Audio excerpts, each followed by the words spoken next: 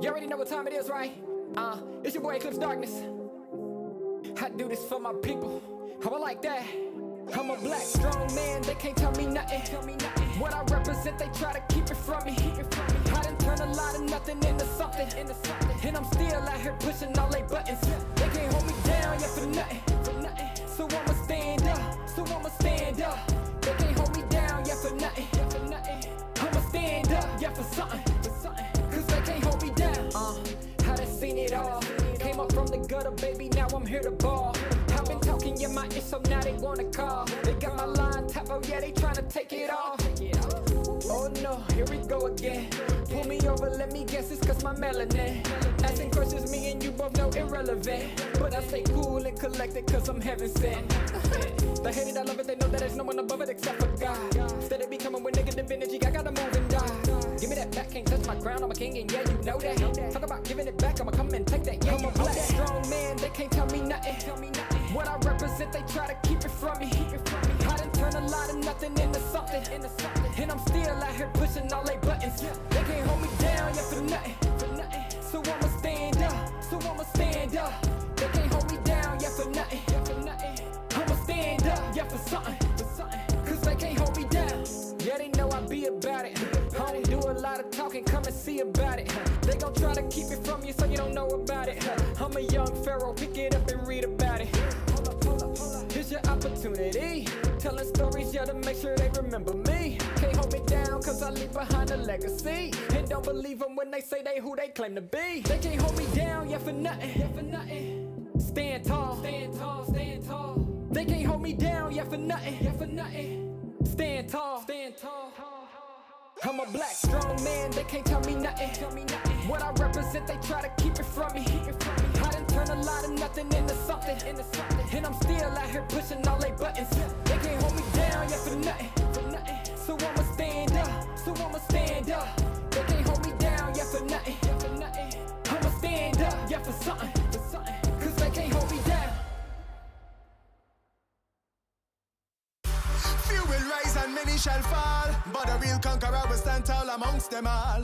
Hey, boom!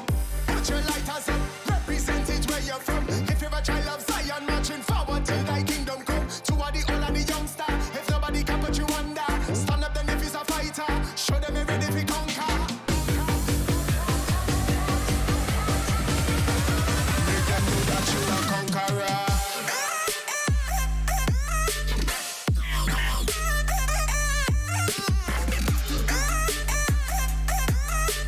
Stand up and if he's a fighter, show them you're ready to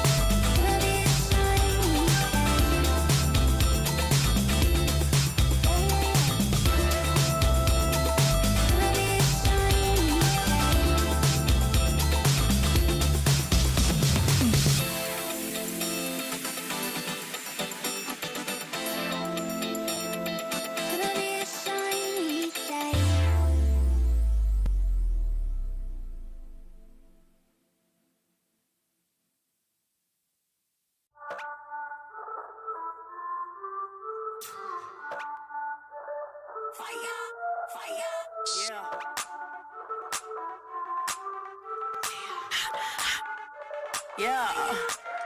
We be hot, mama got game. Check my team, we like the flame. We be bougie, y'all sound the same. We be, mama got game. We be hot, mama got game. Check my team, we like the flame. We be bougie, y'all sound the same. We be, mama got game, yeah.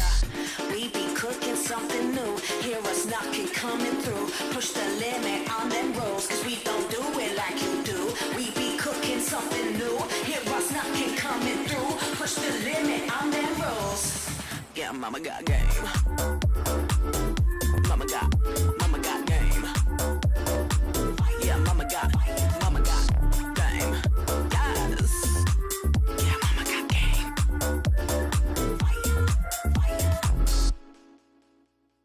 Rockin' be rockin' the game. Hear them screaming, they screaming my name. We be up on the fame. We be all of the power, we reign. Rockin' be rockin' the game. Hear them screaming, they screaming my name. We be up on the fame. We be all of the power, we reign. We be cooking something new. Hear us knocking, coming through. Push the limit on them rolls, cause they don't do it like we do. We be cooking something new. Hear us knocking, coming through. Push the limit on them rolls. Yeah, mama got game. Mama got game. Yeah, mama got game. Yes. Yeah, mama got game.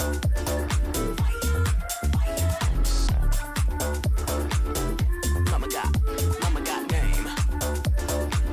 Yeah, mama got game. Yes. Yeah, mama got game.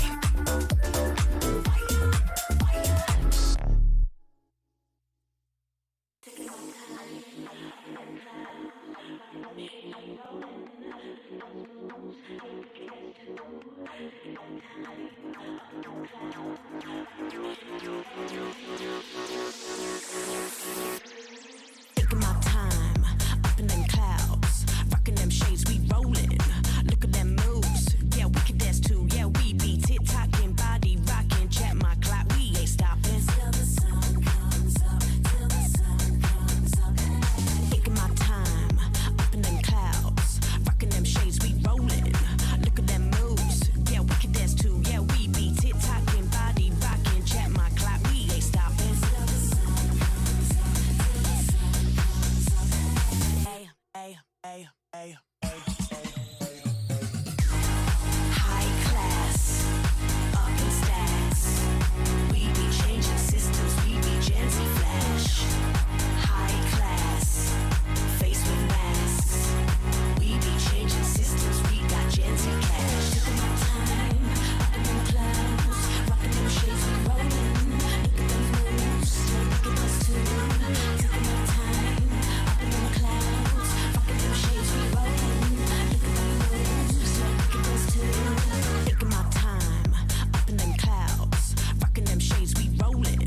Look at them moves, yeah, we can dance too. Yeah, we be tick-tocking, body rocking. Check my clock, we ain't stopping till the sun comes up, till the sun comes up. Taking my time, up in them clouds, rocking them shades, we rollin'. Look at them moves, yeah, we can dance too. Yeah, we be tick-tocking, body rocking. Check my clock, we ain't stopping till the sun comes up, till the sun comes up. Hey, hey, hey, hey, hey, hey. High class, up in stacks. We be changing systems, we be Gen Z flash. High class, face with masks. We be changing systems, we got Gen Z cash. Taking my time, up in them clouds, rocking them shades, we rollin'. Look at these moves, look at us too.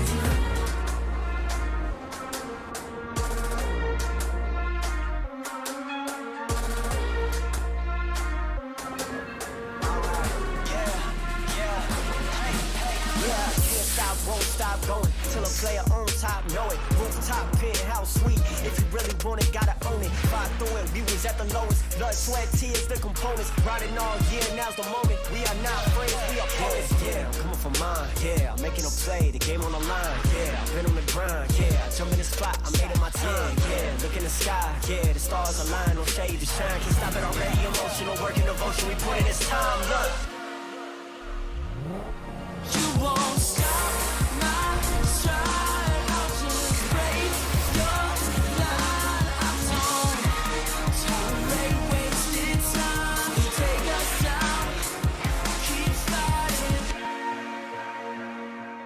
The Snapdragon Pro Series powered by Samsung Galaxy is brought to you by Snapdragon Elite Gaming, Samsung Galaxy S23 Ultra, Monster Energy, and Kachi Shop.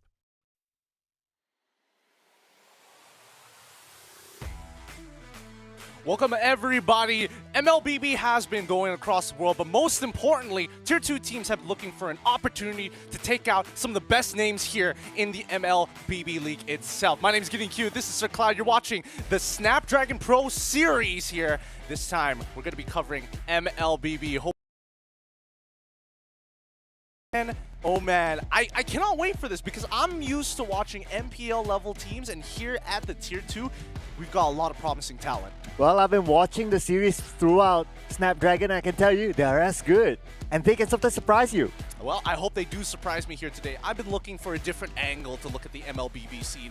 I'm tired of the meta. That's what I'm here for. I'm looking for people who think outside of the box. Yeah, especially when there are new heroes that they can use this time around. But we'll talk about that a little bit later on. We'll introduce format to everyone first. And here it is. So this is not the first day. They've been playing throughout an open qualifier, whereby from those open qualifiers, we found our top teams and they qualified to a next stage, which is also another qualifier. And now they are here in the Open Finals. Absolutely. Through the Open Finals, the first team's already going to be seeded a little bit higher, but the second and third had to go through a double elimination to where we are right now, the Challenger Series. Now, it only gets more exciting from here because after the Challenger Series, only the top 4 teams will, the Challenge Finals is where the top 4 will take on to try and become the winner of the entire tournament. It's an interesting take on the league format that we're very used to. They get put all in one group and they fight it out. No. There is always a chance of elimination. Yes, so we have seen a couple of teams eliminated before this because obviously open qualifiers, but now it's one of the best teams around the region. And just speaking about the best teams around the region, here are your teams.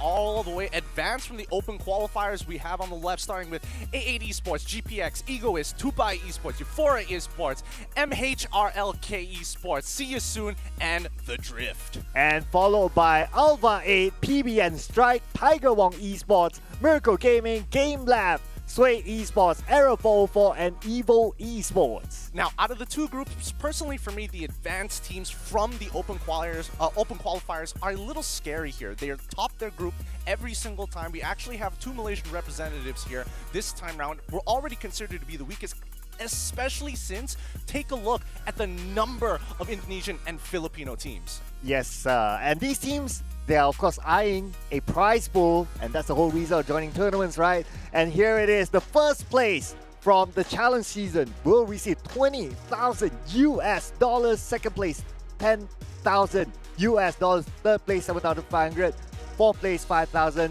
fifth and sixth place $2,500, seventh and eighth will both receive $1,250 US. Now keep in mind, these teams have already had a bit of a cash out, being the top of their group as well as surviving all the way to the challenger phase. Now, this is some extra bank they can put into their pocket. Take home, feel a little bit happy about themselves, unless they can make it to that top 4. And of course, besides this as well, teams that qualify to this round, they already got some moolah before this, but this is the big number. This is the big money that they'll be eyeing for. And of course, being the overall champion, that's the bragging rights, right? For sure. And honestly, I don't know, with the meta shifting the way that it is right now, we could see a lot of interesting stuff. Number one, Arlet is, we are able to select him in tournament rooms. I'm very excited for this. There's a lot of combinations, but there is a feeling of teams being like, nah, let's just ban it out. Let's just save it. Yeah, but speaking about saving it, we're going to save that for later as we check out this video.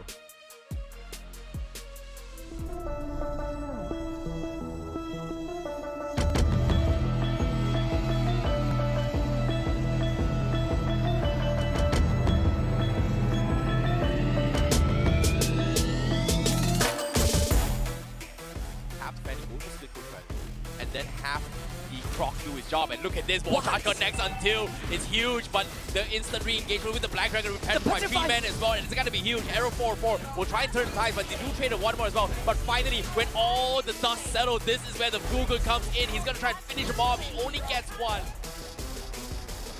Rexy, he tries to engage, he goes for the catch, but Blood's onside won't disengage from the fight. They're going for the pick up, but the retribution will be stolen from Tiger Wong Esports. But the real elimination comes in, catches in the pay. They're going for the petrify play, and it's all a blood brawl right now. And PBN's try is going for the fight. They finally take him down, but guess what? From behind, Yuji, Chenko, and Raizo, they want more. But they do not know. From behind, Tiger's revenge catches onto, saves the day, turns the tide, sacrifices life. They get a double. The Numenor Blast comes in, kills off Rinse. First item coming from Blonde inside, but middle lane, they get the diver on towards Aizawa. That's huge for them. They called in Xbox, so wants to join the fight. They are going to go for the stick. They get the catch onto the side as well. They get the chain stun on Raizo. 2 deaths in a row on this jungler means it is going to help them scale into the total, but it seems like the fight is going to go up a little bit long. Linny getting kited with the crew for a bouncing ball, and that's going to be another one that falls, and GameLab takes 2-0. Proactive moves across the map, and now they can go in for a little bit more of a split now that the Lord is slowly marching away. Oh, Biston, he's in trouble. Thought he could get out. Danny Duneno from the corner clips it. And Evo Esports already losing that marksman. This is pretty much a done deal unless Zanmi can save the game, able to knock them back. I mean, your game doing his best, but it's a wild Moskov coming in from behind, and then Appraisal's Rave almost killing the Martis. I think Arrow 4-4 could not do anything in this situation unless Swasingo gets to the late game, but oh boy, you are so out of position, my friend. Mingugu just shouted the Tempest of Blaze, knocked up. It gets out. They lost for Secret, they lost Cloven, and now everyone is getting gone on that. Last man alive is Paquito. He's also no more Tiger Wong Esports, gets a wipe out 7.5.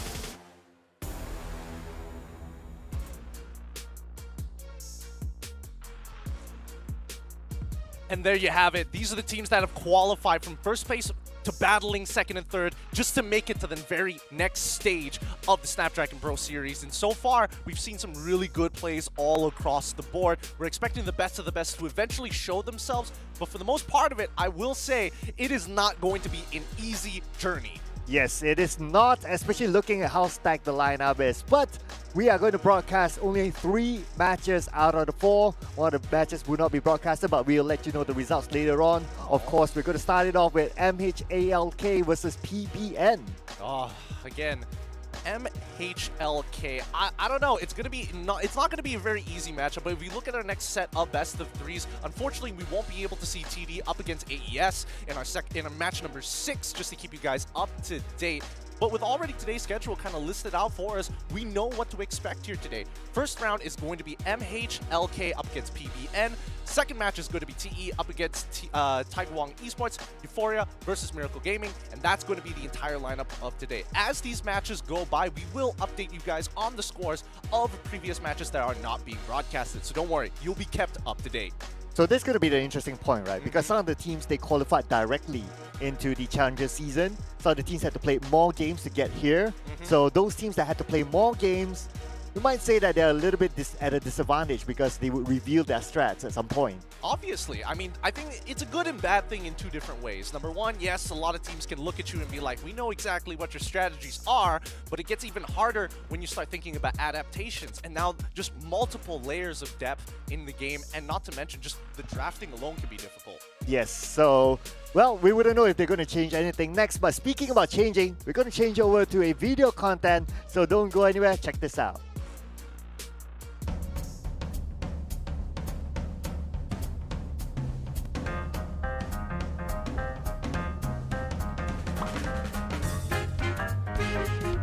Meta heroes. Meta hero.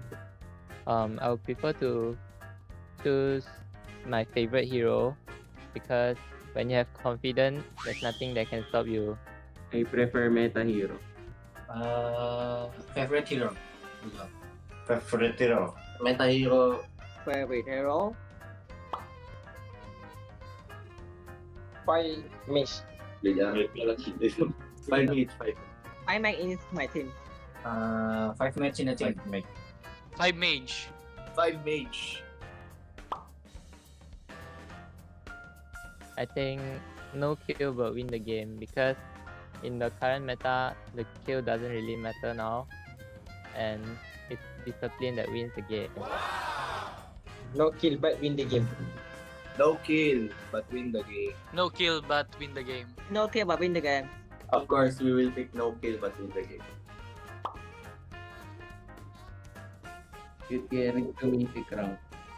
Get carried to mythic. Play rank with 4 warrior players. Play rank with 4 warriors. Because in low tier, the game is more fun. Play with 4 warrior rank. Get carried to mythic rank. Get carried to mythic rank. Play rank with 4 warrior players.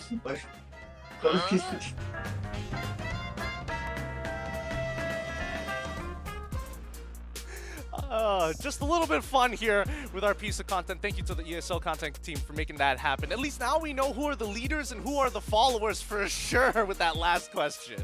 Yeah, we even saw like there was a very different answer between the both of them. Well, I mean, I'll be happy to get carried anytime. Man, I'm on a different opinion. 4 warriors, let's go. Lower ranks are fun, man. Definitely shows a little bit of the social psychology, at the very least how the players are thinking about the games, their own positions, or at the very least having confidence. Yeah, but speaking about confidence, hopefully it's at the top of their head today because it's going to be a tough day for them for sure. But for you guys at home, you guys have a voice as well. Do put on your predictions in the Twitch chat. Vote in because we want to see what you think about these teams. We do want to see where the supporters are coming from. Where do you think that you can put your money into? What team would you like to start investing? Do it right now. It's in your Twitch chats. You can easily start picking it up as soon as possible. But let's talk about our predictions here, right? I'm a little curious to know about, especially for this very first matchup, these teams are, well, I would say, would you feel like it's even or uneven, personally? I think it's going to be uneven. There goes the scores there. So it's going to be 2-0 for my prediction. Looks like you thought the same. Yes, absolutely. I do think that this technically should be a little bit more one-sided based off the games that we have seen so far, but we're very open if we are wrong with our predictions. More importantly, whether or not PB and Strike has adapted, has become better from the last time we saw them. And there's also a reason why MHRLK, they qualified directly into the Challenger Series, right? It's because they're that good. And they steamroll other teams as they're part of their journey to come here. Oh, so that's a very statement. Convincing. Yes, yeah. It's extremely convincing the way that they managed to make it up. Over 40 more seconds on the clock. What do you expect to see out of this matchup specifically? I mean, I heard from the BM broadcast, Karakuri wants to see tank Lancelot. Well, I would say that kind of makes sense if you kind of think about it. We have seen at one point of time a Cho tank even. And the concept's pretty much the same, right? It's high mobility, it can dish out a lot of damage in a short amount of time. But of course, in the current meta, we have yet to see that. We haven't seen that for a while, so I really want to see if that really comes up. But on top of that as well, some of the hot picks that I've noticed throughout this tournament is like Valentina has been a really, really hot pick, regardless of whatever region that they come from. Absolutely. I think we haven't come to the stage where they realize like Valentina in some matches just doesn't feel too good, and especially when you don't have the ultimates to steal, you do feel like you're a button down compared to everybody else. But hey, that could have easily changed. I've been seeing a lot of Kadita go into the roam position at this point of time. Double mages in the mid lane at the very least. We've seen some very interesting gold lane picks, maybe even Arlot if we're lucky enough for a team to let it through. Yeah, normally if anyone picks the Valentina, it's because the opponent has like a Farsa or maybe even like a Yi. And those are the hot pick steals that I noticed, and it kind of worked as a counter when initiation happened. So normally we would see that happening. Normally we would, but I don't know what to expect. Yeah. I don't know what to expect. I'm excited to see as we jump into the draft. Let's have a look at what both these teams are going to be preparing for. I would imagine that a lot of these teams would have been preparing way earlier than this. Their strategies, their drafts, at the very least, their game plan that they've set in motion. Yeah, I mean, MHRLK, they had more downtime, so they had a lot more time to actually look at other teams playing. So they would have been able to study the meta of the tournament at least. So I would say, in terms of that, they would have that edge in terms of understanding.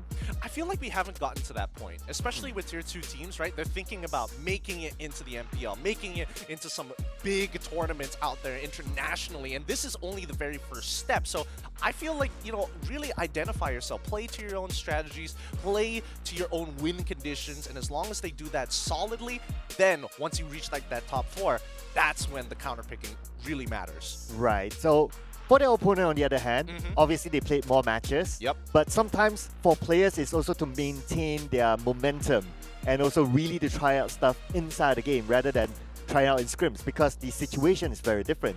Scrims, they have different objectives. Sometimes they want to train on, okay, we want to secure the second Lord, for example. Everything else doesn't matter. But if in a tournament setting, it's all about dishing out the best, and your opponent will also show your best. So it could be an advantage for them as well, because they are being tested all the time. And if they're being tested again, they know that they're already there. Well, it depends on the quality of their matches. At the end of the day, if you're looking for a scrim partner, you want someone who's clearly better than your team. You can't win, you can't learn by winning. You got to lose a couple of those games. And that's something that we have to keep an eye here, and especially for PBE Strike.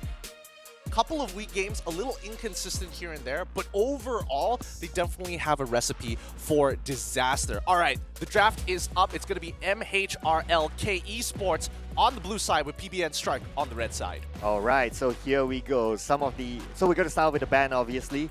I do expect to see some of the popular bans. Like, I'm still sticking to like a Valentina ban is probably going to be there. Maybe if they just don't want to think too much about evading certain things, maybe a Franco will be banned as well. So those are the common bans, I would say. I would expect at least within the first two picks the first two bans on either side is going to be very meta-oriented. We see the Fredrin immediately banned out here, one of the best junglers, highest win percentages across the globe, with PBM Strike following up with a Fanny. Personally, for me, I feel like Fanny is a give or take, right? Unless you got Kyrie on at the end of that Fanny, I don't know. Some people, they think it's great, others don't think it's as good. Yeah, so obviously if you always want to try to think of like, okay, what if they have a lot of mobility? And what if they have more than one mobility, right? So hence banning the Fanny, it does make sense. But the Kaja comes in as a first pick. Now Kaja, I would say it's a very good initiator. Like you flicker in, you pull one out, and then as long as you pull the right target, you pretty much can win that initiation fight. Absolutely. It's very snowball oriented, and even if you don't have a snowball, it's still relevant. But based on the picks and bans that we're seeing so far, it's very clear that PBN Strike wanted to make sure that Wanwan wasn't going to get attacked to the backline by Joy, so they lock it in with the Farmist for an added level of reinforcement now that they've already noticed, hey, they've got Kaja, they've got Ling, and they also have the Farsa. So it becomes very clear here what both teams want to do. Oh, I'm really liking the Farsa pick from MHRLK, because you can imagine that the lockdown that comes in from Kaja locks down, ulti comes in, and it's a lot of burst damage there. And at the same time, you got a Link that has high mobility, can go for the backline. So even though if they try to get away from the Feather Edge Strike, Link can actually one-shot and finish it at the end. Absolutely. I think MHRLK are going to be looking... They got rid of the Martis already, which is already a pretty good shout. If they want to keep going that direction and banning out junglers, they still can. But my guess, probably get rid of an EXP laner. Either Lapu Lapu, either Benedetta, or even along the lines of Yuzong. I would... It really depends on the player matchup here. But final ban for PBN Strike going to be the Harith. At least it tells us they are definitely wanting to play for the gold lane. Yeah, so I think both teams will be the same. Both teams want to pick their own goal laner. So I would say Beatrix is still open. Beatrix, Lunox are both very good here. Ooh, Hayabusa, MHRLK, making sure that the junglers are going to be clamped down here, which does mean that there is a potential way to exploit that Farsa if the EXP has a means of gap closer. Again, the top three that I've mentioned before, Benedetta, Yuzong, Lapu Lapu, all still on the table. Instead, they take away the Lunox from MHRLK. Now their gold lane is in a bit of trouble. Oh, yeah. So I'm trying to think like how Ling is going to be countered because of how much mobility that Ling has though. A lot of it is going to depend on the mid lane right now. Based on what we can see, at least with Farsa and Kaja, they technically should be able to clear the waves faster than the lead in Faramis, which means that they are going to have first rotation, and therefore it should be slightly harder time for PBN. Very tough to say here, but it doesn't mean that MHRLK doesn't have the hero pool to whip out. Oh my goodness, the Lapu Lapu is already really good, but especially when you have that Melissa as well, it's going to be a bit of a tough time if you're pinned against the wall, and an even tougher time for the EXP laner to jump on the backline. Terizla, very interesting pick. Only pick one so far with a 100% win rate, so it's 1 out of 1. Overall, I'm kind of liking MHRLK a little bit more. One is because of they have better mobility. That also means that they can switch from team fights because they have the Kaja together with the Fasa, switching from team fights into, okay, if team fights doesn't work, we can do the split push because of the link. Absolutely. And I think PBN Strike, at least they scale towards the later stages of the game with the Lunox. And at the very least, even if Wan falls behind, once she gets her items, she's still a force to be reckoned with. With 20 seconds on the clock, has your predictions changed? I'm still sticking to MHRLK. I think they have more options for themselves in case one option doesn't do well, then they can switch to the other option, or they can switch back whenever they want. As compared to their opponent, I think it's really focused on trying to take team fights. Absolutely. They're going to be playing around the gold lane a lot. Guys, our round of 16, very first match is about to begin. If your friends haven't caught up to date, well, too bad for them, but please send them a link so they can watch this match as it begins. Welcome, everybody. The Land of Dawn opens up once more with MHLK on the blue side with PBN Strike on the red side. I do have a little bit of worry that they might be too dependent onto 1-1, and they might want to play it out late. But then again, that is of course not a good idea, considering that for their opponent, they're able to do the split push. So if they leave it out too late, by the time when 1-1 hits the power spike, they could have been punished by it.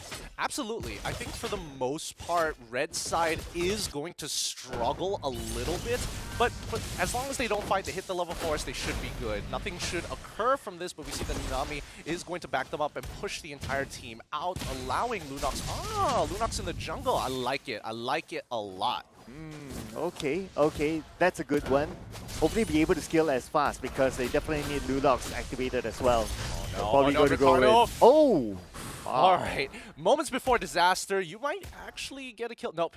Ghostbusters, unfortunately, not available as of right now, but Bloods is going to initiate on to see why he can't take this much damage and needs to get on out, but he managed to get a good chunk on their jungler. However, on the bottom side, Nanami is still holding on for his life. Kevin making sure that he has his EXP laner up and running before this upcoming turtle fight.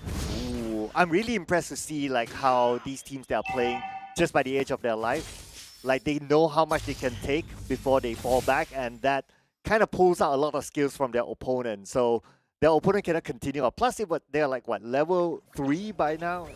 So it's not like they can go overly aggressive just yet. For sure, and I think Ling just ran out of his purple buff. He's probably going to rebuff himself before actually making his way to the turtle side, which gives PBN Strike at least a little bit of time to position themselves around the turtle. And I mean, Nanami, he really needs to hit level 4 here, but we can see the full commitment coming in from CJ. Feather Airstrike as well as the Bravest Warrior should be able to secure this kill. First blood achieved as backline gets attacked. Enax is out of there, and now, Daizo flickers in forward, knowing that Kelvin is about to come through, but it's going to be CJ who manages to get it, pushing forward and now securing the turtle with the man advantage. PBN Strike have to back off. Oh, he was lucky that he wasn't punished by using the Feather Airstrike in such an open area, but then again, perhaps it's also some of the teams that are not ready with their skills yet because the cooldown may be a little bit longer than usual or than they would have expected as compared to later on in the game. But looks like they're going to get another one. Another one easily taken over. Nanami, unfortunately, didn't read the situation well enough with the support and jungler just taking the purple buff and making his way up top side. Let's have a look at the items. Okay, so far, let's see. I would say nothing unusual so far. I think everyone's basic, but anyone without boots? Nope, everyone is with except for Ricardo. Yeah. So it looks like he's not banking on the boots just yet. Looks like he may. I'm just wondering what's he in for. Probably he just wants to be the frontliner just to tank it. I mean, he's looking for cost-efficient ways to achieve stats with his build, and I think, getting the steel plating, steel leggings, as well as finishing off tier 2 boots is a good option. At least he'll take a little less CC later on into the game. But for now, I think what's really scary is that CY already has a Corrosion Slive in comparison to Wan, hasn't completed her very first item yet. So that's why we're seeing a lot of pressure here. But now the initiation has begun. EAX won't be able to make out of this. He goes down to get away from me. He's already up, but the stun is through with the Doomdawn Blast. And now, with the help of the Call Altar, guarantees 2 kills in the bag. Gold lane has fallen. And definitely there will be a full plated there for PBN Strike. on top. There we go. Pause has been called. I think that was definitely understandable. There were moments for sure where you would have expected a divine judgment to come out of him. So yes, he will be facing technical issues. It doesn't mean that they're completely off of the game just yet, but at least gives us, it's not like he forgot to use his ult. Yeah, it does look like there was a little bit, but I mean, it happens, right? But anyway, looking at the start of the game, I can see that there's a lot of aggression coming in from both teams, in fact. Like, they go back and forth. It's just that I don't see any jungle invasion yet. Yeah, because I think that it's really important, especially if you like have a Ling, to try to get those buffs. Or if Ling is on your opponent, for you to try to cut those buffs away from Ling, because Ling is very dependent on the purple buff. Absolutely. Yeah. So that's true. So it would be beneficial if, like, let's say you focus on winning that part of the jungle at least. Well, I think it's a little tough to say, right? I mean, PBE is putting a lot of emphasis on this gold lane, and as of right now, I think so far, H is doing a very good job. I mean, their Melissa already has a corrosion side compared to the WONG, so every 1v1 engagement isn't going to be that easy for WONG. And not to mention, even the EXP has taken a good amount of punishment. So I feel that at the very least, since you are on the blue side, might as well put your resources into your mid lane, start pushing it out, push that advantage out. Once the mid lane tier 1 goes, Lunox is never going to touch a purple buff again. That I can guarantee. Yeah, but it's also not about like Lunox touching the purple buff. It's also about denying your opponent the purple buff. Exactly, and that puts you even further ahead. But once again, the Nami caught out, doesn't get over the wall with the penalty zone, refuses to flicker. I respect that, Nanami. You made a mistake, we understand it, but now he's 0-3, putting him at least a full level, if not 2 levels at this point, against CJ in lane. Well, at this point, we can say that in terms of goal difference, definitely it's siding MHRLK, but looking at how they are controlling lanes instead, PB and Strike could come back as long as they could enable 1-1 and Terizla, I would say. But Terizla is kind of suffering, 0-3-0. Well, I don't think Terizla is ever going to be able to come back into this game personally. 2K goal lead, it's tough, but let's see how this engagement goes. PBN starts taking the left flank, try brush. CJ needs to get on out of there as the Feather Airstrike is already down. This could be an opportunity. Bladed Tempest in the middle, doesn't get any knockups so far, but we see Sean, he's able to find one, and again, Rifrication as they get pushed back. PBN refuses to give any space whatsoever, takes 3 kills for themselves, and backs off. Oh, too bad the Feather Strike could not continue on. They kind of stopped it. Not going to go on to Daiso, that's for sure. But that was a good team fight, I must say. They know what their objective is. They need to stop the Feather Strike first. The moment they did that, that kind of caused MHRLK to like panic.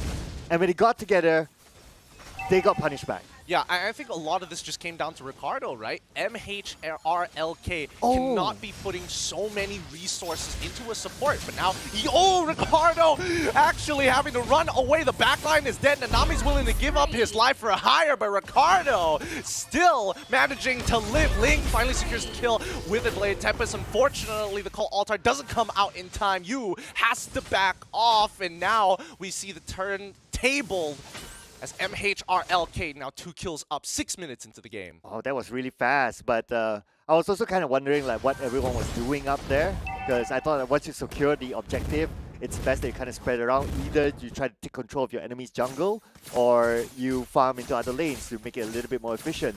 But probably that's their idea. So they wanted to open up the one Blitz Anzai. He got a good free farm at the bottom lane, because that seems to be their objective. They need to let him hit that power spike. Absolutely. I mean, when you're playing 1-1, no matter how far behind you are at 3 to 4 items, you can definitely be relevant in these team fights. And that's a big problem for a lot of these professional teams or semi-professional teams. Yeah, well, at this stage, they can be called professionals, right? They are in such a high-stake level of this tournament. But looking at the current condition, we can see that PBN Strike, they want to secure this area. Definitely, they want to get the turtle.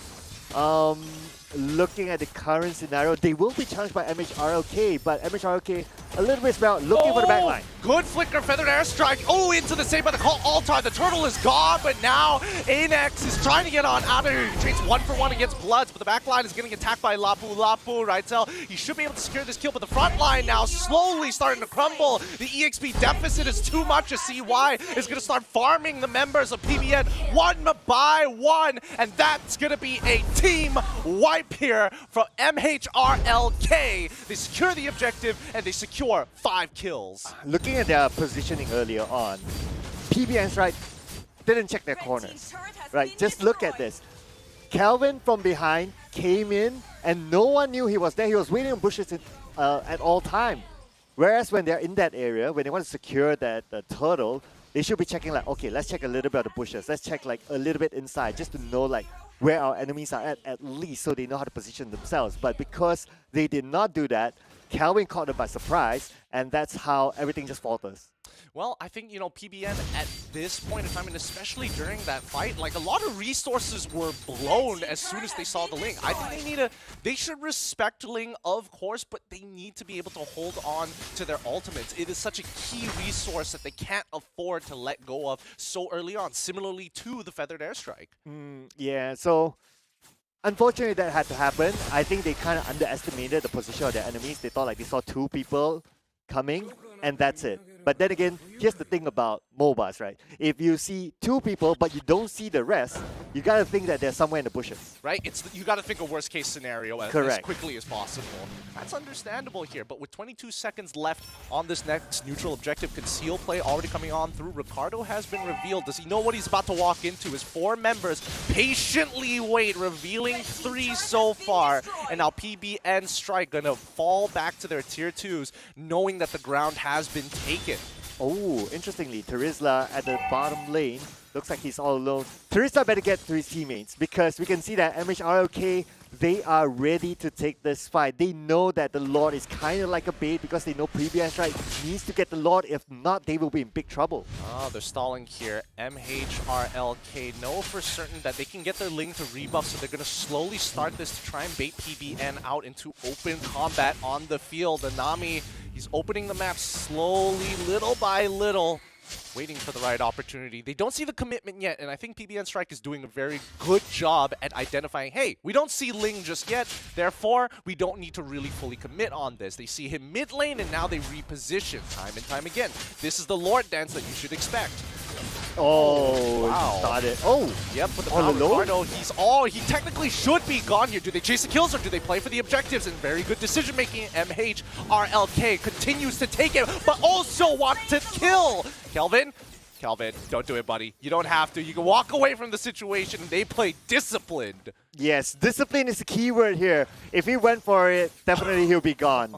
They have everything to lock down him under the turret. So good move there. Yep, and they also take away the purple buff. If I wasn't able to get that double kill, at the very least, I'll take away your purple. You ain't touching that anymore. So now PBN, at this point of time, oh, it is a 7K deficit, and it's not easy, especially with MH already at 34K. Yeah, and if we look at the macro movement of the teams, right, like the Lord, for example, MHRLK, they know that they're in control of the game.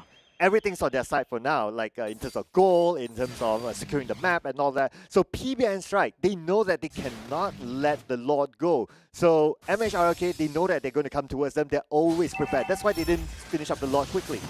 Nanami in so much trouble. Body of the Smith ain't able to keep it up. Numenov Blast doesn't even connect. And now a Feathered Airstrike to chunk out the Cult Altar. They ended up losing 1 more man. No, Bloods is still alive, managing to get his ult off just in time, but loses his Inspire as well. With a man down, MHRLK will start taking everything away from PBN. Oh, here we go. Look at the Lord down there. Gideon is going to push at the same time. So now they're going to do a little bit of a split push here. The Lord's going to push in the middle as well. They're going to do the same. It's going to be tough for PBN. I mean, this is the very first Lord, but Feather Airstrike once again. Anybody dare brave enough to walk forward here. No, they catch nobody. They decide to back off. There's no need to. The first Lord generally is weak. They can buy some time, wait for the next Lord, get a Luminous Lord, and they can guarantee an inhibitor. Oh, I realized as well that the moment Lord was pushing down, Ling actually opened up to the top lane. So this is what we talk about, the mobility that MHRLK has. They have options. They can do team fights, they can do split push. Oh, and immediately one Feathered Strike is all they needed to get Kelvin a kill. Bloods instantly popped. No time to react to that one. Poor guy. Oh man, he didn't even see it coming. It was like immediately deleted and was inside his base.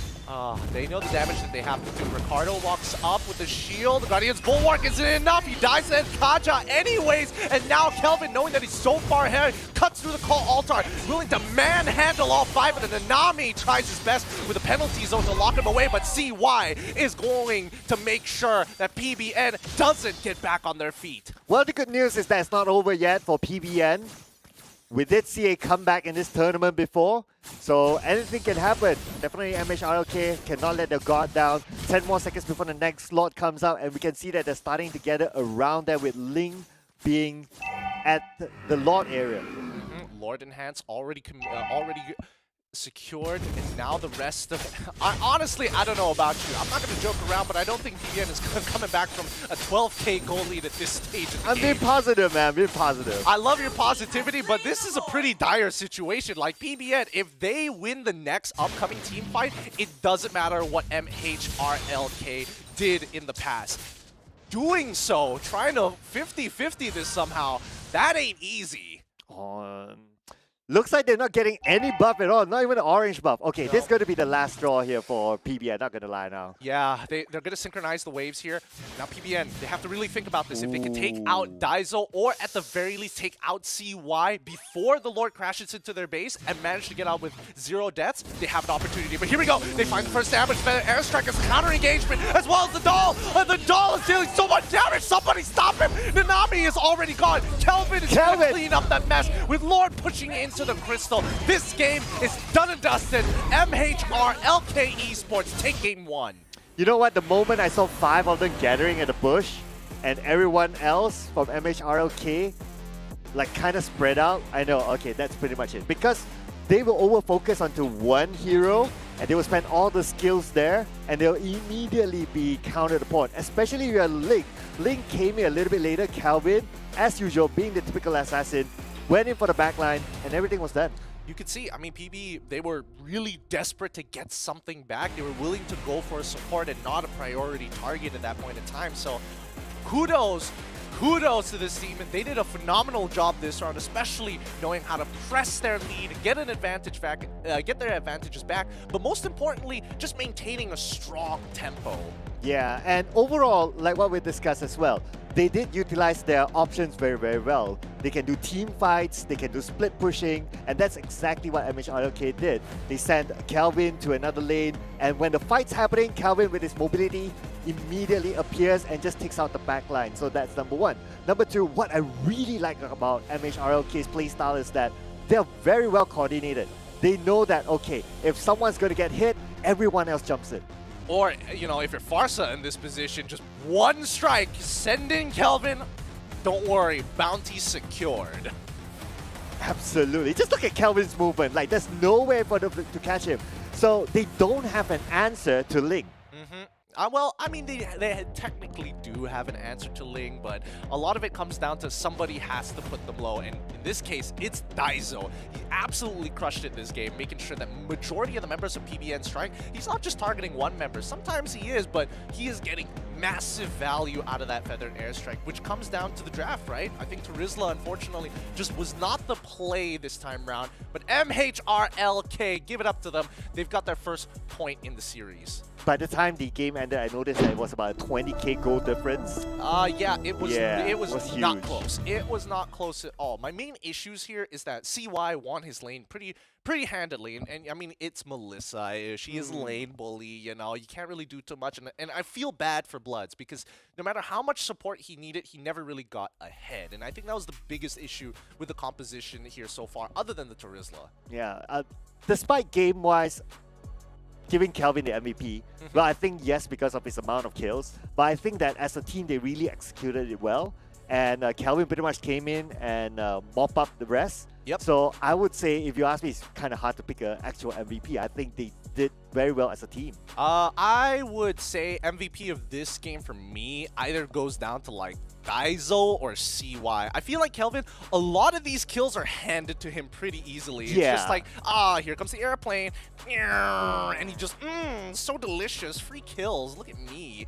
I think he's only worked for 3 of those kills where he actually had to be very careful of his positioning overall. But, you know, with CY and as well as Daiso in the backline, they do so much more AoE damage than most people would like to admit. Yeah. Look at that, 32% overall with 25% in second.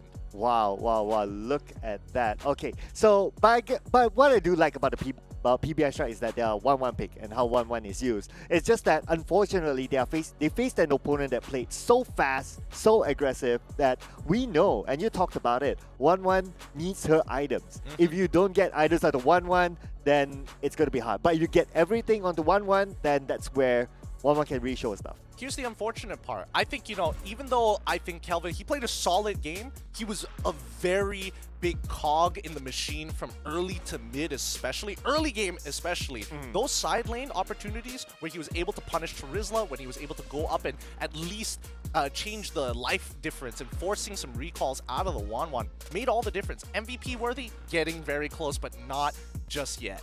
Yep, but what is right now is we gotta thank our official sponsors for the Snapdragon Pro Series. Of course, this is the Mobile Legend Edition. Thank you so much, Snapdragon Elite Gaming, when winning matters. You can tell by all the teams, they would rather, hey, no kills, I want to win the game. And that's what Snapdragon is instilling in these players. But that's not all here. We also have the Samsung Galaxy S23 Ultra. Now, Tier 2 teams are coming in here for one purpose. They're coming here to level up. So, share the epic and level up your own game. Grab a new phone here today to make sure you're playing on a lag-free experience. Yes, thank you so much to all our beautiful sponsors. We wouldn't be here without them. And of course, not to forget as well, Monster Energy Drink, Unleash the Beast. And the Monster Energy Drink does come with a few flavors. If you want to know more, you can visit their website to get more information about new flavors. And I personally like that white color Monster flavor. We need to figure out exactly what flavor that is. We'll figure that out later so that we can truly unleash the beast. But that's not all. We still have our very last partner, Kashi Shop. Great deals and game top-ups. Guys, you ever wondered, like, man, I'm not having enough diamonds here today. I got a bit of extra spare cash. I found an ang pao between my couch. It's got a tenner in there. You know where to go, Kashi Shop. Yeah, and put in my ID. Just Production, put up Mr. Khan's ID. Just dox him real quick. Just put his name, face, and address as well while you're at it. Yeah, I think next time when we show the caster lower third, we should show our ID. Might as well, right? Yeah, they also add the 3 numbers at the back of your credit card as well. With that being said, guys, don't forget, Samsung Galaxy's S23 Ultra is already up, so share the epic and level up your gameplay today, just like these teams playing in the Snapdragon Pro Series. Yes, they are great because they are using these phones, and this phone, my oh my, it is a beauty. It is a chonker, I'll tell you that. It fit, like, I have big hands, but man, I have not been able to like watch my TV for days. Like, I have a Samsung TV too. Why do I need that? I got an S23 in my hand. I'm just like, wow, it's as good as a plasma. Well, if you can use that phone to watch the Snapdragon Pro Series, that would be perfect. Yeah, and of course we're going to go into game number 2 very, very soon. This is of course a best of 3 series. So PBS Strike, they got to do the comeback right now. All right, so with PBN Strike, what I would suggest definitely, if they are going to like emulate that Game 1 draft all over again, I personally feel it came down to the Terizla, right? How much can Terizla actually provide for the team? He cancels a Feather Airstrike every 120 seconds when the flicker is online. And I think that's quite a detriment, right? Yuzong, Benedetta, as well as... Okay, to be fair, Benedetta still needs the Petrify, but it's on a shorter cooldown. Yuzong, Lapu Lapu, probably might have been the pick there. Yeah, but I also think that it's all about who kind of wins the lane early on. Because like what we see early on, from the start, it feels like laning phase, it was one-sided. Oh, well, that's mainly because of lane. mainly Yeah. because of Ling, who's been messing around with Terizla and the side lanes. I mean, it's Ling. He's got the mobility. I just think that, you know, teams need to be aware of these situations, right? Like, if you are Terizla, just don't die. You don't have to win your lane that hard. You just need to move first, cancel the Feather Airstrike, and the rest will become easy. But once again, it's going to be MHRLK on the blue side. PBN Strike has decided to stick to the red side. They want to keep playing with their counter draft. And to be fair, last game, credits to PBN. They had some really good ideas, stealing away the Lunox from the gold lane and putting it into the jungle as a means to an end. Yep, and we did talk a good amount about Ling. But however, if you ask me if PBN Strike were to ban the Ling, I think that it would be kind of like a wasted ban because there are also a lot of other options that have a lot of mobility that can do pretty much the same thing that Ling does. And MHRLK, if they pick like any of those other options, for example, like a Literally any tank jungler. Yeah, any exactly. tank jungler. Or maybe like what Karakuri wants to see. Tank Lancelot jungler. I mean, there's a certain level of Lancelot play that I would expect if you are that confident in bringing it in. But more importantly, I think it's team coordination. If we're going to see any team pull out a Lancelot tank jungler, it's MHRLK. Or maybe even GameLab. One or the two. I'll take either or. Yeah, but let's see. Because right now, MHRLK, I think they're comfortable with their strat. Their strat allows them to do two different things, split push as well as team fight, so they might go for that. But interestingly, they banned Ling, okay. But anyway, there's a lot of other options, so not much of a big issue. Okay, let's try and make a read here, right? The fact that both Fanny and as well as Ling have at the very least that MHRLK is probably going to be playing towards more gold-oriented, more EXP-oriented compositions with a strong pushing mid. Even if it's a weak pushing mid, they're going to have a tank jungler which can actually exert control over the rivers of the map. Arlet gets banned out for the side of PBN Strike here. Kind of interesting. Do they have a read on MH? Well, we have yet to see how Arlet is being used in this tournament. Not even before this. So I guess everyone just doesn't want to take that risk. But this is a very safe pick if you ask me. Kaja, I think we can expect to see the Farsa again because it's a good combo. The moment that you manage to catch one, you pull back in, there will be a huge nuking damage waiting in. PBN Strike, once again, going to be taking away counter drafting. Yeah, they're just counter drafting. They're making sure that they put MHRLK on their toes, make them feel a little uncomfortable in the draft. Let's see how it plays out because their second pick is going to be quite important here. They could technically flex if they want to, but I think Martis, yeah, there we go. Martis, somebody who doesn't care. You have a suppress, you have CC. I don't care about it, I got anti-CC. I'm kind of surprised the Martis is only about 43% win rate though. I thought Martis is a very good hero, like what you say, right? Anti-CC, lots of damage, decent mobility. So yeah, pretty interesting. I guess that's where teams know how to counter the Martis, which I will be interested to see how MHRLK deals with it. Well, I think a lot of it comes down to the early game. You don't want Martis to snowball out of control. You don't want him walking in and 1v1ing your jungler. Like, that's the most uncomfortable position here. Ooh boy. The fact that the draft went down, a little concerning, but don't worry, we'll get right back to it once we figure out what's going on. In the meantime, right, I think this does kind of give away the playstyle of PBN, right? They're looking to counter draft for the majority of the game. They've taken away the Farsa, but they still banned out specifically the Joy, which means that they still want to play a marksman jungler of some sort. Yeah, I'm kind of thinking that is the Marsa pick like a, the Farsa pick, is it a forced pick? Like, it wasn't in their plan until they see the Kaja and they're like, oh, oops, we forgot about Farsa.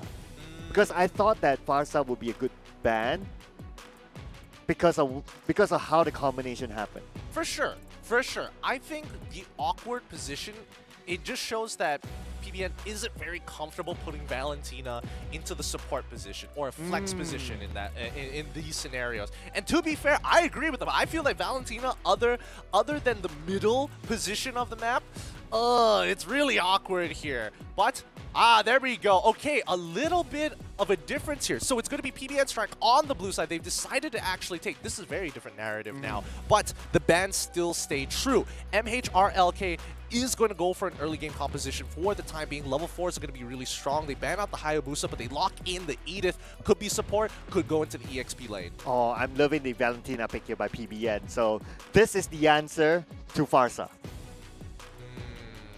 I wouldn't necessarily say it's the answer.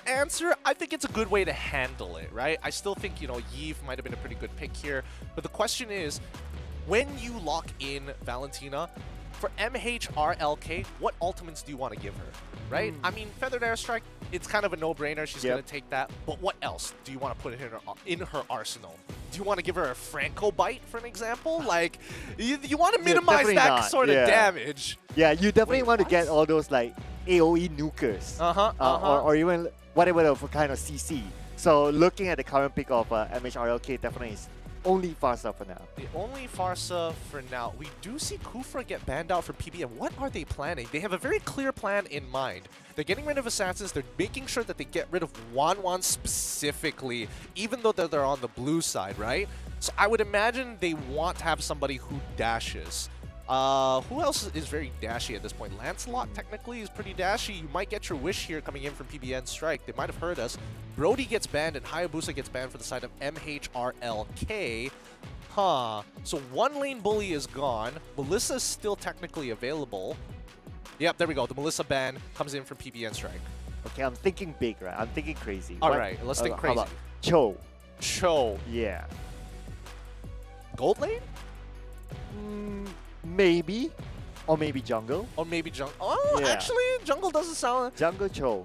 Jungle Cho doesn't sound too bad, but I think I would rather him EXP. Nah. Put him as a support. He can abuse Concussive Blast a little bit better. But at the end of the day, it doesn't really matter what support they lock in. It does matter what gold laner that they do have. And obviously, you have the Swiss Army knives amongst marksmen. It's going to be Claude locked in for the side of MHRLK. Oh, interesting. Claude has been picked a good number of times as well and has worked out. So it will be interesting to see how MHRLK does this. But then again, for Claude to be really effective, you need someone to start off the fight for him.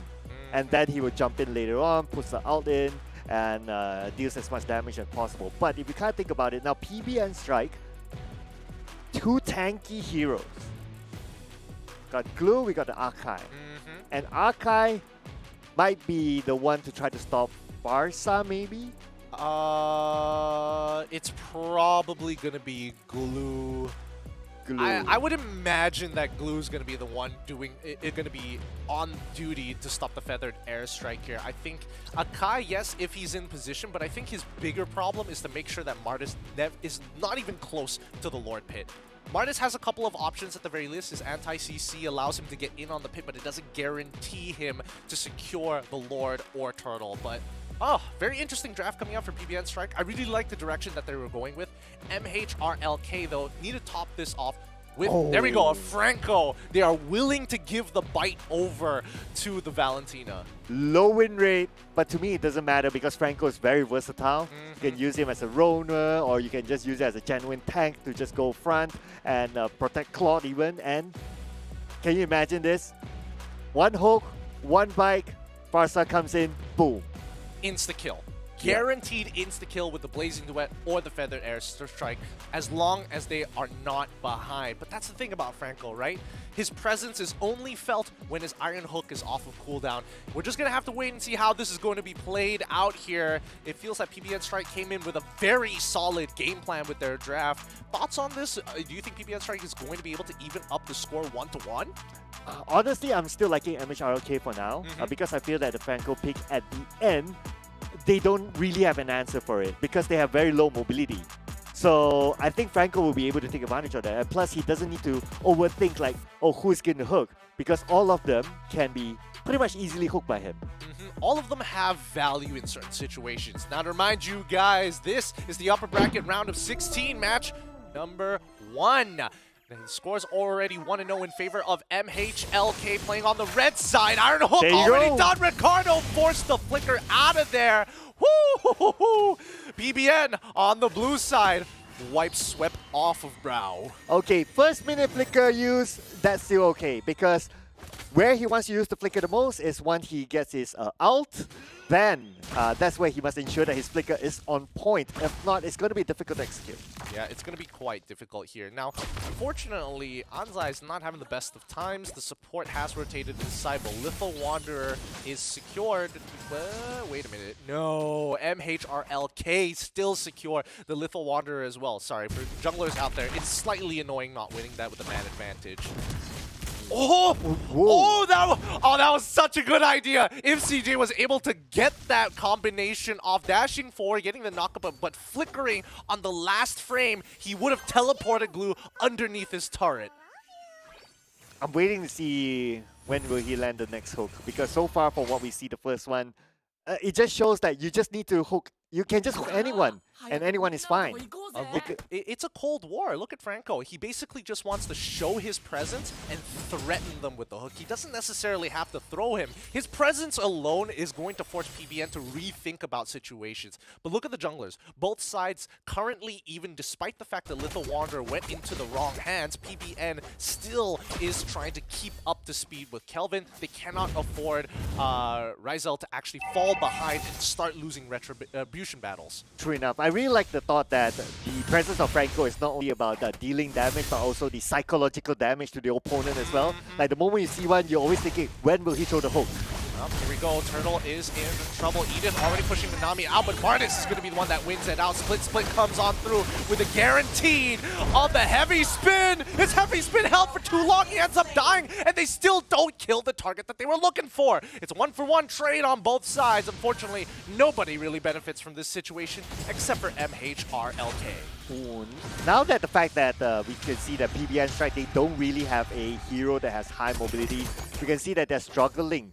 The moment Feather Airstrike opens, what are they going to do? The only thing that they can do is just back off. They cannot counter back and continue on the fight. They really can't. So again, that Feathered Airstrike, in terms of priority, very high up on the list. I'm not sure how PBN Strike is going to try and bait it out, but I think Nanami is going to have to do a lot of work this game if he wants to actually be of use for the rest of the team.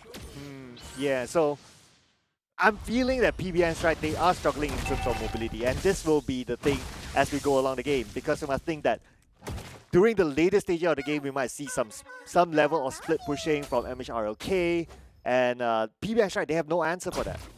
But let's not forget that MHRLK, in situations whereby it's a 4v4 without the Farsa, or at the very least without their initial initiators, it's not going to be a very easy time. Because again, there are so many people from the side of PBN Strike who can actually maneuver around or look for flank angles against MHRLK, and not to mention just high CC overall. If you don't like the situation, heavy spin out of there, brother. Yeah, then that's going to be a waste of skill. Definitely. But now we can see that they're surrounding. So, okay. So I really want to see what PBN Strike does. Are they going to repeat the same mistake as before, whereby firstly they didn't check the pushes? Oh, okay. He's good. He's good. Right. He's good. It's all right. It's all right. The Iron Hook didn't land. They only got the flicker out of him. They could be could be a response don't here. do it. PBN, he's looking for it. They got the suppressed bot. It's going to be the pushback from Martis that saves the day, putting it in an awkward angle. Good hook, but it doesn't really matter if nobody's going to get the kill, the turnaround, and especially with CY, with the help of Martis to execute it down the backline, and Nami ends up being isolated by himself, forced out in a situation we cannot win. 2 already down, and Nami. a 3rd on the way. Give it to them. MHRLK is just too good. Beautiful hook at the end by NIX. That was nicely done onto the turret, and that's the end of Nanami. I mean, they just look at it again. MHRLK, they know how to coordinate. They know how to back out of fights, and they kind of baited PBN Strike to go inside of their jungle. The moment that they are inside the jungle, PBN Strike wants to go back out, but by that time they're caught. They're caught out very far, and not to mention they didn't even get that. They wanted to get one initial kill. They technically got it, but now Topside getting punished. Nanami realizes he's in trouble, but a self-sustaining EXP later like Glue, he ain't going down so easily, and Daizo doesn't have the base health to keep himself alive. Nanami survives with the help of Ryzel. Well done as PBN Strike take one back. Yeah, they gotta win back at least one of those lanes, but look at the votes from our fans. got a lot of fans here from MHRLK, I must say. Oh my goodness, Ricardo! Can he get out there in Ricardo, time? No, he oh! cannot. The last auto, dealing too much, disrespecting the space. Once again, the Bloody Hunt refuses to be disrespected. But then again, we did see a couple of times that the flicker was mostly used to escape.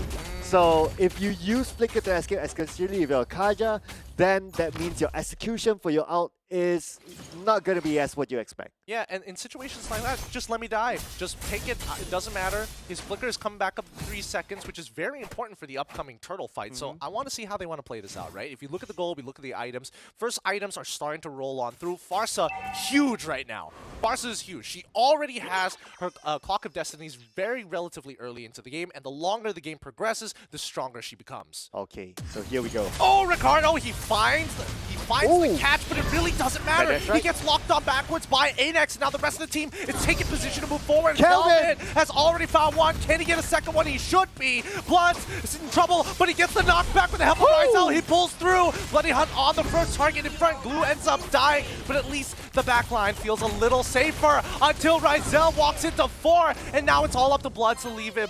They have to go. MHRLK has set a name for themselves. They've set a precedent for themselves, and now they want to take the tier 1s. Let's Anzai. Just let that go. But wait a second, dude. Ricardo, what were you doing there? I mean, he's disrespecting the space. They have to make sure that they take the sacrifices. They're handing some of these kills over to MHRLK, right now seeming to be the more cohesive team on the calls, but the team has a much better game sense overall. There's a lot of moves, micro moves that MHRLK are doing, and it's slowly starting to add up. You know what? If Ricardo didn't sacrifice himself there, he could have still fought for the turtle, but yeah. There you go. Overextension. I don't think, personally, I don't think, even if he was still live, I don't think they were going to touch the turtle regardless. MHRLK, at this point of time, they've got the level advantages on a majority of their members. PBN Strike, as of right now, they're going to have to think of a situation whereby they can steal the Feathered Airstrike safely, and they need to imagine how these team fights will start looking like. And not only stealing it safely, you need to re-execute it safely. Yeah, that's the hardest part. Like, you have to waste time to take the Feather Airstrike and then reposition to use the Feather Airstrike. It's a whole bunch of mumbo jumbo that we don't want to get into for now. Top side tier 1 is going to get traded for bottom side tier 1. Doesn't look like there's too much here. I do feel that MHRLK are letting this happen, and this is what I'm talking about when I say calculated losses. All right, let's see if it's going to be calculated losses here. So they see Sajif. They don't know that Daiso is there, but I guess they kind of learned their lesson from the previous round is that you don't overly focus onto one player, especially if you don't see the rest of them, because you'll be spending all your skills on that one player and immediately you'll be counterback. So it's great to see PBN Strike actually learning really fast, and hopefully they'll be able to come back quickly. Yeah, quickly is probably not the word I would use for this. PBN Strike is going to need a lot of time, right? Bloods, he needs at least 4 items to start feeling really relevant. He is going for the Golden Staff Corrosive Scythe build, and oh, thank goodness he didn't get caught out there. Ricardo, don't disrespect the place again. Remember that they still have the Iron Hook. And, oof. How do they actually go on this? Now they have no position on the turret as well, and now the Lord is going to be coming up, and MHRLK can force out a fight in their favor. Look, so for PBN to wait in the jungle, right? So there's no real big reason for MHRLK to actually go that direction. So you kind of think about it, there's no objective there. So for them to like be there, I would say it's kind of like wasting some time, whereas they could use that time to kind of farm on the other side of the jungle, try to clear out some lanes instead of just being there for the sake of being there. Well, I think the only thing they could have really considered was clearing up the bottom side, because, I mean, the jungle was empty at that point of time, so it makes sense why they were actually kind of holding their position. But again, look at it. They're pulling the Lord to their side of the map. They want this fight. BBN, come on. Show yourself. Anax, once again, finds the hook of a lifetime. Checking out bushes, making sure that you are not safe. CJ is also able to open the map at the exact same time. Iron Hook doesn't connect this time. MHRLK wait for the timings. They know what they have to do. They cannot afford to lose this Lord, but they can waste as much time from PBN. If they're not in lane, they're not getting that EXP and sweet gold that they need. And Lord still goes down. Very well played from a macro position from MHRLK. Very nice zoning. So we got the two most tankiest players really know how to open up the map. So we got NIX together with Zijif. One of them take each lane, and that's it. PBS, right? They have no way to go for the backline because, again, mobility is what they're lacking. I mean, I think more than that, they know how to make their opponents bleed, wasting their times dancing around the Lord while they're at a deficit, not to mention side lane EXP and as well as gold just bleeding out of PBN. Oh, very good game sense for Kelvin. Dashes in, making sure he anti-CCs himself to ensure no pickoffs, but the Iron Hook lands. The bite is going to come up next. Let's see what else they're going to invest in. No more ultimates. That's all they needed. Kelvin securing the kill. They walk out once again. MHRLK just showing dominance. Oh, I mean, great move there from Calvin. He went in alone because he knows he's anti-CC. There's no way that they can stop him. As long as he goes in, it's not about getting those kills. Oh, but there you go. Speaking about kills, it's going to be another one for MHRLK. Yup, they are just following up. This Edith pick is kind of good. Like, Edith is following up very fast on ANX, even though the Feather Airstrike was already utilized prior to that fight. So at least we're seeing the uses of Edith, and especially at this level of play. And now, MHRK, they have total control of the map. PBS, right? It's hard for me to see them coming back because the moment they show themselves, that's it. That's exactly what will happen. Yup, all the Bloody Hunt coming on through as well. They find Farsa as a 1, but it's a 2-for-1. Unfortunately for MHRLK, they are going to lose an important member. They still get the turret. See why? Disrespectful, knowing he doesn't have the ult. Stands in front of his enemies, takes a couple of shots before disappearing back into the battle mirror image. And the hook almost landed. Yeah, it was just like funny.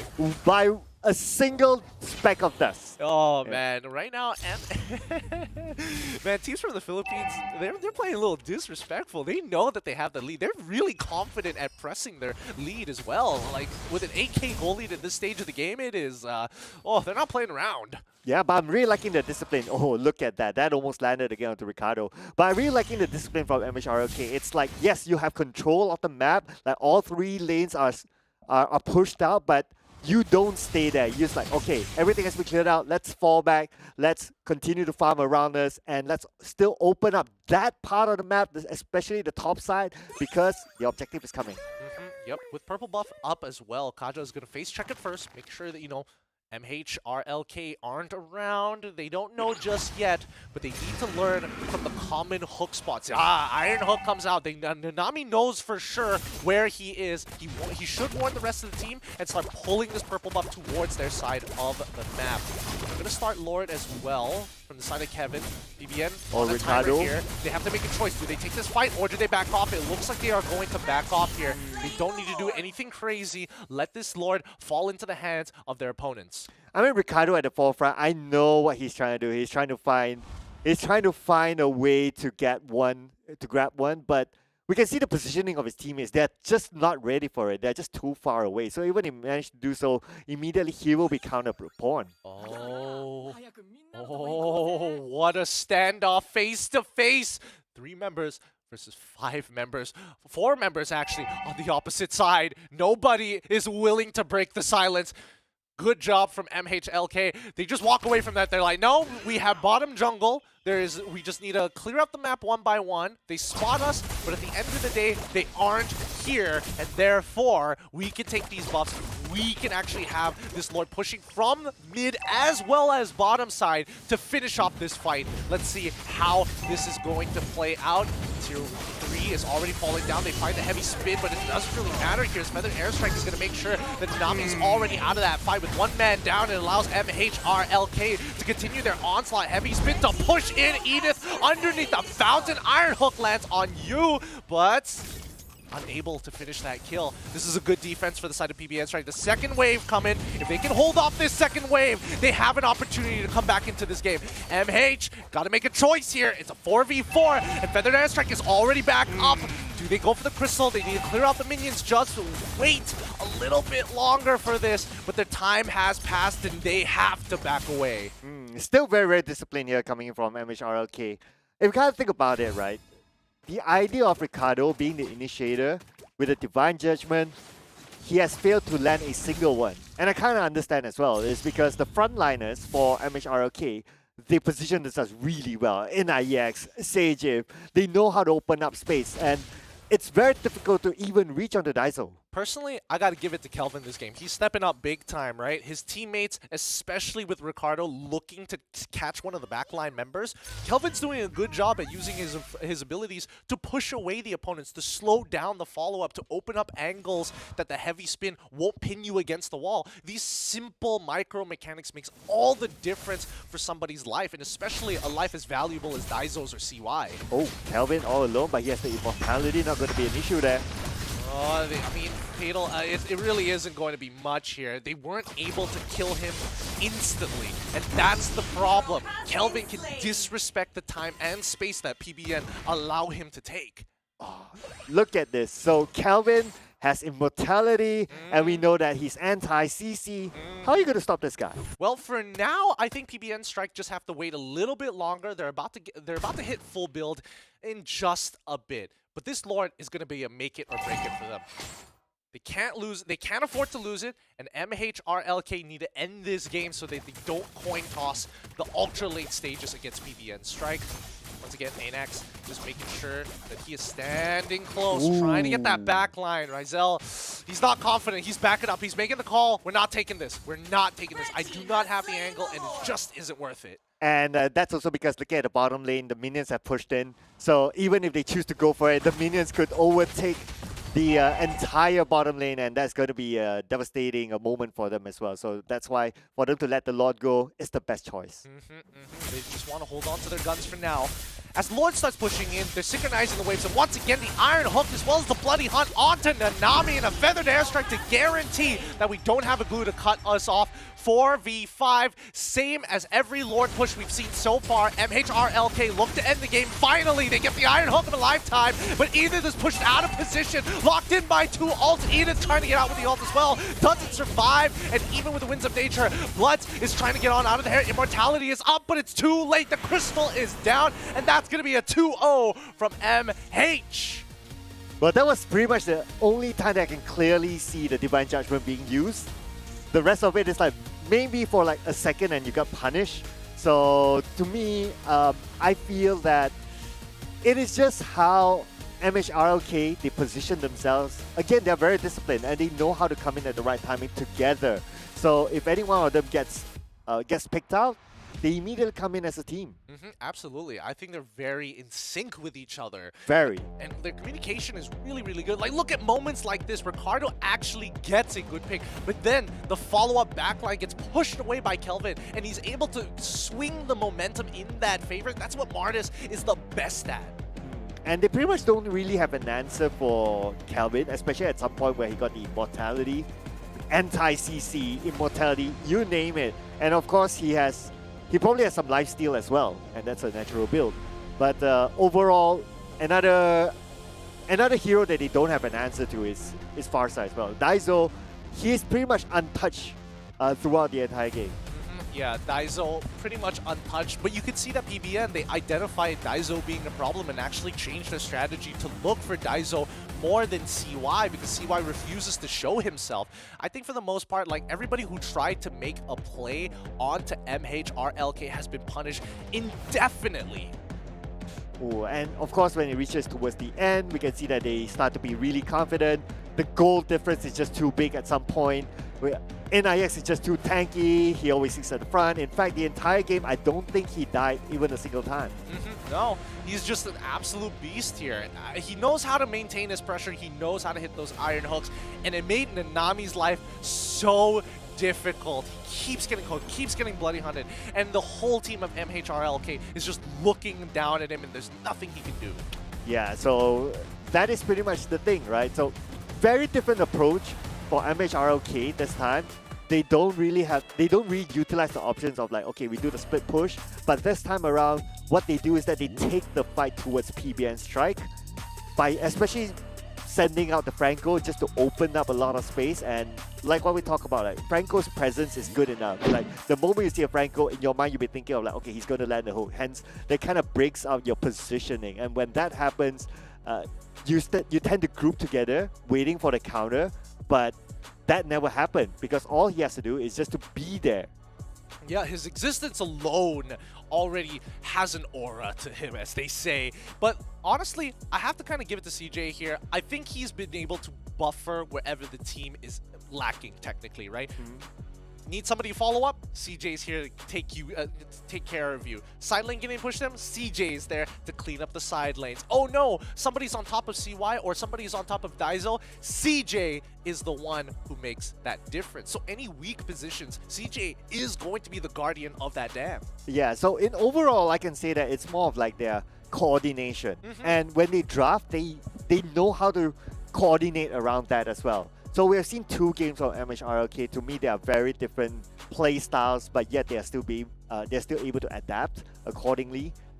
I mean, they are definitely playing at a very strong level. Yeah, as of right now, very, very strong. Unfortunately for PBN Strike, that does mean that they have to move into the lower brackets. It's not the end of their journey just yet, but a lot to learn from this match. Yes, definitely a lot. Of course, we still have more games to play for PBN Strike as well, because they'll be going to the lower bracket. Yeah. So anyway, this is of course a learning and an eye-opener of like, okay, this stage of the game, teams are playing at this level. And speaking about playing at this level, NIX. Yep, he played a solid game here. Can you fault the man for being the MVP? His moves were just too good. Yeah, I mean Franco. So he didn't die a single time when he used the Franco. Not at That's all. number one. And it's not about him getting those kills. It's about him opening up the map and landing those hooks where it matters. So to me, despite he doesn't have a sexy score, but if you look at an overall perspective, this guy is one of the key guys from the start of the game. I mean, you're telling me that that isn't a sexy score? Look at that KDA. That's not a 1 you see on your screen. It's a 7.8. It is hot in here. I think this includes the game number 1. It includes the game number 1 Yeah. for sure. Because if not, it would have been perfect. But, you know, you can't have everything in the world. Yeah, true enough. But then again, he enables his teammates to do well. For sure. Yeah, because from the start, it was from the start. It wasn't from like, okay, you needed to wait for him to have a power spike and then he starts doing his thing. No, he enables his teammates who needed the power spike, and they achieved that through him buying time, being at the front, just messing up their opponent. It feels like they're very well polished on this particular composition coming in from this team. I mean, I don't know what else to expect out of them, because again, their comps were very, well, kind of similar but different in its own way, right? You know, they decided to take the fight to PBN Strike, and I think, you know, it's just a good idea. Identify the weaknesses of your opponent. If you know that is your win condition, press it forward. But for our upcoming match here today, we get to see Tiger Wong once again. I've seen a couple of their matches. A very interesting team. Very, very interesting. But we have yet to see on the broadcast Tupai Esports, and this team, they qualified directly onto this stage, so they definitely have something up their sleeve. It was a confusing moment because I thought there were 2 Tupai Esports, but you know, there is the Prime team and then there's the Sub-Prime team. Prime team managed to get their first place, so I'm excited to see how this is going to be playing out, but that's going to be it for us here at the desk for now. And when we come back, it's going to be more MLBB action here at the Snapdragon Pro Series. See you in a little bit. The Snapdragon Pro Series, powered by Samsung Galaxy, is brought to you by Snapdragon Elite Gaming, Samsung Galaxy S23 Ultra, Monster Energy, and Kachi Shop. La la la la la la la la la la. Bin immer happy auf Fotos, doch im Blitzlicht der Strobo.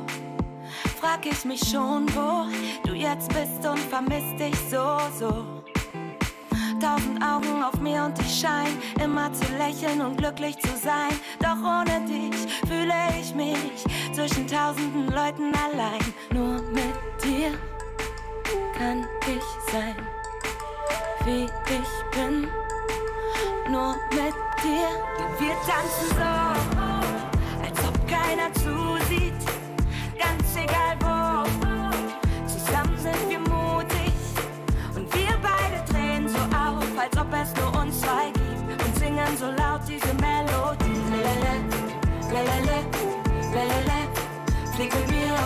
Beat. Lalala, lalala, lalala, als ob uns keiner sieht. Du bist mein Dojo, ohne dich bin ich solo. Zwischen Tokio und Soho denk ich an dich und die Sehnsucht ist so groß. Denn mit dir kann ich Luftschlösser bauen. Wir zwei sind immer ein bisschen zu laut. Ganz ohne Ziel, ganz ohne Plan. Mit dir durchzudrehen hab ich so sehr gebraucht. Nur mit dir kann ich sein, wie ich bin. Nur mit dir. Wir tanzen so, als ob keiner zusieht. Ganz egal wo, zusammen sind wir mutig. Und wir beide drehen so auf, als ob es nur uns zwei gibt. Und singen so laut diese Melodie. Lalala, lalala, lalala, flieg mit dir auf den Beat. Lalala, lalala, lalala, immer wieder repeat. Lalala, lalala, lalala, flieg mit mir auf den Beat. Lalala, lalala, lalala, als ob uns keiner sieht. Mit dir kann ich sein, wie ich bin, nur mit dir. Lalala, lalala, lalala, lalala, lalala, lalala. Wir tanzen so, als ob keiner zusieht. Ganz egal wo, zusammen sind wir mutig. Und wir beide drehen so auf, als ob es nur uns zwei gibt. Und singen so laut diese Melodie. Lalala, lalala, lalala, flieg mit dir auf den Beat. Lalala, lalala, lalala, immer wieder repeat. Lalala, lalala, lalala, flieg mit mir auf den Beat. Lalala, lalala, lalala, als ob uns keiner sieht.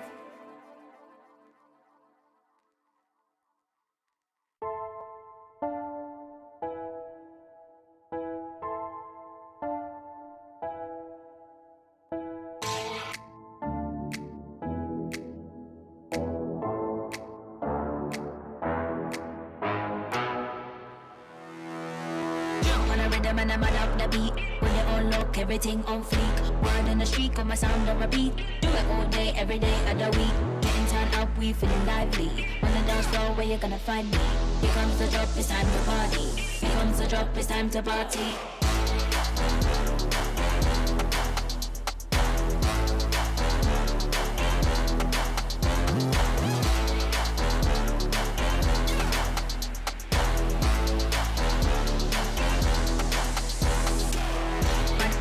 Up the beat, with it on lock, everything on fleek. Do it all day, every day. Mad up the beat, with it on lock, everything on fleek. Do it all day, every day.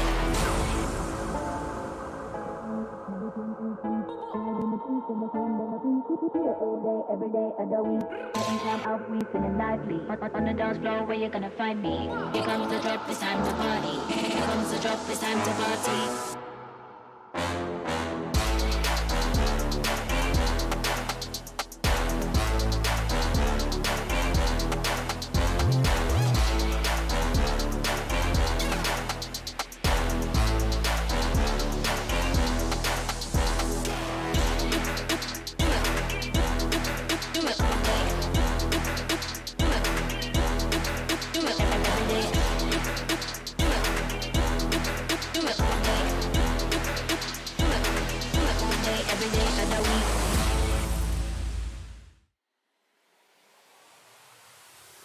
Welcome back, everybody, to the MLBB Snapdragon Pro Series by ESL Sir Cloud, and as well as getting you here on the desk. Hopefully you guys watch that very first match, because our second match is going to be coming up real soon. And I don't know about you, I'm a little excited for this second round of best of threes. Yeah, so it's going to be Tupai versus a Tiger Wong.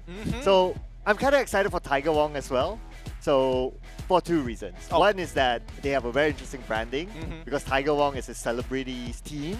That's number one. Number two is that, so we've seen their potential during the qualifiers as well, during the close qualifiers, and they were amazing. They had a lower bracket run, and they made it happen. They made it happen. I saw a couple of their games, a little shaky at the start, but you know, once they get going, they truly start going. But we have to talk about people who have qualified it. Tupai Esports winning out their groups, absolutely crushing it here. And one of the teams that are very notable in the tier 2 of our region here in MY. It is so far, you know, let's see, Lexern, Dodol, Ray Mitsuno, and as well as Jeff Hardy. Love the name Jeff Hardy. Love the reference there. Absolutely crushing it so far. I want to see how much, well, I don't want to see how much they improve. I just want to see them just dominate. I want to see them absolutely dominate. And if they can't do that, I've got a lot of questions to ask. Well, looking at the record, so far the team that won clean early on was also another team that qualified directly into this stage. Yeah, so, I mean, it just shows quality, right? We could expect that from Tupai Esports as well. Yeah, it's going to be a real difficult battle here because Tupai Esports will be up against the one, the only Tiger WONG Esports. We've seen this team play before. It's going to be Rexley, Gugun, Seshiro, Rensis, Safril, as well as Daji Dudejo. Yeah, even during the start of the show, we saw a couple of highlights from the previous week, right? So Daji Dudejo was amazing. So what he's really, really good at is going in for the backline. So now with the highlights on screen, just look at some of the movement of Daji Dudejo. Just keep an eye on him. So this is a group fight. That's absolutely pretty straightforward. But there will be a moment whereby he's really good at knowing where to come in and go for the backline and knowing where to escape. Oh my goodness. I mean, we'll see how those moments in a bit, but so far, you know, the most that I've seen from Tiger WONG is just their general idea of the later stages of the game. Once they warm up and really start their communication going, you can immediately tell the difference in the team, the way that they kind of approach these fights, the way that they have this, I wouldn't say third eye, but this overhead view of the shape of the fight. They don't miss a beat, and that's something that's very scary, especially for the later stages of the game to keep in mind in this matchup against Tupai Esports. Yeah, and they really like Fedrin. Like they picked like 1, 2, 3, 4, 5, 6 Fedrins, and they have a majority win rate of like 4. Yeah, even like the 2, it was like against like the last team. It was against GameLab, and that was actually a game that has nothing more to lose because both teams are actually qualified to today. Absolutely. Yeah, so I don't know about that, but in general, I can say that Fedrin is one of the comfort picks.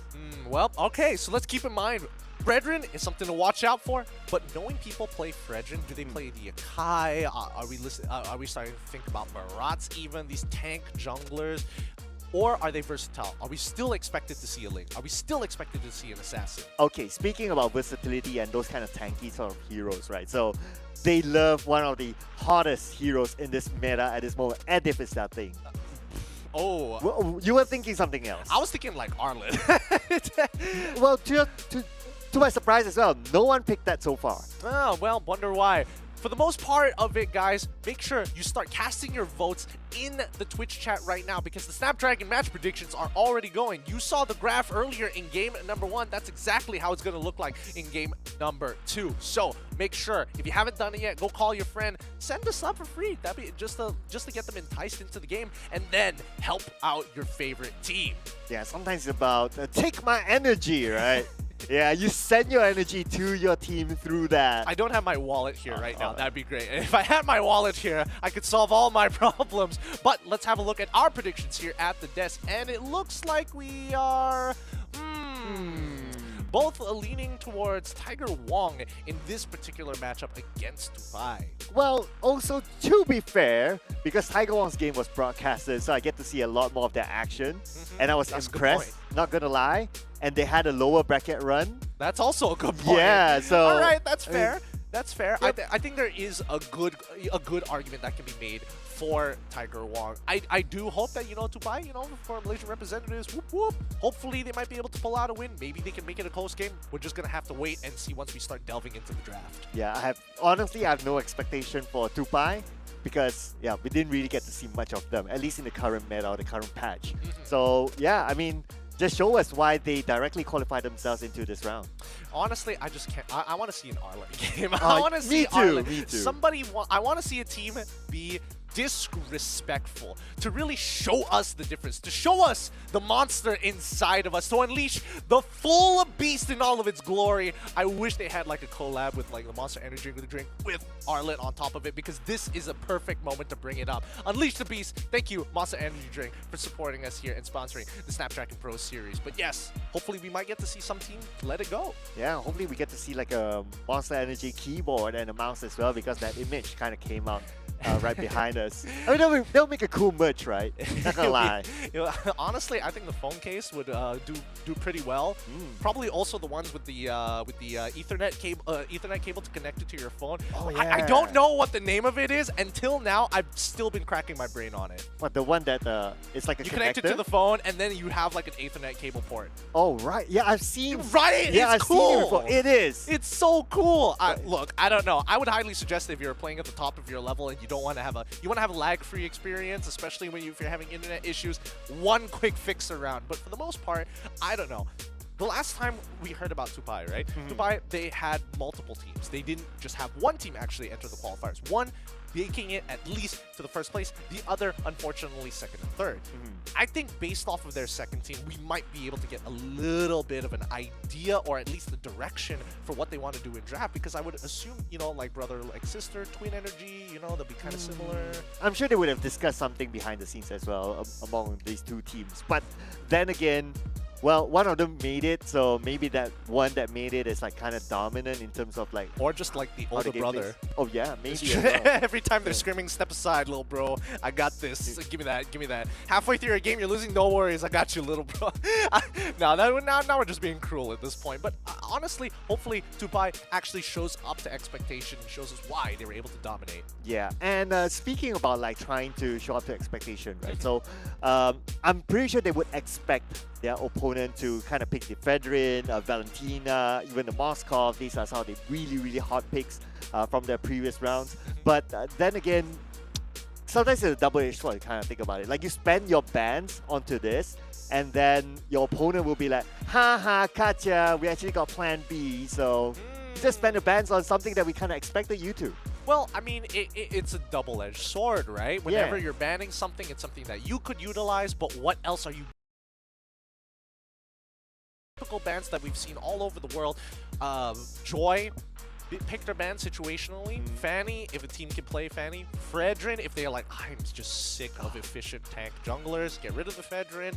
Ling is also a pretty good shout. Wan as well. Last time he used to be carry, but now that Arlet has come in, now we have like a very different conversation when we start looking to the final bans. But here's the thing about Arlet, right? So in the history of Mobile Legends, whenever a new hero is introduced, it's always really good. Okay, maybe not the best in the world. I wouldn't say that this is one of those hyper broken kind where they need to hotfix it right now. I think they can hotfix it like down the road so we can still have some fun with it, to really, you know, show the capabilities of what he's capable of doing, get that skill cap level high enough before they nerf it to the ground and be like, okay, now you just have to be really good at the character. Yeah, I remember that when Joy was introduced at some point, right? So I was casting this Cambodia tournament at the end of last year, and in every match, Joy is just banned because it was just introduced, and everyone knows like, oh, this is the power spike capability of Joy, seeing that it's a new hero.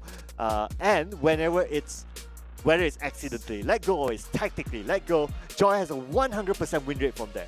So it just shows that if there's a new hero, it's scary. It's definitely something to keep in mind here. At the very least, there is counterplay against Arlet. That's all I can say. That I want to save it for later if it ever shows up. Then I can talk about very special interactions that he has. His dashes are, ooh, one of a kind. Okay, I was just about to ask you what you think are the counters to that, but of course, let's wait till it actually shows up. Then we'll make it a conversation. Yes. Or maybe towards the end of the day, I'll sprinkle some tidbits here.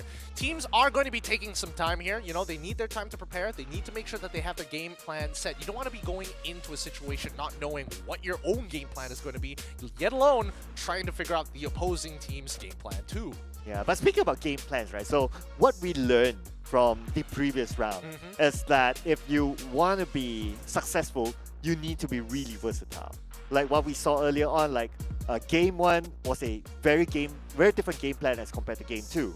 You remember that? So one had like team fight-ish plus mobility-ish to push out lanes, and the second one is just team fight-ish plus zoning-ish just to keep your opponents at bay. So you can see like the level of versatility that you need to have at this stage of the game as compared to their opponent.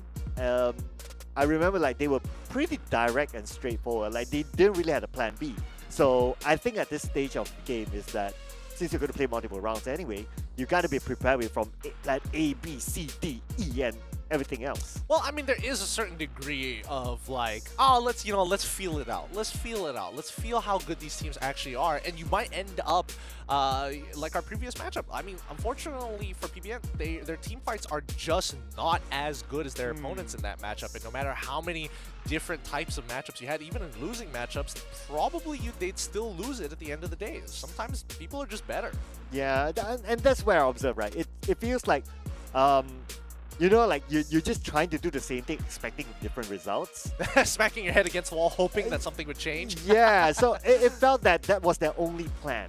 And we can see that they're punished because of it. Oh, yeah. Yeah. Well, I mean, we'll have to see what the punishment is going to be through this, but a couple of common traps, and I think this is like amongst the gold lane. I would hope that gold lanes by now feel more comfortable playing with a Harith or at least with the Lunox as a backup plan if marksmans are out of the picture. Now, we got the timer up on the screen before we jump into it. 50 seconds left on the clock. So yeah, let's get into it, right? Gold lane has become such a staple of the meta at this point of time, but most people start thinking, I have to play a marksman, I have to play a marksman.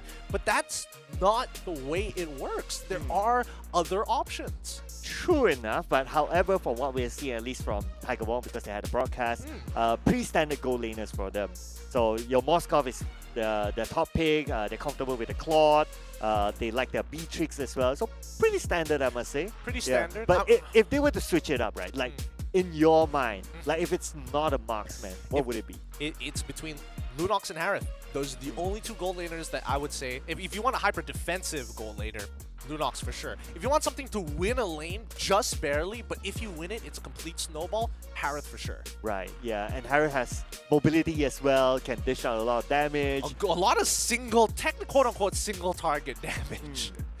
It's a way of looking at things. At the very least, it's something that we can all learn from, at least with the M4 meta that we saw not too long ago happening already in January that it already finished up, but at least it showed us like once you start pushing the limits of how efficient are you at your heroes, at least have these two in your arsenal. Yeah, but you gotta think about it, single target is enough, especially during the laning phase, because as long as you can harass one-on-one situation, you would force support around the other goal laner. So meaning that you will force them not able to roam as much. Absolutely. Again, priority is another key concept that these teams are going to need. But we're already into the draft. Tiger Wong Esports going to be on the blue side with Tupai Esports on the red side. First bans are starting to roll in, and Fanny immediately taken out. Looks like Tiger Wong Esports has been doing their homework. Yeah, so Fanny is out, Tupai. Okay, yeah, so we're going to wait for your explanation there. We're going to hold that on.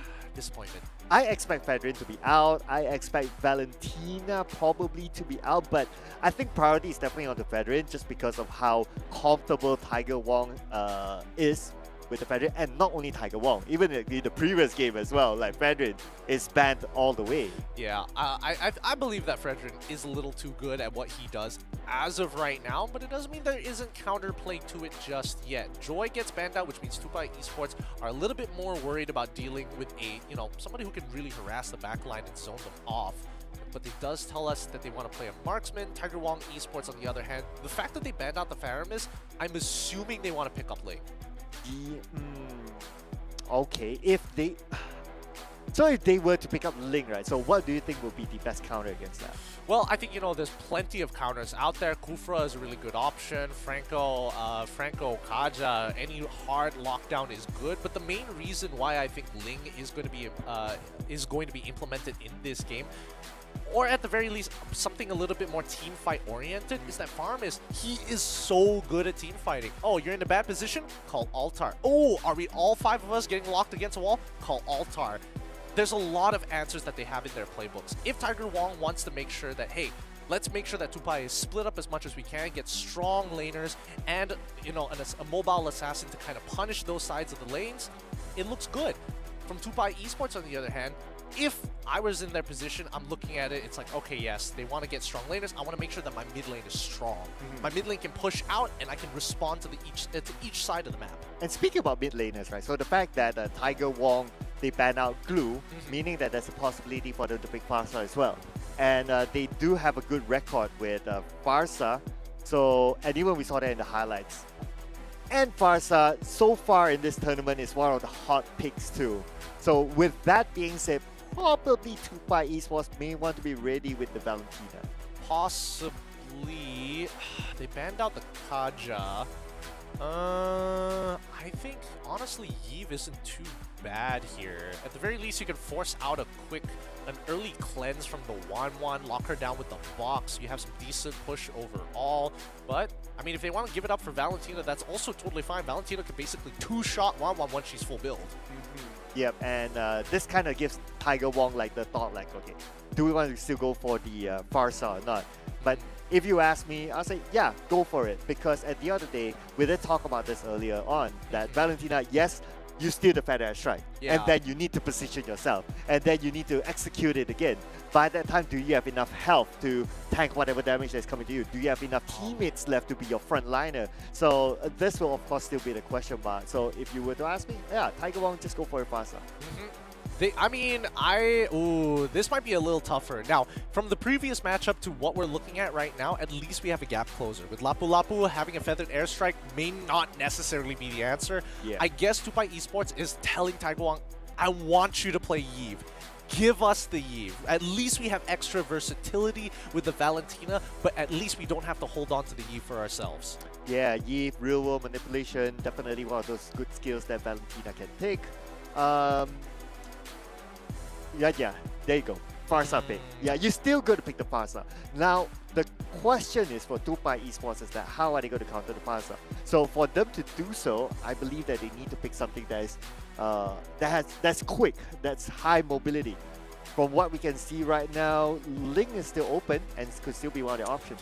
Ling technically is still open here, but does he really want to deal with this particular matchup? I don't think it's that bad. Are there any detriments? It's the final pick in the first place for Tupai. I mean, if they feel comfortable with it, I absolutely think, hey, it's not that bad. It's not that bad of a pick.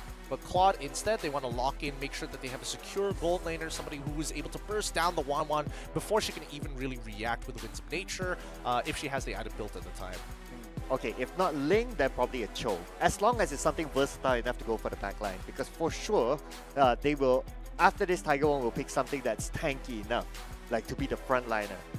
We'll see probably like a Grok is kind of good as well. Yeah, Grok's not bad. Yeah. Grok's pretty good here, but do they want to give that ultimate over to Tupai Esports? What I need to figure out from Tiger Wong right now is, are they playing their own game and not caring about what Tupai Esports is doing, or are they just very, very confident in their team fighting tactics? Well, looking at the current scenario, I think that they are. Okay, so they ban out the Link. So look, because they know that they can go for Farsa. Absolutely. So I think that they are just playing their own game. They're not thinking too much about Tupai Esports game. And plus, Tupai, they do not know Tupai Esports gameplay because it was not broadcasted. Oh, that's true. So that's true. in their mind, as a player, they'll be like, okay, we don't know what to expect from you. We just play what we're comfortable with. All right. So the litmus test first. Does it turn blue? Does it turn red? We'll find out in a bit. Okay. Now, Tupai is holding on to this ban. They're discussing their decisions here. What they're lacking is a jungler and a support. They ban out the Franco. They've already gotten rid of the Edith to make sure to alleviate some pressure and at least steal away a flex pick. Tiger Wong, on the other hand, I guess they just don't want Farsa to get attacked. All right, they're still focusing down on the junglers. Very good decisions being made by Tiger Wong Esports. Interesting. Okay, anyway, Franco ban is always okay because Franco is very versatile. You can tank, you can just be the frontliner, you can initiate. There are multiple things that you can do with Franco. You can be the you can cycle your opponent just by the presence of Franco, right? So that's a good one there. I am still looking at Tiger Wong Esports picking another good frontliner. Again, we did talk about the Grok being one of those good ones. I wouldn't be too concerned, frankly speaking, if Grok's ult were to be stolen, because you kind of think about it. Valentina goes in and will be immediately deleted because Valentina is not really a tanky hero, or I don't think it's as good as compared. I think Valentina is more effective if you can steal skills that allows you to stay a good distance away. A good distance away. I guess it depends on the situation Right. a lot of the time, right? I agree with you that, you know, having like a feathered airstrike is always going to be good, but sometimes stealing the Bravest Bravest Fighter from Lapu Lapu can be a useful tool, especially when you get some extra abilities on top of it all. That's why I think it generally depends. Tiger Wong Esports so far, that's dirty. So far, they understand that, like, hey, our biggest issue is that Lapu Lapu is going to cancel the Feather Airstrike. We're going to be playing for gold, so we're going to make sure that we lock in the Ruby. It doesn't give too much information away, but more importantly, whatever dashes that you have can easily be countered, or at the very least, we can buy an extra bit of time, a full second even, if done correctly on this Ruby. Zong gets locked in for the side of Tiger Wong Esports, so Claude better be careful, and he better build a Winds of Nature at some point in the game. Ooh, okay. Very interesting though. So I can see at Tiger Wong Esports, they are going for comfort pick. So the Ruby does tell me it's a comfort pick for them. They have a almost 70% win rate themselves, only for themselves, in using Ruby, so they're pretty good there. So that's definitely going to be one of those frontliners who would just try to disperse their opponent and try to keep their opponents away from Farsa. But of course, it's not only about Farsa, this kind of game, right? We got to see like what is the late game scenario for them. So with a Yuzong who's able to initiate, to go in and just mess out their positioning, and then you have 1-1 just dishing out those damage. I think looking at Tiger Wong Esports lineup, it's pretty good. However, oh wait, are we getting it? Is that the one? Is that the one? It could be full damage for all I know. We'll have to wait, but they've locked it in. Yeah. Karakuri must be exciting. It must be excited. I can feel his sense of excitement now. It is pulsing through the screen. I know he's good. Definitely gonna be happy, but I know he's skeptical. So we'll see once we jump into this game. Very interesting comp coming in from Tupai Esports. They have a lot of ways to engage onto the side of Tiger Wong, but at the end of the day, Tiger Wong's main goal, as long as Wan lives, we win. You know what? I have a feeling, and this is a gut feeling, right? Like it's going to be damage. It's going to be damage? It's going to be damage. It's probably going to be damage. Yeah, because you want to try to one-shot your backline as fast as possible, especially if you have a Farsa behind. Definitely. And there's no one else that can have that much movement as at this moment. Let's see, where are they at? Yeah, as Lizer would have. Well, at least we know who these matchups are going to be, as level 2s are going to be hit. It's Tiger Wong Esports on the blue side up against Tupai Esports on the red side. Now, these early movements are going to be important here, right? Let's see how they're going to path. Looks like Tupai is going to make sure he's going to do a full clear on the top side of the map to continuously play for gold. The same can be said here. Oh. Very good movements coming in from the EXP laner from Tupai. Letizi is making sure that Gungun is going to feel a little uncomfortable walking in and trying to steal the jungle. It's going to waste a little bit of his time, but on top side, we can expect Lizern. He's also struggling because Daddy Dudedo is just going to block him from entering these fights. They see the problem, they walk away. Just like that, Daddy Dudedo has done his job. Okay. Yeah, so what Daddy Dudedo, what I noticed is that he is trying to win even the jungle side of Tupai Esports, because he knows that, okay, if you're able to cut out the purple buff of Lizern, then Lizern, because Lizern depends a lot on it, right? Then, especially on the early phase, Lizern can't really do much. Even like if he wanted to rotate, that would be a difficult mission for him. Of course. Well, I mean, it kind of does. I mean, if we pan between Lizern and if we jump over to Gugun at this point of time, I'm pretty sure Gugun has more EXP. Yep, because he stole away one camp. And I think, and Jeff Hardy already finds the initial engagement, but can they finish this off? No, they back up. Rexy is already with the Petrify, getting a full combination on their jungler. First blood achieved. Thorn Rose, just not enough. And Letizi, unfortunately, there's nothing he can do. He doesn't have that same playmaking capability, but only with the bravest fighters, which can be telegraphed, not as instantaneous like a Petrify Furious dive. Tupai Esports wanted to start that first initiation, just trying to catch their opponent off guard. And then after that, I believe their idea was like, okay, once we get one, we go and secure the turtle, and it'll be pretty straightforward gameplay. But what they didn't realize is that someone else came in from behind, so they kind of caught off guard there. So the idea was there, but the execution, Well, whether or not he was aware of it is a different story here. I definitely think that Lyzern could have reacted to it if he was a little bit more aware, or at the very least, maybe he was aware but just couldn't react in time. It's a little tough to say here, but hey, if I was the EXP laner for the side of Tupai Esports, I'd be screaming that the Black Dragon is missing. Yeah, true enough. But I don't know, maybe it's just comms, or maybe it's just them warming up to the round. So it's something that we don't really know for sure. But what I would say that Tiger Wong Esports, what they should try to get is that they should try to go for the jungle or the map control. Because again, what you want to do is that you want to stop Lyzern from getting the purple buff.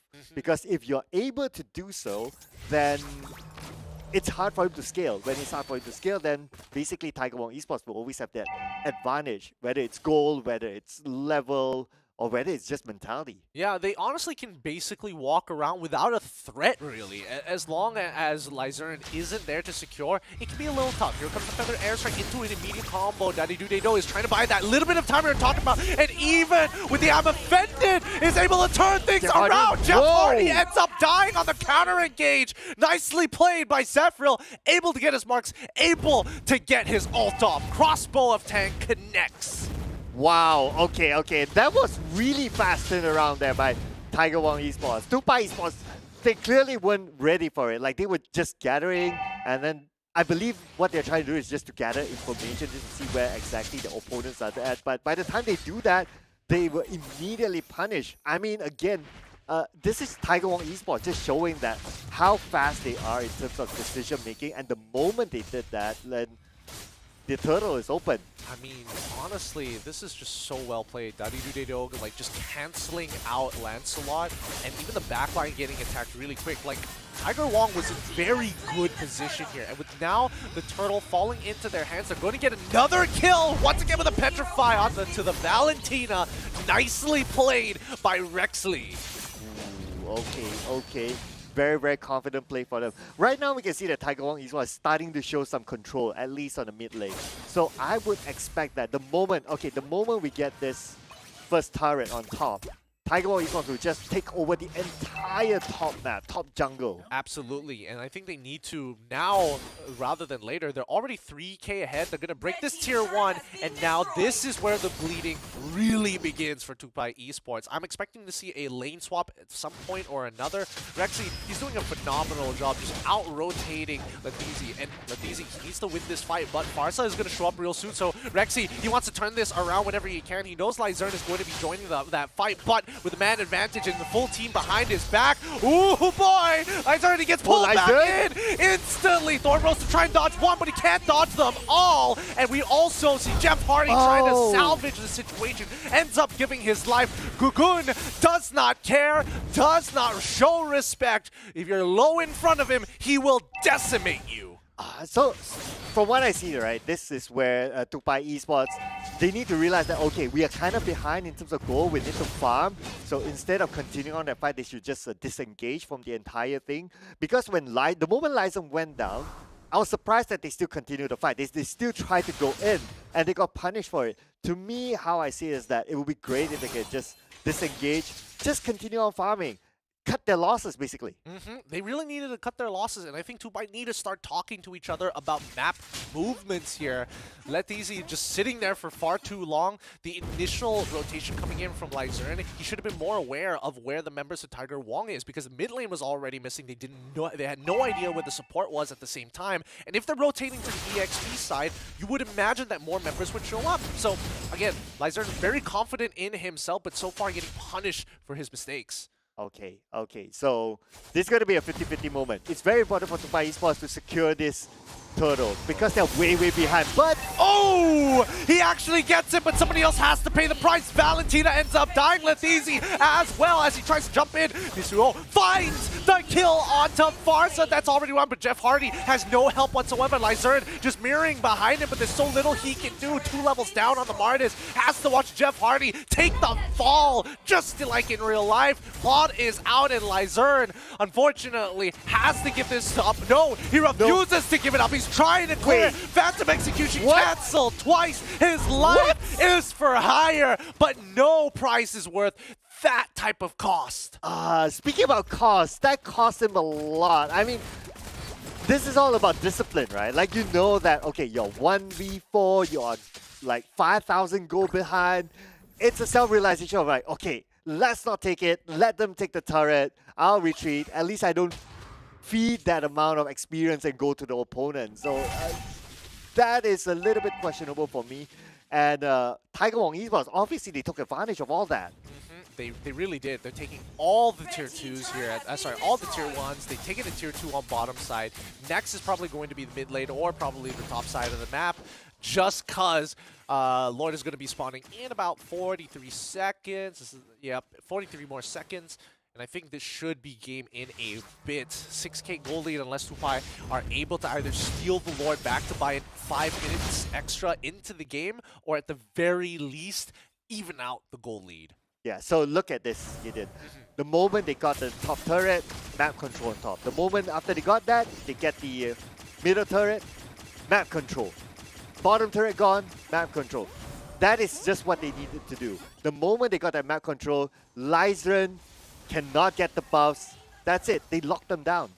They locked them down real hard. Ah, I see. So the Feather Airstrike, they used the Wings by Wings to get over the river wall, and then Jeff Hardy found him exactly then. Oh, okay. If Jeff Hardy was just a little bit faster on his position, reacted a little bit sooner to cancel that Feather Airstrike, he might have been able to save a couple of his members, but he tried here. And I think Lyzern, especially after watching this clip, needs to start respecting Ruby. Like, he cannot get away with these things. Yeah, so that's a little bit of a bold move there. But speaking about Ruby, now Ruby's at front. So what they're going to do is that they will open up the map again. And if you look at the movement of Tupai Esports, because of the map being opened up, that's it. They cannot come in. And plus, they are already behind in terms of gold. They are behind in terms of experience. They're still at level 9. They know they cannot challenge for Lord. And they spend too much time there. But there's still stuff to do in other lanes. But at the end of the day, it's all about those split-second decisions, and because they didn't really get... Yeah, which honestly, just like you're saying, like Tupai Esports are playing to lose at this point of time. They have no control, no map control, no tempo whatsoever, and Tiger Wong, if they play a flawless game without interacting with Tupai Esports, they're still gonna win. Yeah, okay.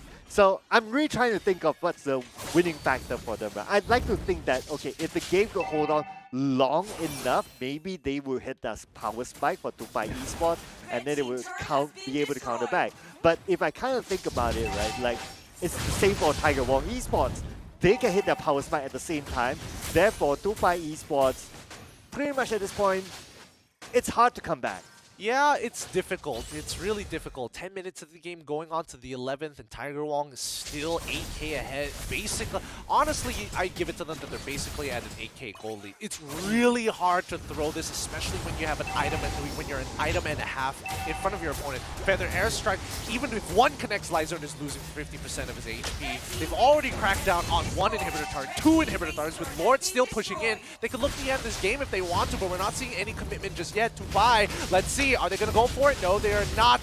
And Tiger Wong take the disciplined decision to back up. Look at the difference of discipline between Tiger Wong Esports and Tupai Esports, right? The moment they know that, okay, guys, we have expended all our skills, they're all on cooldown, we got whatever we need, which is the inhibitors, that's cool.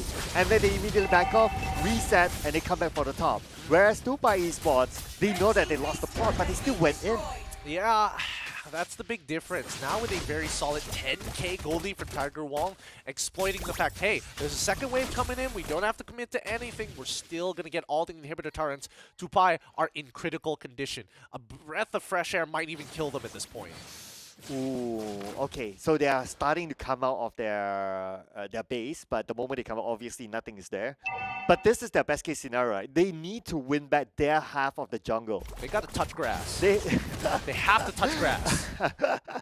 Look at them. They're touching grass as much as they can. They need to. They need this and keep touching grass like Zern. There we go. There we yeah. go. That's the way. That's the way. He gets it. He gets it. Yeah, okay, okay. Yeah, finally they're touching grass, getting a little progress, but they need to touch grass longer. Like they need to touch a whole farm. They need to touch a whole farm at this point. It's a rough situation, man. It is very hard. I don't see a way they could really save it unless now, very tight win conditions here, right? They manage to kill Sufril, or if they kill Rins. And the only way those two die is if they walk up with no support whatsoever.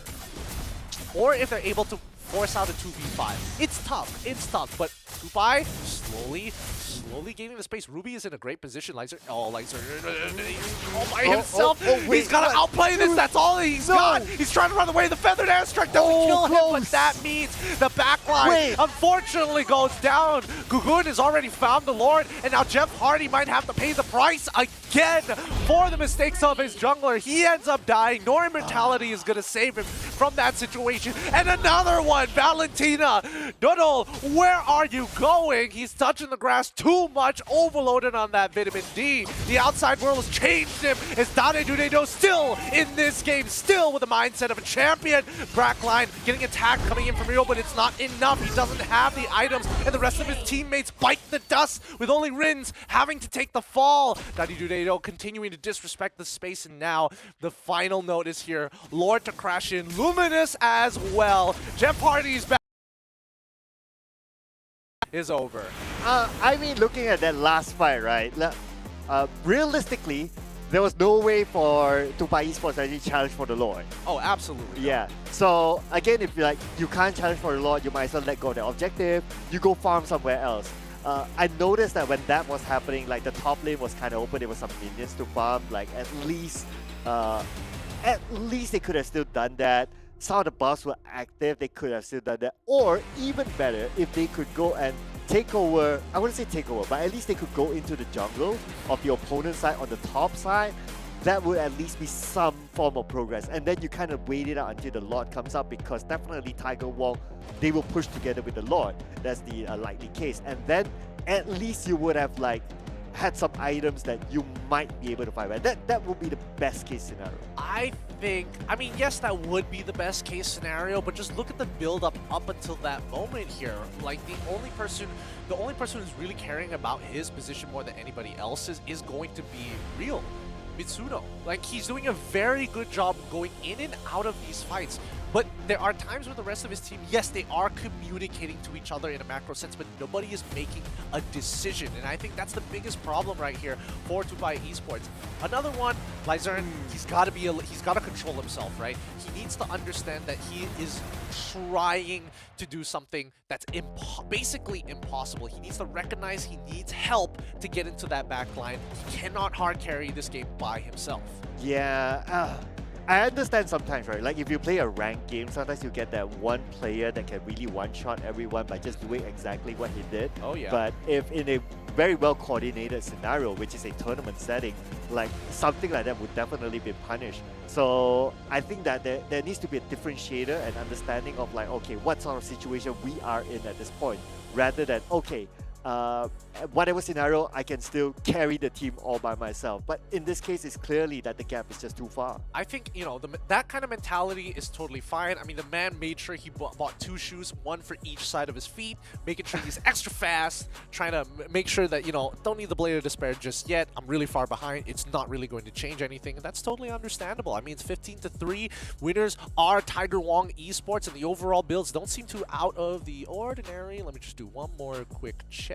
Yeah, I mean, even Rexley, he's like, you know what? 2 warrior boots, 1 for each foot. True enough. Okay. Yeah, Yeah. can't do much about that. Can't do much Can't about do that. And much even about Jeff Hardy, this guy, sneaky boy, selling off his items and showing us CDR boots as well as Blade of Heptases on Kufra.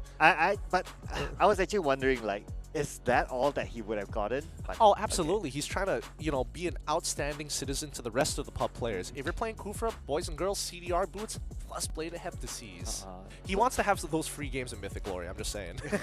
Imagine if somebody actually took his advice and he's like, you know what? I saw this. I saw this on the Snapdragon series, and now I'm going to try it here in my Mythic Glory 1,000 point MMR game. I'll make sure I'll stay on ranked games for now. For at least the next few days, alright? Till at least the next Snapdragon Pro Series. We're just kicking fun. We're just kicking some fun here. Obviously, he sold the items and bought what he could, but for the most part, we all know what the tank build was going to be anyways. I think in this scenario, I can forgive Tupai for this game. I don't think they're clearly not warmed up here. They're clearly a little uncoordinated. Like in the beginning, they had a very good idea of what they wanted to do, but as soon as things didn't go their way, they were still thinking about what the next move was going to be. Yep, but before we go into the next game, of course, this show wouldn't be here without our beautiful sponsor, and of course, Snapdragon Elite Gaming, when winning matters. Thank you so much to Snapdragon. It's not only the first season that they're actually part of the show, but they were with us for multiple seasons across multiple games as well. So thank you so much for being with us. Yeah, thinking about it, Snapdragon series has been longer for even longer than the many tournaments out there. They've been here for a while, so well done to them for making this keep on going. But that's not all here. The question that everybody has on their mind is whether they can share their pick and level up their game with the Galaxy S23 Ultra. This isn't the S23 medium, large, it's Ultra, the best of the best, the top of its line in the cell phone market here today. Yeah, absolutely. It'll be nice if we get to try it out, right? Just saying, I'm just putting it out there. I'm just gonna say, you're gonna need some big hands.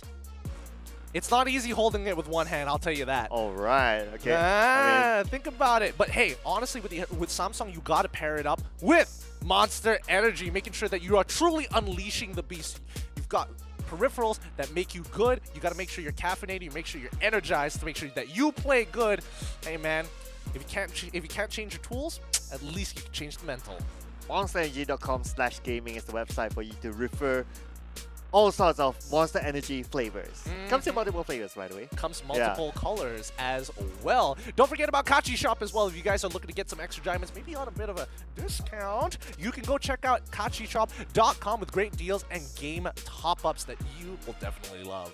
Yeah, and of course, well, don't forget about us as well. You can always purchase it for us. I'm just saying out there, there's some new skins inside the game. Look, the more we talk about this, the more I feel like my credit card number is going to start appearing on screen. I really want to hold that in my pocket, please and thank you. But for the most part of it, this is going to sum up the most part of that very first match. I hope to see some adaptation, but I really need to see Tupai really wake up. It feels like they didn't have enough Monster Energy drink. That's what I feel like. Yeah, just like how we cannot get enough of our sponsors as well. I mean, without them, we wouldn't be here as well. There wouldn't be this show. So thank you again to Snapdragon Elite Gaming when winning matters. And of course, it's not only Mobile Legends, there's also other games as well. So if you want to check out other mobile games, do check out Snapdragon Elite Gaming. Tons of series happening, not only in Asia Pacific, but actually around the world. It is a global phenomenon, so get in on it while you still can, and maybe you'll see one of your favorite teams that you've recognized here today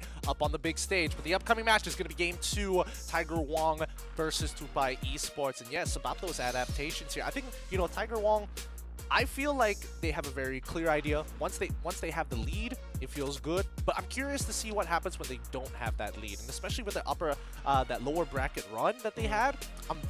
I want them to be in a losing position just to see how they recover. Wow. I mean, okay, that's a very interesting ask. I mean, they have proven it before in the previous series. I mean, why not? At least for us as a viewer, they'll be like, no, man, no. Don't jinx I want us, to no. figure out the formula that they have come up with, because not a lot of teams can actually make it back from such a loss or such a deficit at points of time, right? Tiger Wong were one of the few teams who were able to force it out, so that's what I'm curious to see. However, Tupai, they need to wake up. They definitely need to.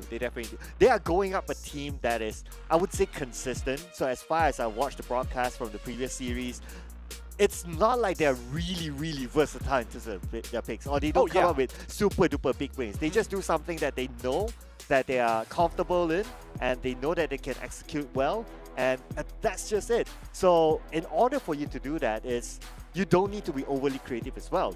You need to know what to do for yourself and what you're comfortable with, and at least you can bring it to a 50-50. Yeah, hopefully they can bring it to a 50-50. I think Tiger Wong just has better overall protocols before situations even occur. I think, they're very self-disciplined in that sense, and I can appreciate that. But once again, we are seeing Tiger Wong Esports going on to the blue side and Tupai Esports on the red side. Once again, I'm noticing a lot of people really like playing that red side. They'd like to have that counter pick capability. Yeah, and it's going to be the same Banny, pretty much same so far. So are we going to see? Okay, so what kind of pick that Tiger Wong Esports did that actually made Tupai Esports suffer the most early on? I would still put it as a Farsa, frankly speaking. I think they've gotten away with it way too much. Not only from this game, but also from the previous series. I am kind of surprised why don't people either ban it, I know there are limited amount of bans, or really try to find a way of countering the puzzle. Well, I think, for the most part of it, you need to be at the right place at the right time. That's something that you may not necessarily have control of. Lapu Lapu, for an example, his job stopped the Feathered Airstrike. But every time the Feathered Airstrike came out, and the one time that Feathered Airstrike actually got cancelled, but the damage was already done, was from Jeff Hardy's overall around the wall flank. I don't think you can always set up a situation perfect for it, but I do think you can throw a lot of bodies at it. Ooh, okay, and that's going to be a bit tough, right? Because you say that throwing bodies, right? Tupai Esports is based on that one game that we're seeing.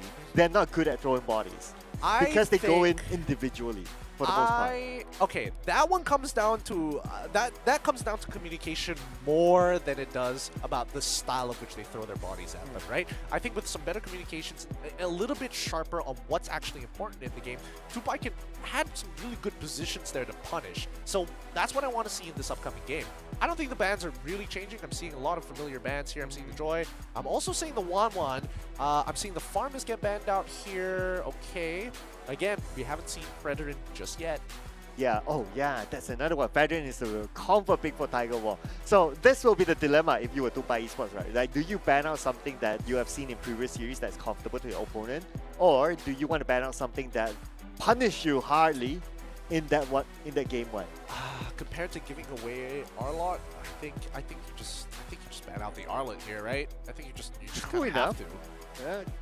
Or unless Tupai really want to disrespect them and throw the ball into Tiger Wong Esports' court, they could just ban Fredrin and be like, choose what you want. Or ban out Kaja. Now you have to decide, Tiger Wong, what do you want to? For all we know, we could be baiting ourselves here. But there we go. Tiger Wong, without hesitation, locking in the Arlet. Let's see how Tupai Esports wants to deal with it. Now, okay. I said I wanted to bring up facts. I was about to bring that up again. Fun fact about Arlet, he does really poorly against anti-CC, because anti-CC essentially means that he loses the mark. I don't know why it works that way. I feel like if the mark is on him, even if he's anti-CC, it just consumes the mark. For some reason, it like purifies the mark. I don't know why that works. It just does. Tupai Esports this time, they're going to be locking in the glue. I guess they want a brick wall there, but they also lock in the Valentina, something that was doing very, very poorly last game. Tiger Wong this time going to be making sure that they have a gold laner that can self-sustain, or at the very least protect herself if they get away from me. In Melissa, I like that, but where is the CC? Where is the CC? We're seeing the Farsa come out. I'm fine with that. Farsa's fine, but we need to see combinations. Yeah, we need to see, let's see. If we were to talk about like some other combinations that they're comfortable with, maybe like we did see a Ruby earlier on, and Ruby is one of their comfort picks as well. Now the win rate for them has increased because of their previous round.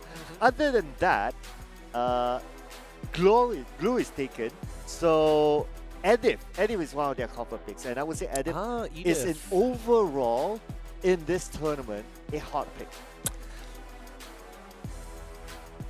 Do you not feel it? It's not that I don't feel it. It's Okay.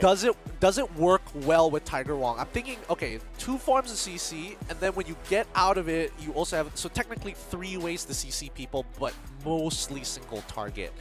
Mostly single target. I think that's like my only issue right now. Tupai Esports, on the other hand, they lock in the Ling as we move into the second round of bans. Okay, so they have Ling there. I guess they want to get a snowball really early on. Banning out the Mart is kind of strange. Okay, they want to make sure that Tiger Wong Esports doesn't have the option to kind of run down, invade without any worries in the world. ALVA could go into the jungle for all we know. It doesn't necessarily have to be in the EXP lane. Okay, now that I kind of think about it, I'm kind of worried about the Ling pick for Tupai Esports. now you're worried. Yeah, now that I think about it, because I'm comparing the pace of Tiger Wong Esports based on what we saw in game number 1. Like, Ling requires a decent amount of farm to be activated.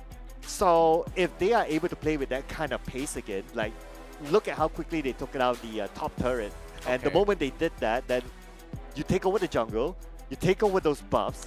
That is where Ling will suffer.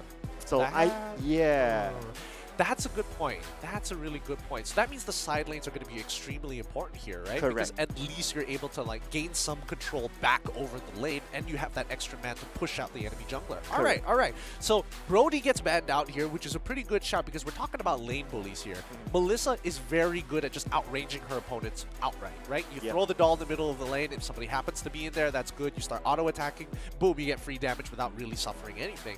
Brody, on the other hand, exceptionally good bully. 1 auto attack, man, that hurts. 1 skill 1, dang, I wish I didn't get hit by that. Fredrin gets banned out for the side of Tupai Esports. I don't know why though. I feel like just because of statistically they do well. I mean, statistically they do well, but at that point you might as well just like lock in the Fredrin for yourself and then ban out the Ling, right? Like why go against the numbers? I don't know. It's probably comfort pick for Tupai for sure. Honestly, I would have liked the Ling on to Tupai Esports better. Sorry, I would have liked the Fredrin better than the Ling on the Tupai Esports. However, I guess like what you say, sometimes it's about comfort picks. Maybe they're like, okay, we're not comfortable playing Fredrin just because maybe we don't practice it, or maybe the hero pool is limited. So we can't think about that perspective.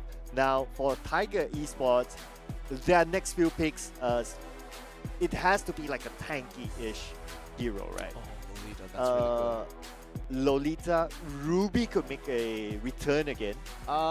Ruby could make a turn, but we're thinking about CC. I think Tiger Wong probably is going to take Akai here. Akai's not that bad. At least can push out Link, can cancel the Numenor Blast as well, can create a lot of space for the team.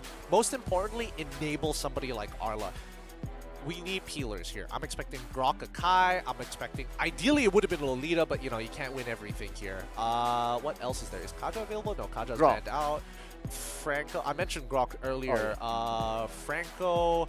is there anybody else with a relevant CC alt that I can think of off the top of my head? Kufra isn't too bad, but I think it's a little slow here. Okay, you got it right on the head. It works out. It works out. As long as they have somebody to set up, that's all that matters. It's an assassin matchup, Hayabusa up against Ling. Personally, for me, I would have definitely preferred to see Lolita on the Tiger Wong Esports side, but hey, you can't win them all. You can't win them all. Yeah, and you know why I think it's Kufra, right? It's because obviously he's tanky enough. He can initiate fights, and he can also protect the backline.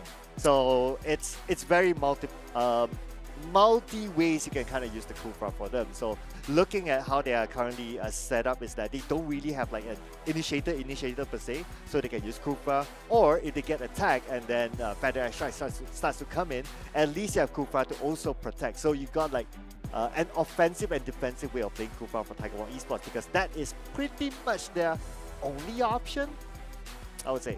Yeah, I would agree with that. I would agree with that. Oh, this is going to be a real tough one. It's going to be a real tough one.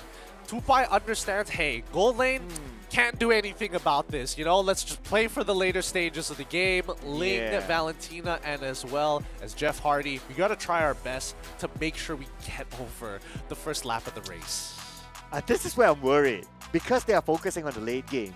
And whatever that we learned from game number 1 is that Tiger Wong Esports, they are fast. They are fast. Yeah, so if Tupai Esports were to be a neighbor, I would say Ling has to be really, really fast and be able to help their team win those lanes, get those pickoffs. The pickoffs, I would say, mustn't fail. The pickoffs must bring something back. Yes, there needs to be good trades in this matchup, but here we go in this upper bracket round of 16 match number 3 here, second series of the day, second game. Tiger Wong Esports on the blue side with Tupai Esports on the red.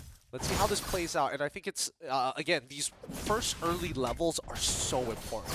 Whoever dies is going to be so far behind. But the best part here is that Lenzi, he's got to be careful. Level 2 not achieved. He could die. Forces out a flicker from him. Nice movement from Farsa, getting some early advantages. Okay, so this is what we talk about, like, in terms of pace, right? Like Tiger Wong Esports, their pace, they're clearly faster. They started off at the bottom lane, whereas Tupai Esports, they're still kind of farming. Yeah, they do a little bit of poking in the middle, but it's not as significant as what we saw at the bottom lane. Even right now, Daddy Dudedo comes in and they could probably secure a first blood, maybe, but nah, it's slowly done.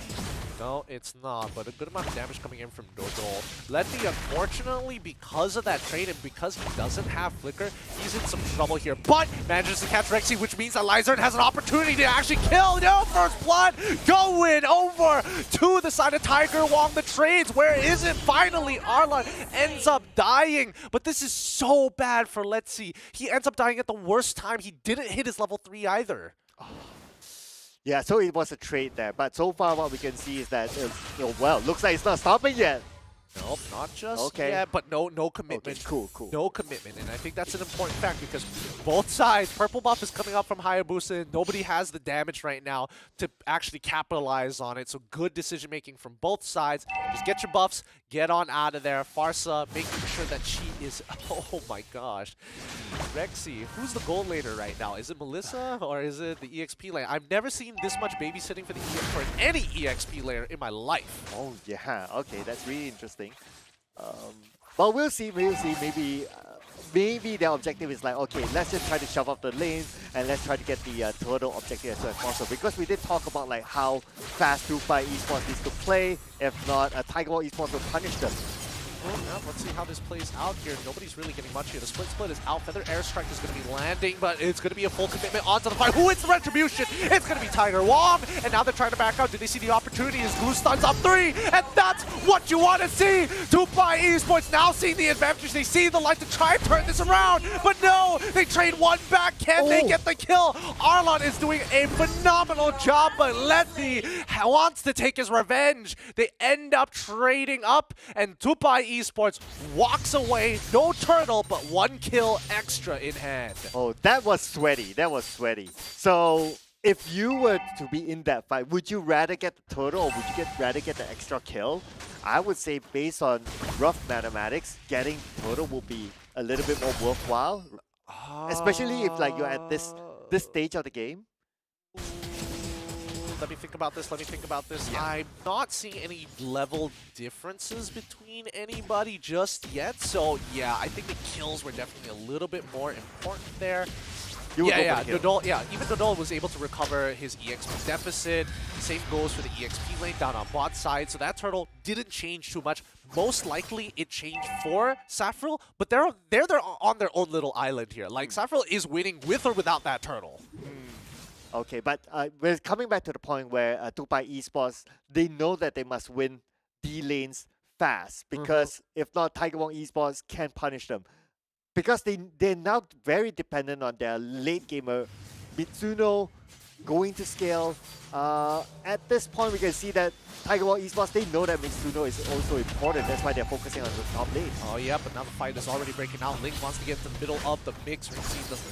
Just got his Feather Airstrike back up in time, but they're just going to back away. A very good attempt, a valiant attempt even coming in from Tiger Wong. But you can see the full commitment from Tupai Esports, even bringing glue from bottom side to middle to ensure nothing happens. But Carry still ends up dying. What? An off movement. They didn't expect that timing to actually happen. Letty's all by himself, but Dodol doesn't have anybody to protect him. He's got to go back. Oh, okay, Shadow Kill not even committed just yet. Tiger Wong looking to try and bait out as many ultimates as possible before retreat. Jeff Hardy finds 3. Can they secure the kill on Downey? Do they don't know? Oh. He's still alive as we see the Shadow Kill come on through, securing 1 for himself. Letzi is already dead. Jeff Hardy next to fall. Double kill for Rexy.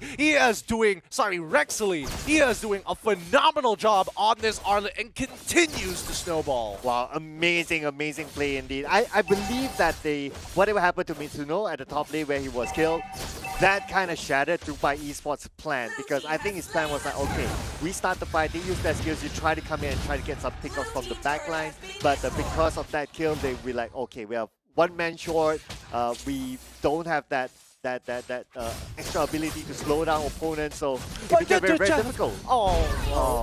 Jeff, they didn't calm that time. Both were jumping for each other, and now they were still isolated, giving a free kill over to Hayabusa. Unlucky indeed, but hey, doesn't mean that Tupai Esports is completely out of this. Now, as we were mentioning earlier, right, a lot of the game is dependent on real Mitsuno to actually scale in this game. What Tiger Wong Esports, and especially for Safra, what he's doing really good, he dragged out the laning phase on purpose, knowing that he could zone out Real from EXP as well as Gold, and has total up to a 2-level lead against him. And look at that, on top of that as well, the reason why they kind of focus onto the top lane and they managed to get the turret this fast, and we did talk about how fast they could get it. Well, that just happened. Those shots, right? That just kind of stopped Mitsuno from actually scaling. And now Mitsuno, how is he going to catch up? It's going to be tough for him, considering that he died twice. Yeah, it's really hard. It's really hard, but they're still going to try and play around him. They're going to try and take this. Oh my goodness, who's? The feathered airstrikes come down. They blast each other. Oh no! Oh, no! I really thought he was going to go for an all-in commitment, knowing that Rexley is nearby. Very brave, very bold, and this is going to cost them mid-tier 1. Okay, so now jungle control for Tiger Wong Esports. They know they have it in the bag right now with all 3 turrets down. And because of that, 3 turrets down, jungle control. This total is definitely going to be theirs. So Tiger Wong Esports is just starting to snowball. But on the other hand, for Tupai Esports, for Mitsuno, he's finding lesser resources to actually scale himself up. So if we talk about, like, if we were to draw a graph, they are going to fall back way behind if they don't try to win back the jungle side of Tiger Wong Esports. Yep, and this is what we see from a lot of high-level teams, right? Once they have that first cut on their opponents, they make sure that they never recover from it. And I think that's what Tiger Wong Esports is doing right now. They already had the side lane advantages, and now they're just pressing it even further. It's just unlucky that both sides ended up taking a lot of punishment, all because of Rins. And I gotta respect the guy. He understands how players think. I would have expected Rins to have backed off up in the gold lane, but he comes back in with the feather airstrike, catching carry off guard. Like, you gotta respect that.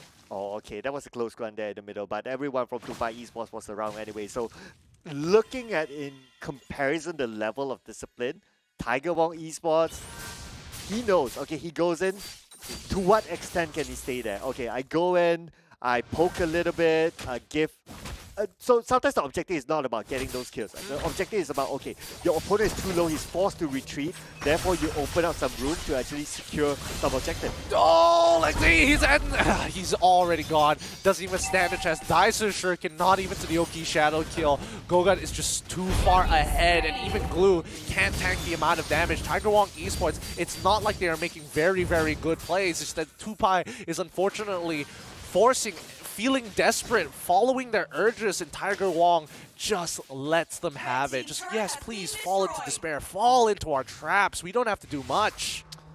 At this point, it feels like the same scenario as before, right? Like, there's nothing. How is Tupai Esports going to scale from here? And plus, they're very dependent on Mitsuno. If he doesn't have space to farm and they're pushed in on behind, I don't know, man. It's kind of tough. So now, the best thing they can do is that hope for a pick-off.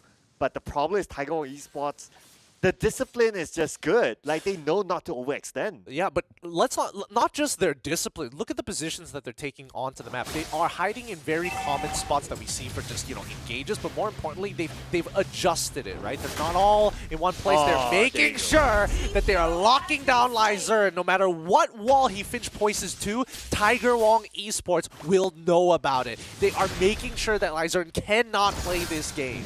Initiation. This is where we did talk about the Kufra usage for Daddy Do. He initiates, great. And that's what they needed because they don't really have a strong initiator on their side. And he made good use of it. He knows exactly which bush to be at. And by him doing that once, can you imagine the psychological damage that is done onto Tupai Esports?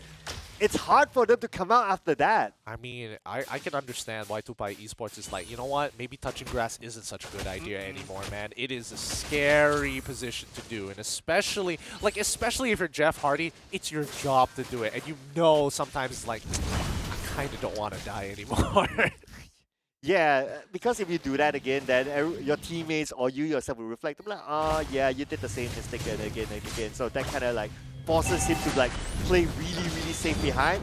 But if you do that, come out, whoa, wait a second, wait! What? Oh, that was so fast! Rexy's ultimate pushed them to the side, which bought him an extra couple of seconds for the feathered airstrike to just bombard them from the top. Zafril straight for the crystal. He's trying to end this as soon as possible, but no minions just yet. As now Tiger Wong Esports, the final nail in the coffin is here, pushes him aside. The stolen feathered airstrike is going to clear off the waves. The crystal isn't dead just yet, but the second waves have collapsed on the inhibitor turret. Tiger Wong want to end this, but they also can at the same time. Another feathered airstrike just to show dominance. They need to put a full stop to this. This is just cyberbullying at this point. They can end the crystal, but now it's going to be Tupai Esports' opportunity to try and turn this around, defending the base from all sides. When do they call it quits? Oh. No, the disrespect coming in from Zafril. He doesn't care. He has Inspire. Too farmed, too ahead, too strong. Tiger Wong takes game number 2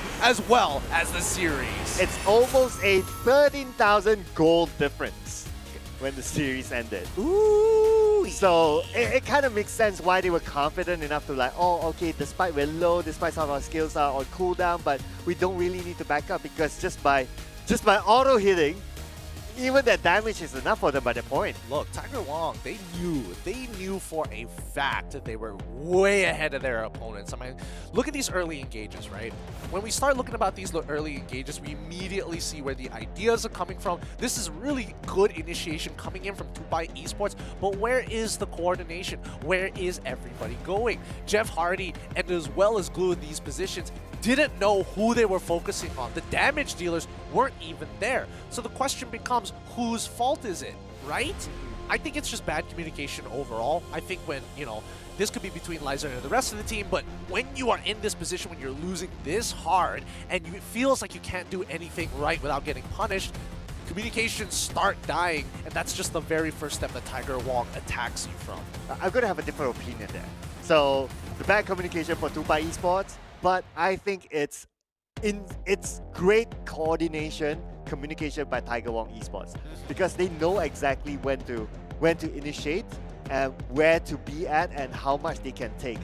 Just like what you say, okay, Zafril, he's in front, he takes a lot of it, and look at the initiation at the backline for Daddy Do They Know from the outside of base. So it's just them saying that, hey dude, all of us, our skills are low or cooldown, our lives are low, but don't worry, I got this. You just need to chill out. I know how many more seconds that you have your skills. Just come back in when I give the cue. And that worked out for them. It worked out phenomenally. And I think, Tiger Wong are really starting to find themselves in the Snapdragon Pro Series. They're doing a great job. Like, instinctually, Daddy Do They Do has what it takes. He knows what he needs to do.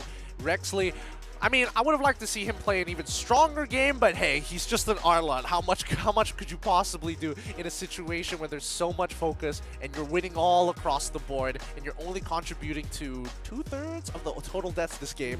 Yeah, I mean, yeah, it's a whole team thing, right? So no one to me like really stood out. I thought it was a team move. I would say that Rin stands out a lot. Okay. I think he thinks outside of the box a little. He understands how laners work, and he punishes them so bad. Like the level 2 engagement coming in from Rins as well as Rexy against Letzi down in the bottom side. If I was Glue, I'd be furious. I would be furious. You took out my flicker. I didn't even get to hit level 2 at that point of time.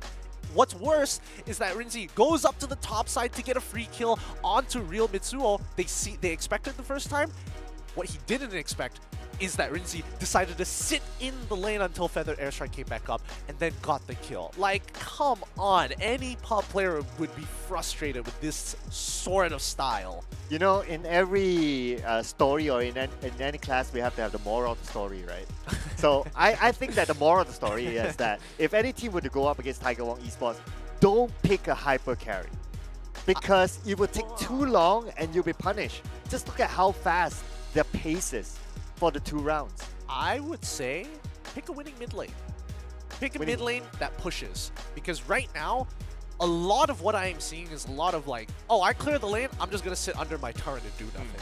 And I think that's a terrible habit, especially if you're trying to optimize every little thing you do. Take a position on the side rushes. Take a position in on the river. Make sure that there's no wards in the game. You have to be a living ward. So not Valentina then against them. I would say I would have liked to see Yves a lot more, personally. But then again, it really comes down to the personal preferences. Safril, the ego challenger of today. This man was like, I'm so well built, I'm willing to take on 4 people at once. That's how good I am. That's how strong I am. And it states, perfect, 10 KDA with a GPM of 905. And you thought 7 KDA was sexy. Look, 7 KDA is sexy. This got me bricked up, let me tell you. Oh boy. Man. My mouth is salivating at that KDA. God dang. Yeah. Safril played a phenomenal game. I think, you know, he's really good at letting someone bleed out. Like against the carry, he zoned her out at 2 levels. 2 levels worth of gold at the same time. Well done. Hats off to him. Hats off to him. Definitely. I had no doubt about this. But I would like to give the honorable mention to Daddy Dudedo. I felt that he definitely knows how to execute stuff, and it was all dependent on him, especially on the Kufra game. Like, no one else could really start the fight, and he was the best person to really execute, especially that he has a really good range. So he did it very well. And he did it like, it's not like I go in and hope my teammates come to me. It's that he knows that his teammates are around, and the moment he executes it, they just go all in, rather than his teammates are unprepared. I mean, like his name, he has very good timing. That's all. That's all I can say. He's really good at timing it well, but more so to make sure that there are points of impact for his team, rather than just like, here's a soft jab. Yeah. I'm just Walmart Paquito. Heavy gloves.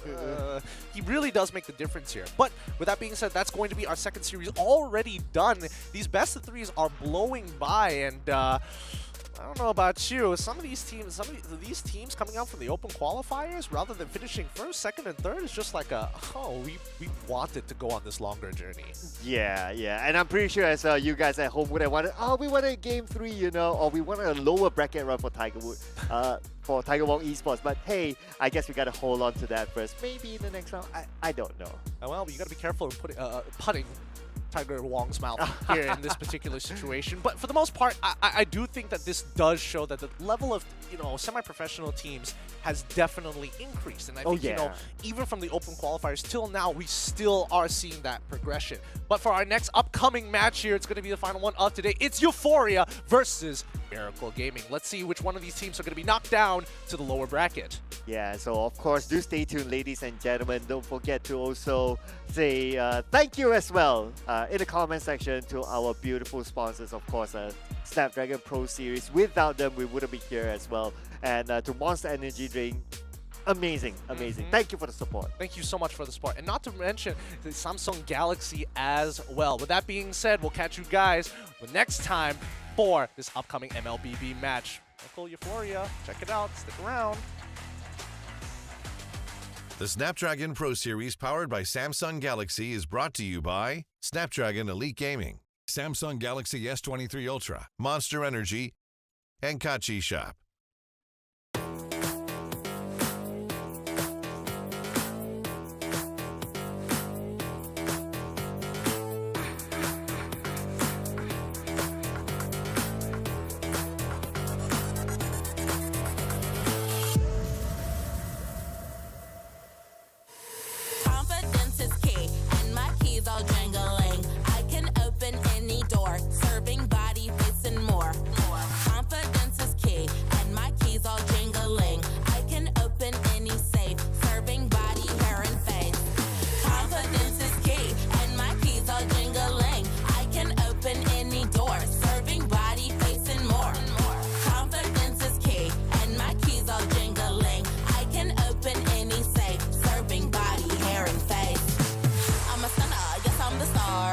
tone, yeah, I raise the bar. I go to work, I make it look easy. Play hard, work smart, I'm easy breezy. Sugar daddy, no, that's honey. Don't give him any sugar, he suckers me all his money. Wanna live lavish, you need a clue. Then look to me, I'll tell you what to do. Do. Repeat after me. Confidence is key, and my keys all jingling. I can open any door, serving body, face, and more. Confidence is key, and my keys all jingling. I can open any safe, serving body, hair, and face. Now bring it out, it's your time to glow. You all the baddest, put on a show. Don't be afraid, let everyone know. Don't be shy, just lose all control and work it. Go hit a full split, tear up the floor. Go ahead, snatch those whips. Repeat after me. I am the vixen, I am the stallion. I don't need fixing, but I do need all your attention. All these diamonds on me, they glisten. When I talk, yeah, everyone listens. Cause I'm somewhat of an addiction. Now work those hips and thighs. You're out here changing lives. It's time, so let's get wild, wild, wild, wild. And put in work. Work.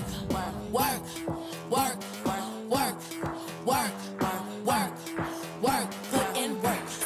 Work, okay. Work today. Work today. Work.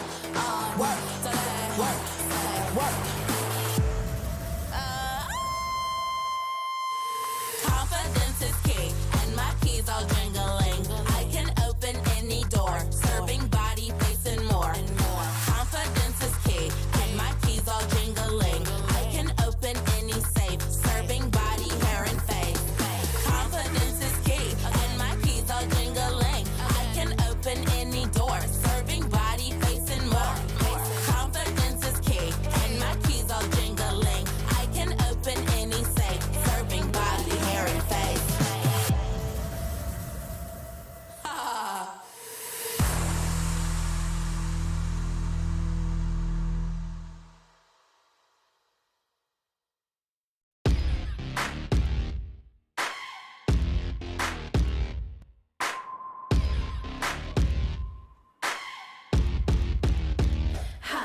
I'm a punk chick, and I make you wanna ride around town with my own clique.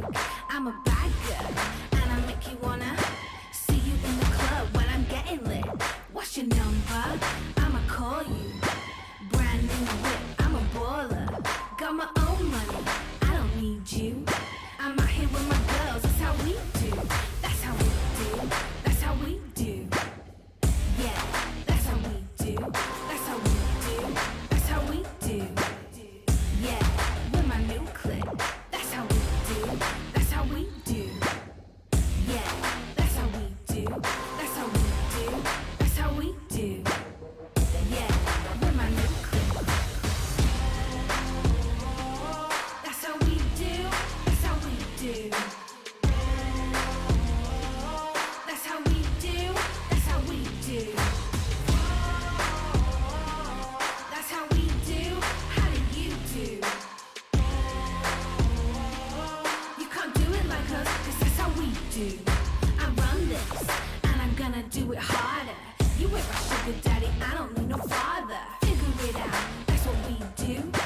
Riding around town with my whole crew. Yeah, see me in the club, getting tipsy. Never gonna kiss me. Hell no, a drink will convince me. Got my own money, I don't need you. Out here with my girls, that's how we do. That's how we do. That's how we do. Yeah, that's how we do. That's how we do. That's how we do. Yeah, with my new clip. That's how we do. That's how we do. Yeah, that's how we do. That's how we do. That's how we do. Yeah, with my new clip. Welcome back, everybody. MLBB Snapdragon Pro Series, brought to you by ESL, with me, Getting Q, and as well as Sir Cloud here at the desk for our final series of the day. We've been seeing 2-0 sweeps all across the board. Will this game be any difficult? Euphoria versus Miracle. Let's talk about it here. It's been a tough day for Malaysian teams, and I mean, Philippines are still looking strong even at this level. Yeah, I mean, we had a lot of conversation about the strength of region, especially since the M series and a few other series before that as well. However, here's a fun fact about these two matchups. Right? So Euphoria, they qualified directly into the Challenger Series, which is right now. However, for Miracle Gaming, okay, if Tiger Wong Esports, they were second place in the previous qualifiers. For Miracle Gaming, they got eliminated at the lower bracket round 3. But because there's that amount of slots, so that's why they still qualified to this round. But based on that record, I'm a little bit scared for Miracle Gaming. Look, Miracle Gaming is going to have to put a lot of work into this one. Euphoria, oh, they're not a team to be messed with here. Recently, I've been hearing some news, you know, Brand Esports as well as Euphoria coming together to make something happen. I don't know how many of those resources have been shared, but Euphoria Esports here today. Heads God, Vino God, Ryujin God, Zinto God, Yoshi God are here to make a name for themselves. Wow, we are going up against all the gods. I mean, it's a pantheon up there. It is, woohoo! I mean, I like the fact that they came up with gods. I just love that Heads was like, nah, I'm sticking with Heads God. He's like, yes, this is the way.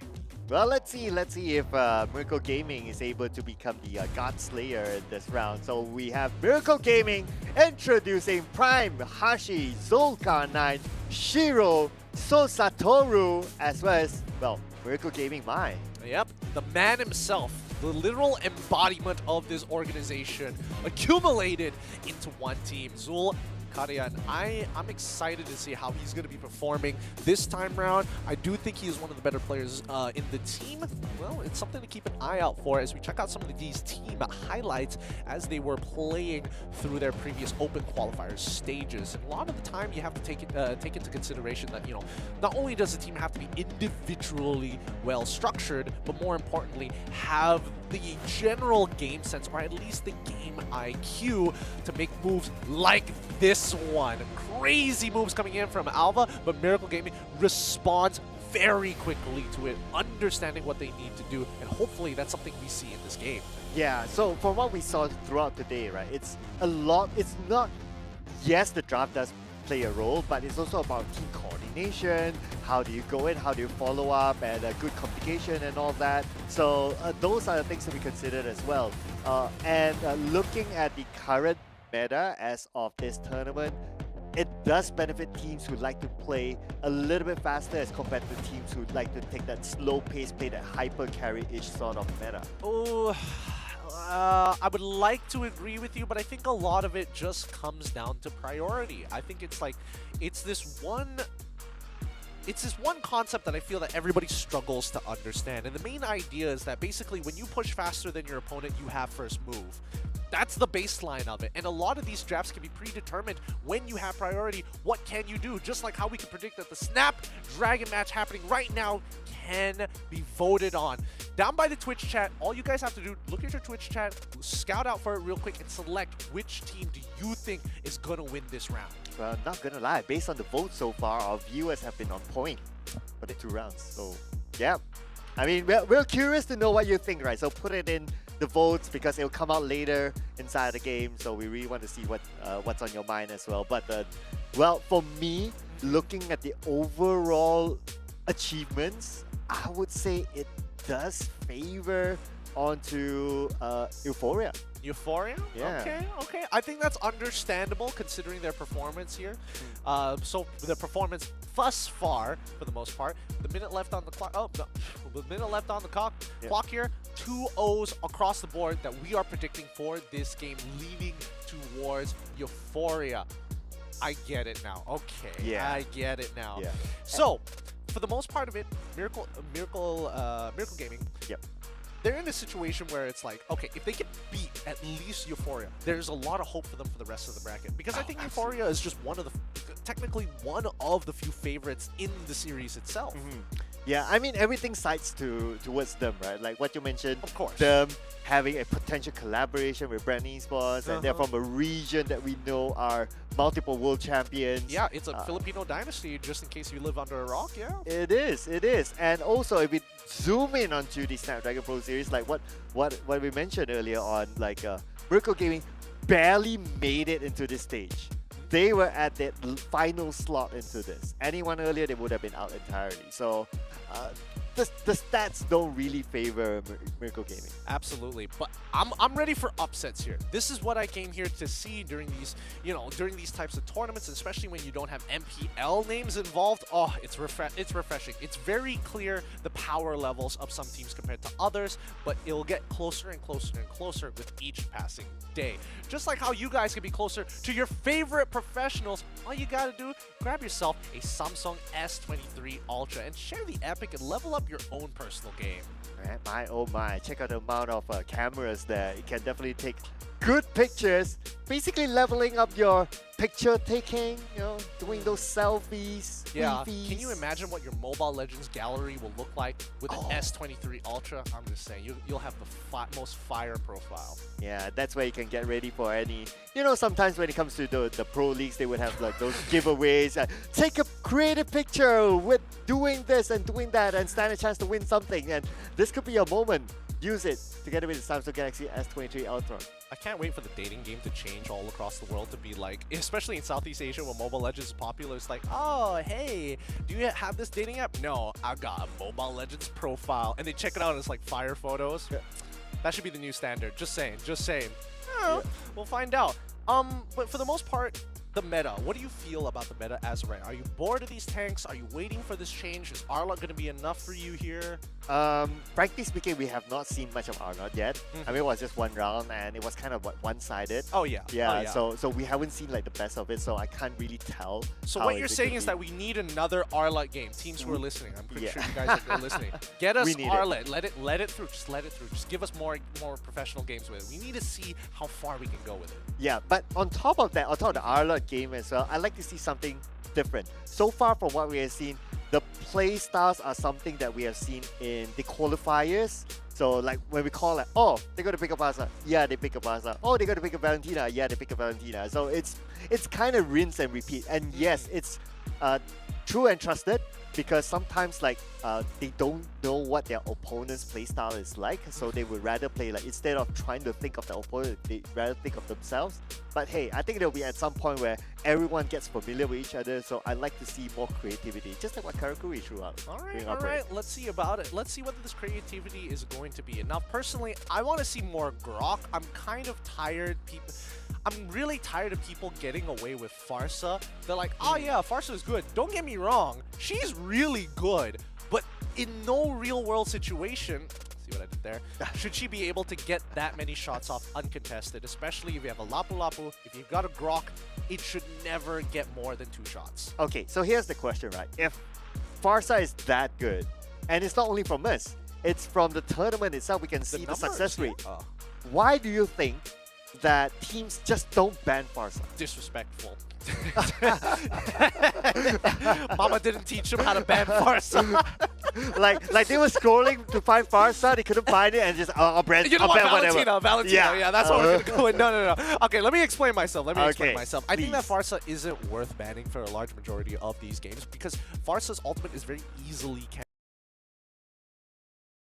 necessarily have to be hard CC. A lot of soft CCs actually knock her out of position, Any displacement effect will pull her out of the animation entirely. Anybody who has a gap closer and threatens her position, most would have to say so. Like, even if she gets all 5 shots, I expect her to be at 1 HP. Somebody has to do something about it, but nobody's brave enough to do it. So here's the thing about our, at least for today, right? So whoever picks Farsa is a 100% win rate. Yes. Right. So, and that's also because I guess the setup right in front of Farsa is really, really good. They really know how to zone out their opponents. Agreed. So that's one thing.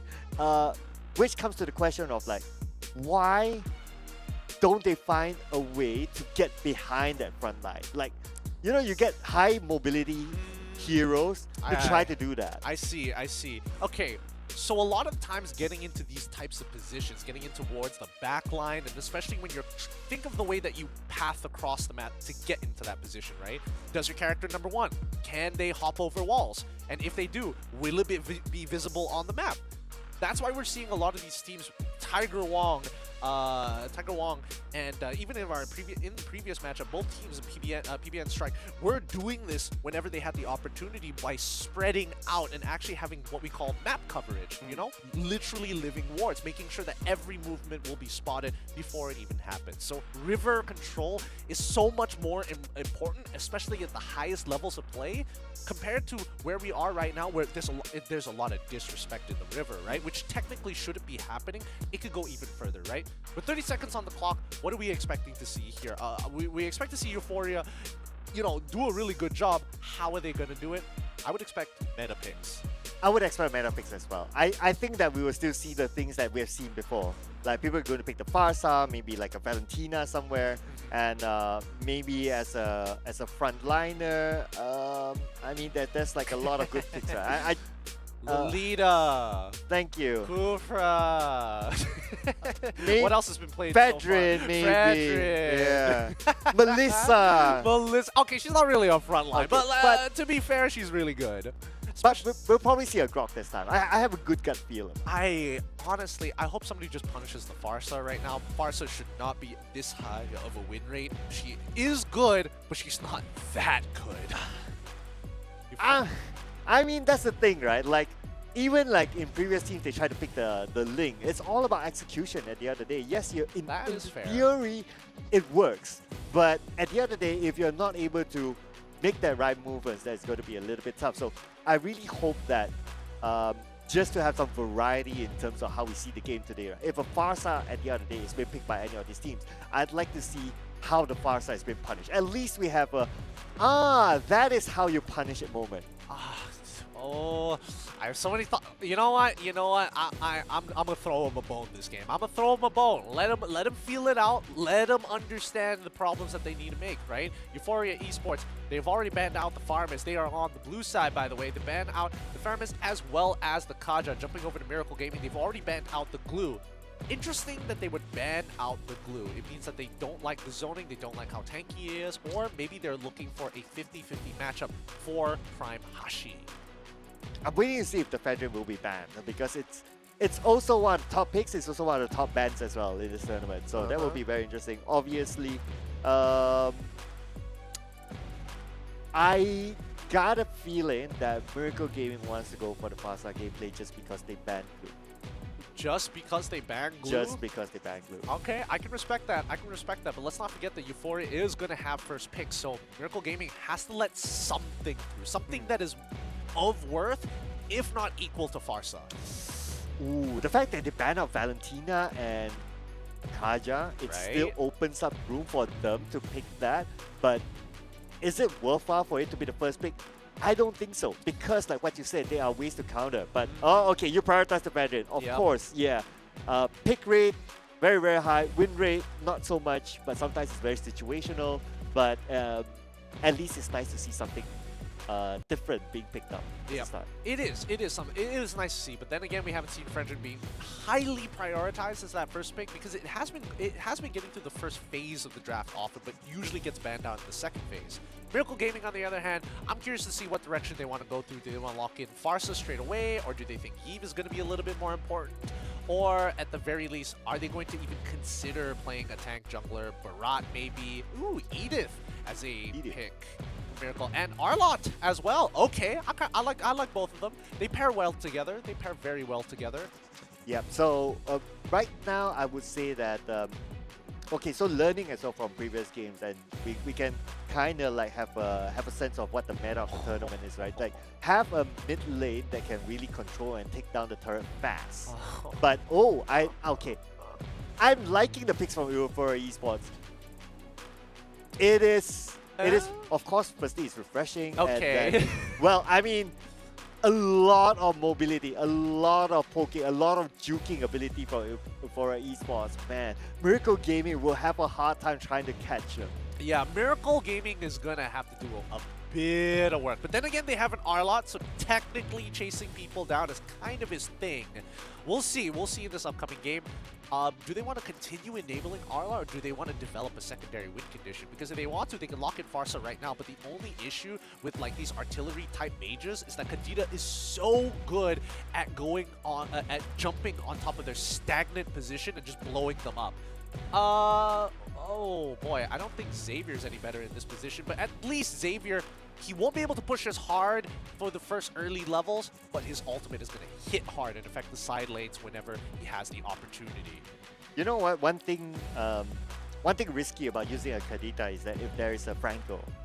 So like Kadita moves in and then reappears back.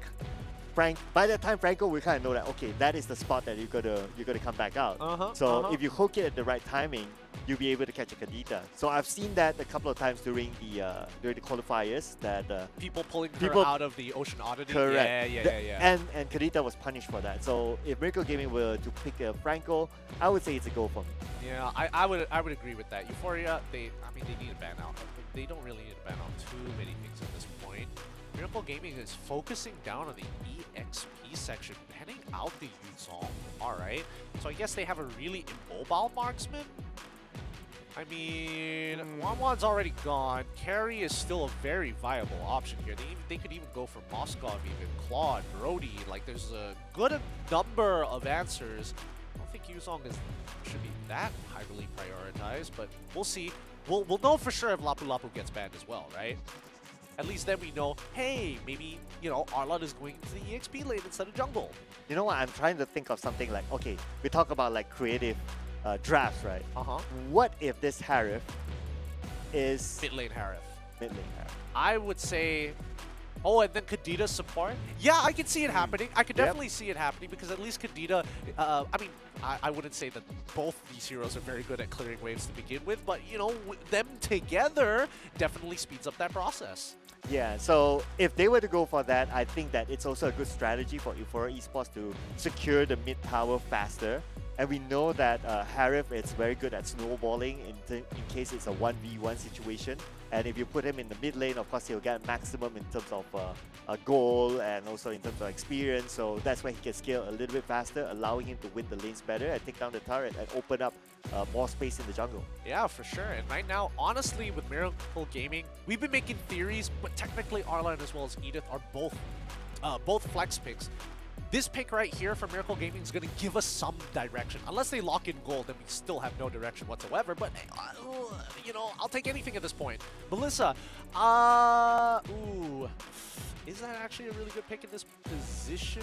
I'm not 100% sure there, but I think Euphoria Esports are doing a very good job here.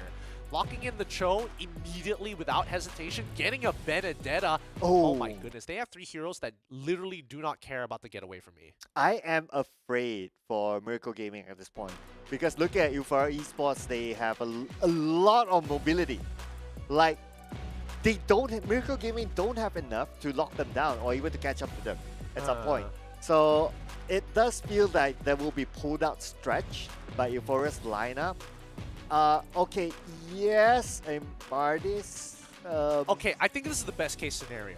This is the best case scenario because it does tell you, hey, Arlen, we need to figure out whether we want to put Arlen in the jungle or into the EXP lane. If it's up against Benedetta, it's a real big waste of time. Benedetta is always going to push faster than you. You can, like, by the time you hit level 2, she has the eye for an eye, so it's basically you can't kill her even if you tried. And we still need to have a strong early game, and how we're going to achieve that is with the Martis. He will be playing towards, my guess, the gold side of the map. We'll see how Edith does, because we know for a fact mid lane is not going to anybody's aid. They're just pushing waves and then rotating accordingly. But here's going to be a problem for Miracle Gaming, right? For esports, they have options. And so many. So many options. They can take fights, they can take pick-offs because of their high mobility. They can even go for the side lane push. Yeah, so a lot of options on their side. Whereas for Miracle Gaming, they're very limited, and I worry that if they go for the side lane push, there's no counter for Miracle Gaming. Well, I think that Miracle Gaming must keep in mind, they let me think about it for half a second. Yes, they will outscale their opponents at the very end of the game. And that's if they make it there. So right now, where we see it as Euphoria on blue side up against, oh boy, this is against Miracle Gaming on the red side. Oh, I'm already nervous with this. Like, somebody could die at any moment, and that could change the game. Yeah, they're already starting off in the middle, so they're just trying to stamp their feet at this area. I think that Miracle Gaming, what they wanted to do is that they wanted to try to see if they could invade the jungle for Euphoria Esports side, so that's why they were gathering there. But at some point, they thought like, okay, so there's like 3 people on the side of Euphoria Esports there at the river, so okay, nope, we abandoned the plan. Yep. So by them doing that, that means they lose a good minute, I would say, of farming. I wouldn't say it's a minute, and I think this is first blood Okay. right here. The Wait, disrespect from Yoshi here. Unfortunate, shouldn't be pushed up that far, and definitely should have passed again towards the top side of the map, towards Shizo God. But for the most part of it, like you mentioned just now, the time wasted is very minuscule at the end of the day. Because we look at Venogod compared to Zulkarian, slight advantage for Veno only because he's been farming a little bit faster and got the Little Wand.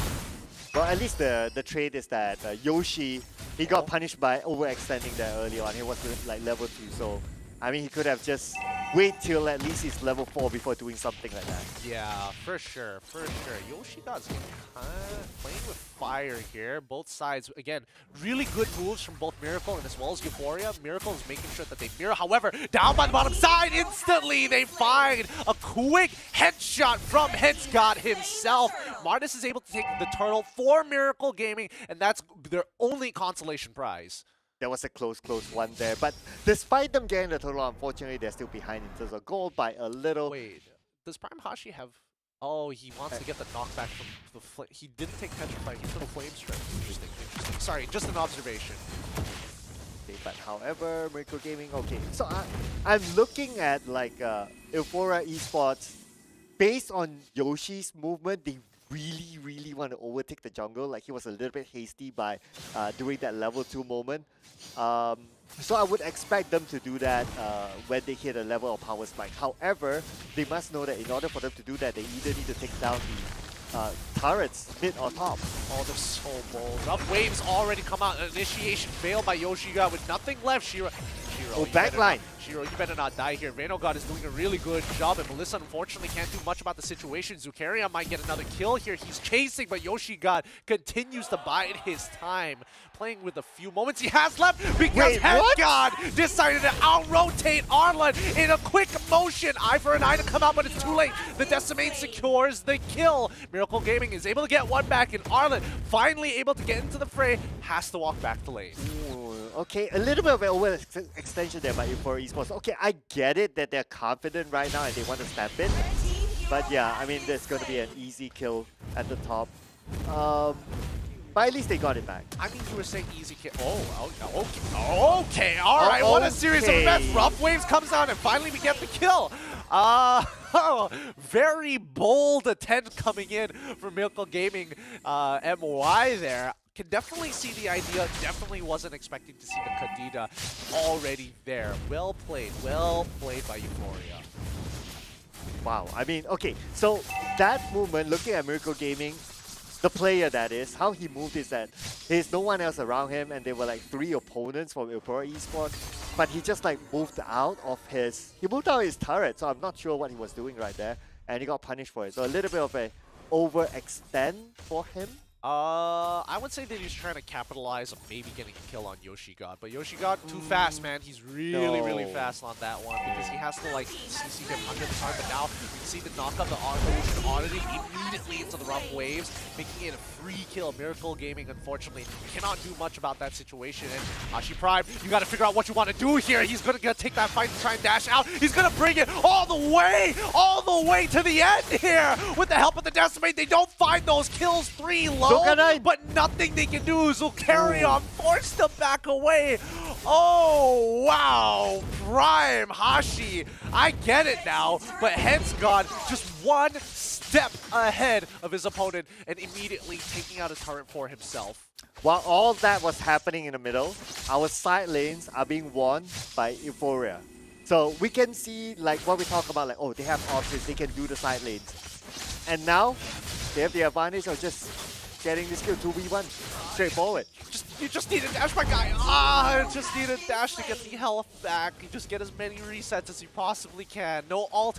Can't really do much about that. He tried his best. This will carry on. He can't afford to die as well. Headsgod is waiting for an opportunity, but realizes this might not be as easy. Oh, the engagement perfectly done from Headsgod. Has it had his Petrify up, made sure that there was no guarantee of survival. Vanogod is level 9, while the rest of them for Miracle Gaming level 6, level 7. Look at the gap there. Yep, they're getting gapped hard. Ryujin finds the play for himself. A double kill.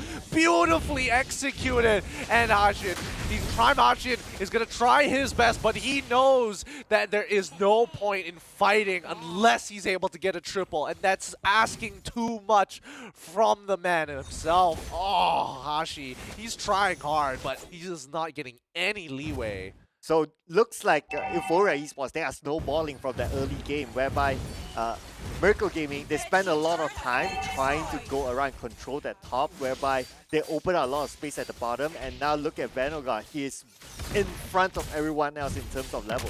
Oh yeah, but again, Euphoria just focusing down on Eden. This could be their downfall. As Mew, with the Inspire as well, managed to find one instantly. They got the trade back. Ryujin Gachin does not deserve to live here. So carry on the chase. Decimate to shut him down. And even Hashi is here to ensure that nobody else will mess with my teammates. He's actually taking that fight in the middle of two. It's not necessary, but Hashi is confident with the backup from Shiru. He's trying his best. Razor's Wrath doesn't kill him just yet. Hashi finally dies his Zulkarion. Just wondering why it had to go down like this. Dude, you have 3 people onto Vanogard, and look at how much health he lost. Only like about 20%. I mean, to be fair, I will say that Prime Hashi really wanted to kill Headsgod more than he wanted to kill Venom, and understandably so. But in this 2v2, it could be all the differences. Mew is doing at a foot. Oh, he is just cutting them down.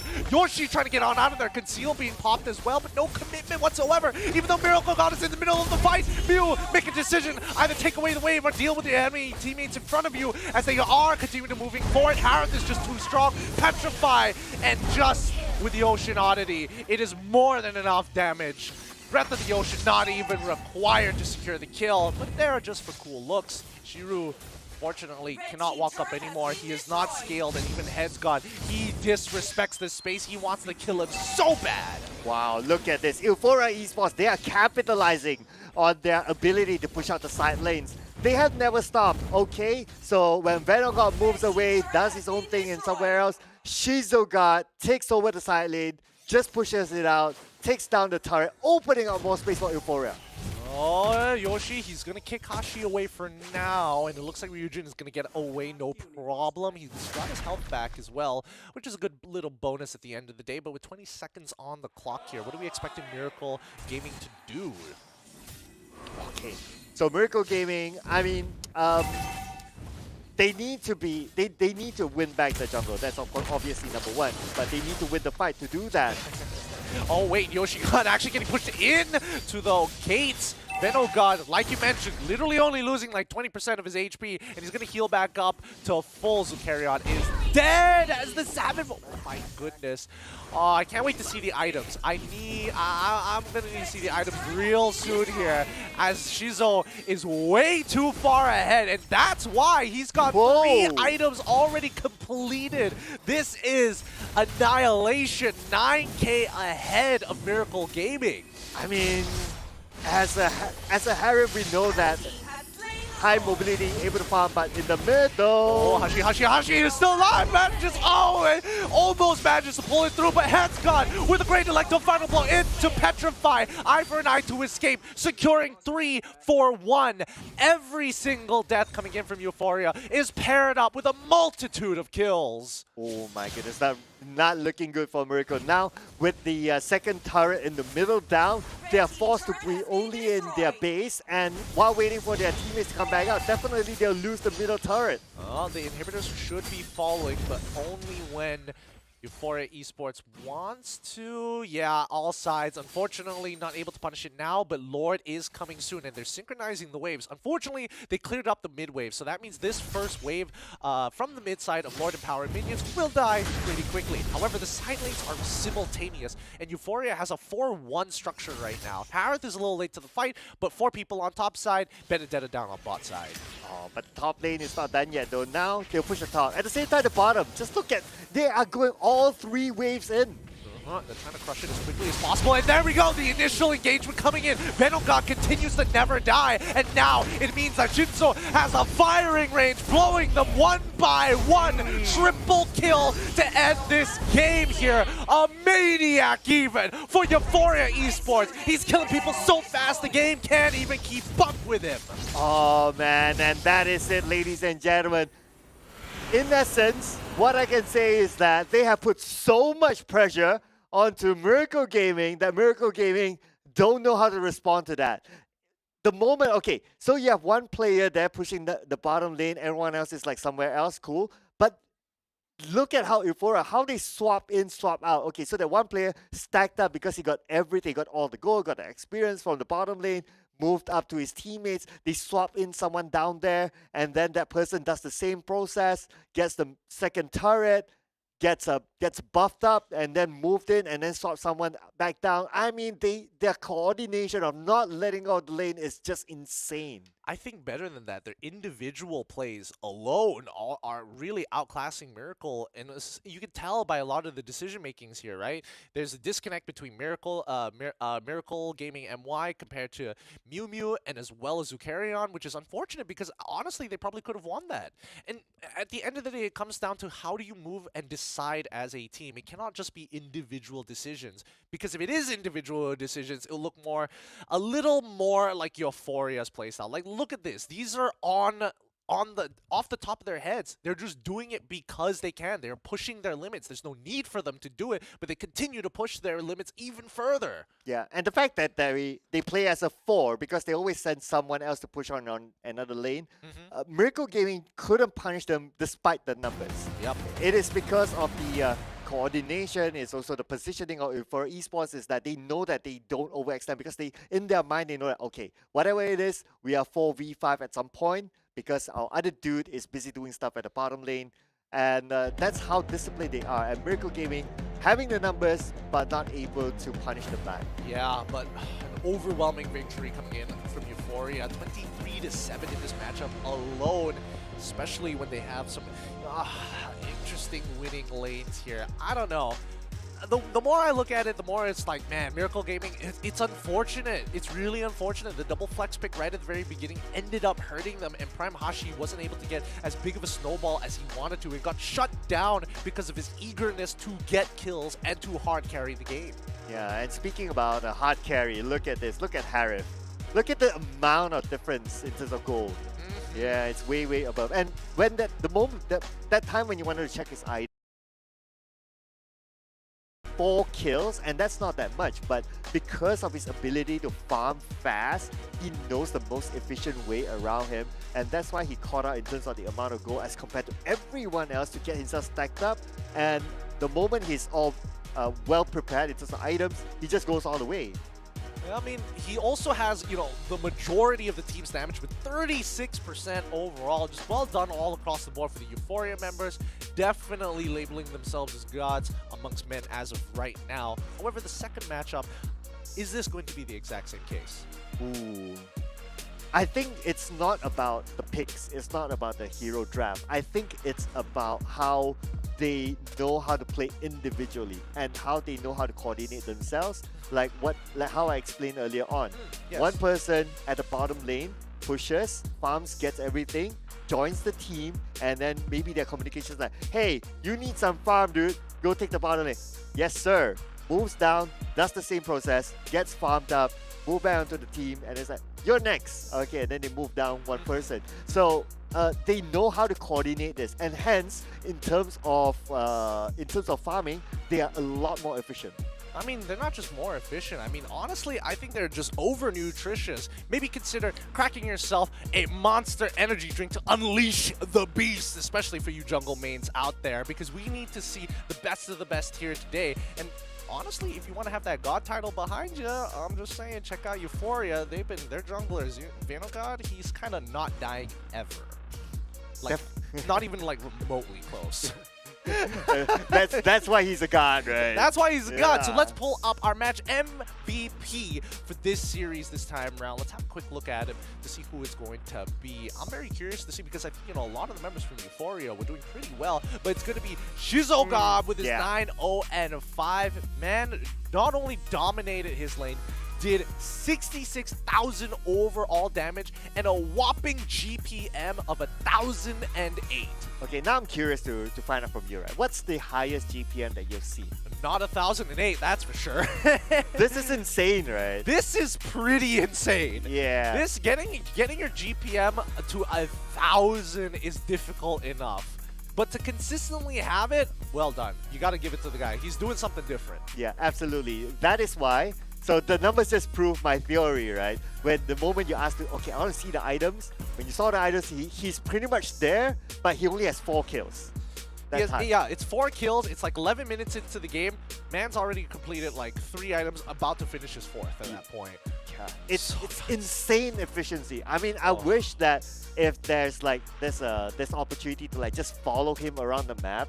Like, we just zoom in. Okay, player cam is only him. I really want to see how he's so efficient in terms of his farm. I'm sure he's got a stream. I'm sure you guys in Twitch chat know his stream. I mean, link it and start sharing it to people. But for our upcoming match here, Euphoria is already 1-0 against Miracle Gaming. Can they bounce back from this? Miracle Gaming, they got to clean up a lot of their decision makings here. They need to be a team if they want to stand a chance against Euphoria, because right now, they're just looking like gods. Right. So I think that in order to try to win against Euphoria, is that they need to quickly win lanes. Like, even though maybe they're not as coordinated as Euphoria to like, okay, do that swap in, swap out sort of thing, efficiency, but at least that if they can punish one lane, and then they can spread that punishment to like, okay, we punish one lane and then we go to the next lane and then we go to the next lane as a team instead of trying to like go 1v1 against, or like 4v1, or just trying to win all the lanes at one go,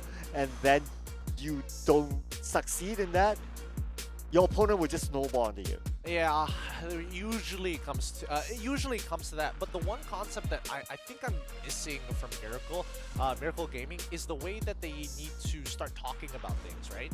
I think, the biggest misconception is that, oh, this person wasn't aware. No, that's not the case. If one person isn't aware, the whole team isn't aware. Every movement on the map, you're taking space, you have to give up space. You can't just keep on taking. And that's when you see these quote-unquote picks occur, because somebody was unaware, somebody was taking more space than they should. So Miracle Gaming, they need to clean up their communications into how they decide. If somebody is pushing their advantage on their side of the map, somebody needs to start backing off, because the opponent will continue to respond no matter what you do. Okay, so speaking about respawn, now we will see how Miracle Gaming responds to this. Getting rid of Fredrin is a good start. Yeah, it is a good start, but was Fredrin really the one? Look, do you know how much damage Xenogod took?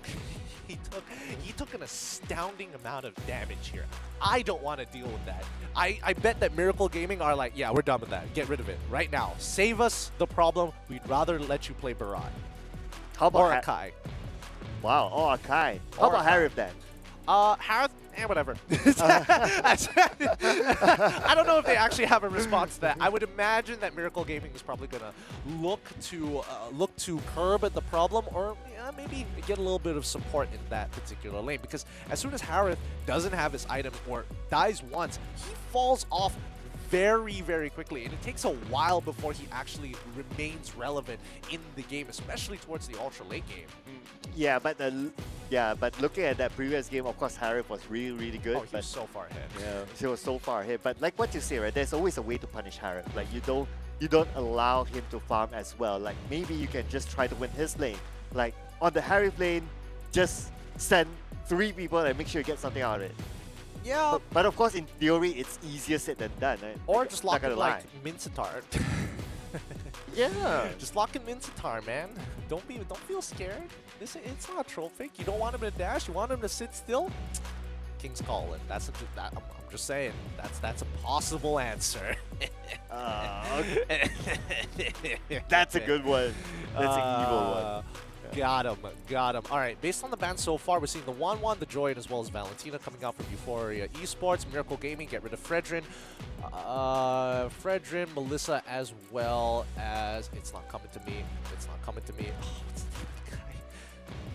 of the guy? Guy. Ghostly Apparition. Farmus, there we go. There oh my you go. goodness, that took me way too long to figure out. Ugh. It's been a while. It's been a while, man. I'm getting rusty. I'm getting old. Okay, so this will give us a clue, right? So this first pick, let's see here. Okay, a glue.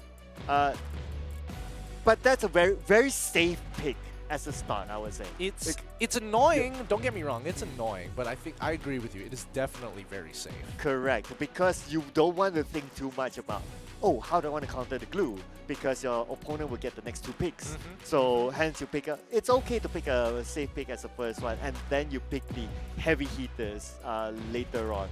So we may expect to see Harith maybe in this pick, or maybe even the next one, I would say, at max. Well, we'll see, because Euphoria Esports have opened up a little bit. The Fanny has been locked in, and knowing how most pub players, tier 2, tier 1 teams, everybody just seems to know how to play Fanny. So let's see how much impact it's actually going to make in this game.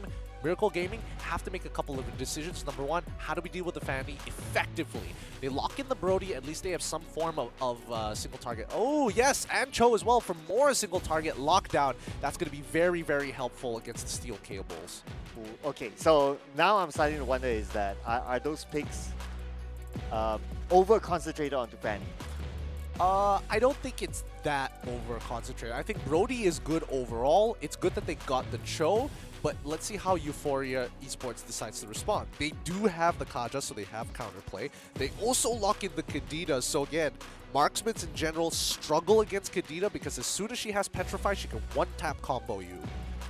Right, so this is where my wish list is for Miracle Gaming, right? Okay. Is to try to win 70% of the jungle early on. like from the get-go. Like we have seen strats whereby people just start off like, okay, I want to take the purple buff on the other side. Something like that. Okay. Yeah. So not only do they have to take the purple buff, but they also have to take one more camp just so they can win 70% of the jungle. If they get the purple buff, I'll be happy enough. But if they get that, then 70%, wow, you guys are amazing. Because of the Fanny. True. Very heavy purple buff hero, especially early on. It really is. It really, really is. We'll see. We'll see how this is gonna go. We're seeing the Akai ban. We're also seeing the Martis ban as well. People who are pretty good at invading into the enemy jungle. We see the Moskov banned out for the side of Miracle Gaming. Final ban here, my guess is it's also going to be in the gold lane, right? Or do they just ban out Harith early? Right now, I would say it doesn't matter, I guess, whether they ban out the Harith or not. I would say that it matters only because Harith is able to clear the wave a lot more effectively compared to most marksmen, I would say, other than like Moskov. And even then, he has his own nuance. But Edith gets banned out. Yay! So that means Harith will be the pick? It's likely. Well, I wouldn't say that it's not only likely, because you can go for Lunox as well, and Lunox is not that bad of a pick overall, can at least sustain against the Brody, won't get bullied as hard overall, hyper defensive like I mentioned before. He can technically still go for Claude's still available if he wants to. Beatrix at the same time, also pretty relevant. Like, there are many options for Euphoria, but Euphoria wants to ensure that there aren't any holes in their gameplay. The Benedetta gets locked in once again, and I think that's a really good pick. You know, Blue versus Benedetta, nobody really wins. It's a little more Glue favored in terms of the matchup, but Benedetta clears the way faster and responds way faster to fights. Okay, I'm trying to think as well, like, if there was a Kaja, obviously there's a Kaja, like, who would Kaja try to target? Brody, or worst come to worst, yeah, you pull Glue out of the way. you pull glue out of the way. Yeah, Ooh, just so that it doesn't zone the entirety of your team. Because the team is very dive heavy. Let's admit here, we got 3 technical initiators on their side, right? They have the Benedetta with the Petrify in the Electro Final Blow, covers a wide range. We also have Kadita, huge range. You know, just needs to get in close. Oh my god. Okay, now this is going too far, man. Just lock in a tank and the game is pretty much set for you. The Saber lock in for the side of Miracle Gaming here with and they also made sure to get the Julian on top of it all. So now Euphoria Esports, it's very clear to them what they should do. I do think the Harith is still a little disrespectful, but it will get the job done. Okay, so I'm looking at Miracle Gaming right now, right? It seems that they have 2 hard single target lockers, Cho and Saber. So I don't know. Is that a little bit overkill? I'm not. I think they're a little bit thinking too much about how we want to get the Fanny. Okay, I mean, to be fair, we could both be wrong about this, right? Miracle Gaming, they could pop off at level 4. Let's just see how much of a snowball this is actually going to affect in the game. Because again, we don't get to see compositions like this very often. So here's where, you know, I'm very used to, like, you know, high tier levels of play, like just like fine wine. But when you come down to this level, and especially when you see logic like that, you can see where the mindset is going, right? They think that Fanny is that much of a problem that they have to shut it down. And not only that, they also have the benefit of, hey, he locked in Harry, so if we effectively use our tools, we could shut down technically 2 of their carries before the fight even starts. And let's jump right into it here. Once again, it's going to be Miracle Gaming on the blue side this time with Euphoria on the red. Oh no. Okay, get in. Look at this. I did talk about like trying to get the 70% of the map, right? Yeah. But look who's doing it. Yeah. Euphoria is the one trying to do it. Yeah, they're doing pretty good at it at the same time. It's gonna be Cho in the jungle, not the Julian, but the Cho. Oh, dude, he's dead here. What is he doing? Come on, man. He needs to know his matchups. You can't be disrespectful like that. Prime Hashi, he is going into these fights a level down, deficit on EXP, and now Miracle Game might be in some trouble here instantly with steel cables coming through. Euphoria Esports doing a really good job winning their lanes and punishing enemy movements. I think what they have in mind is that, and why they do that is because, but before that, so Carrot ain't going away anywhere. Not just, he might actually make it out here. Does he have one more shot? No, don't go back in. Wow. Don't go back in. But now Julian finds his first initial pick at level 3. He is where he wants to be. So this is going to be a Saber in the support section. All right. Very interesting thought processes here. Okay, another thing I wanted to point out is that the fact that they have a Saber together with a Cho in the same lineup is that who's going to get the purple buff? Cho. Cho, definitely. But yeah, honestly, I think that took a while, right? I think Shiro is most likely going to be taking the purple buff at this point of time. Not sure where those blades were going, but hey, if it was forward, you probably get a kill there. Turtle is already up at this stage of the game, and we can see that Zulkarion, he's almost about to hit level 4. He doesn't care about the turtle. It's all about snowballing out of control. The turtle isn't going to make any difference here. He sees Yoshi God. He's going to look for a kick. He's going to get on out of there. Somebody's got to make a decision here as the Divine Judgment already comes on through. Julian tries to get on out of here, but from behind, Fanny is going to clean up the mess that Miracle Gaming started. A little bit more. Mew Mew is able to flicker on out of there, and Venogod doesn't have enough. They back up, and even Prime Hashi giving away another kill. That is going to be a series of 5 kills in the span. 7 kills total in the span of 2 minutes and 50 seconds. And this is what you can get if you try to get the 70% of the map from the start. So Miracle Gaming, from our theory, is that they should be the one to get the 70%. But maybe Euphoria thinks that, yes they should, but what if we did? Then that's the total counter opposite towards Miracle Gaming, and thus Euphoria Esports, they are snowballing now. Yeah, and I think the one thing we didn't consider about Miracle Gaming isn't... he's gonna get one shot there. Oh no! Before he gets one shot, he actually tries to go for the triple sweep into the kick, which gets cancelled. The second half got cancelled by Yoshi God, and now Zirveno God is back at it again with his antics, cleaning up the messes that Miracle Gaming makes. My goodness, the cables came in just at the right timing. Wow, wow, wow. Ryuji actually bought enough time for himself. Or like, hey guys, come and help me. And it's like, okay, dude, I got you, no problem. Man, and now with the Zaman Force open, good thing that he's below the turret. He's still safe there, but my oh my, their coordination and when does the cables come in, it's just on point. Yeah, I mean, Euphoria Esports, just look at the way they play, and it makes so much more sense. Every time Euphoria Esports is in position to make plays like this, where is Venogod, right? Venogod must take his purple buff, where he's immediately going to run to the top side of the map to get his next camp. And even so, the rest of the Euphoria members are already there at the right place at the right time. If things go wrong, Venogod is coming back in, and unfortunately, they find one kill, but the killing spree coming up from Yujin might not be from Shijo isn't going to be enough. The kick comes on through, and Miracle Gaming actually come up on top of this trade. Ooh, a little bit of an overconfident there by Euphoria Esports because it's about 30 seconds before the turtle comes up. So you don't really need to really push that top lane. You might want to rather secure the bottom lane if you're really into that turtle. But I guess it's also about like, oh, we can take the fight, we're very confident, and that's as simple as that. Oh, did he get that purple buff? I think he stole it away. I'm not 100% sure, but Saber is already dead here. Shu can't really do too much about it, has to just let this go.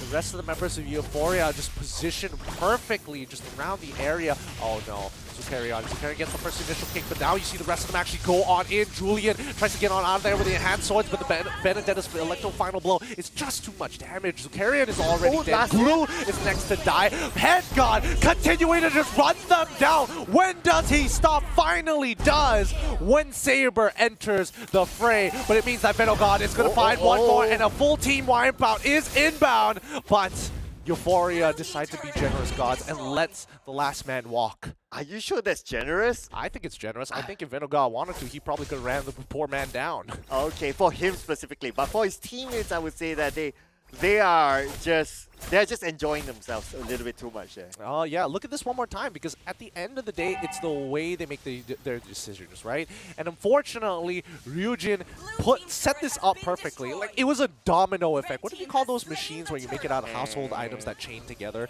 There's a specific name for it, and when I get it, I'll utilize it in cast. But Yoshikat's now in some trouble here, ends up dying at the end of the day. The split is going to come on through. Shizo, actually, Shizo pushing them into the funnel, down by the beat rider, and Venogod to clean up the mess. Miracle Gaming has started an absolute domination here from Euphoria Esports. Look away now, you're watching a massacre. And at the same time, Headsgod is just doing Headsgod stuff at the bottom lane. Like, they're starting to do like, okay, we make sure all lanes are being pushed out. Look at where Headsgod is there. And then at the top, we can see, okay, just look at the movement there by Ryujin.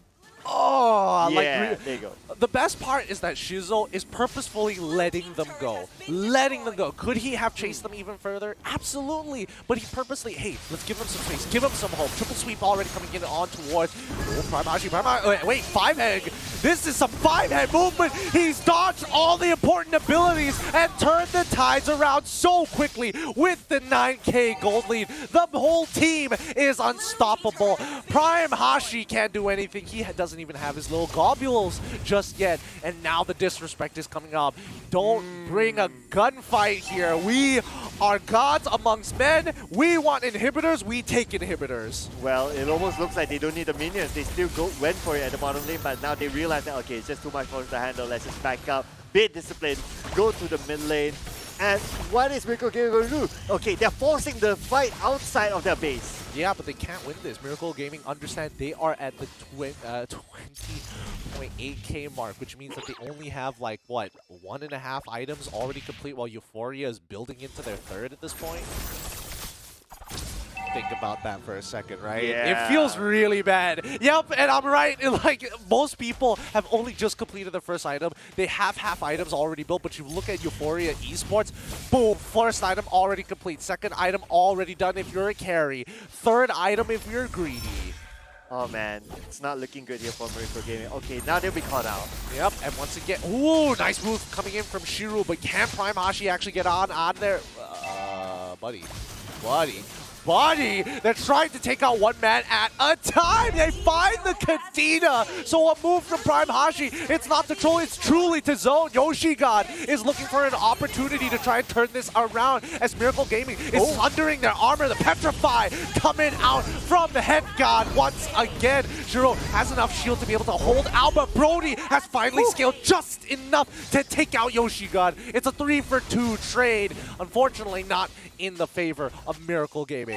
And they didn't even need Venogod for that. Just look at where he is. If Venogod was there, he probably might have been able to clean that up. But hey, you know, it feels like his brethren in this pantheon are turning a blind eye. Yeah, so I get the sense of like Euphoria Esports, like they're divided right now in terms of there are a few of them would like to have fun, so they just go for the fight. Where some of them were like, okay, I want to chill, I want to make sure that we be disciplined.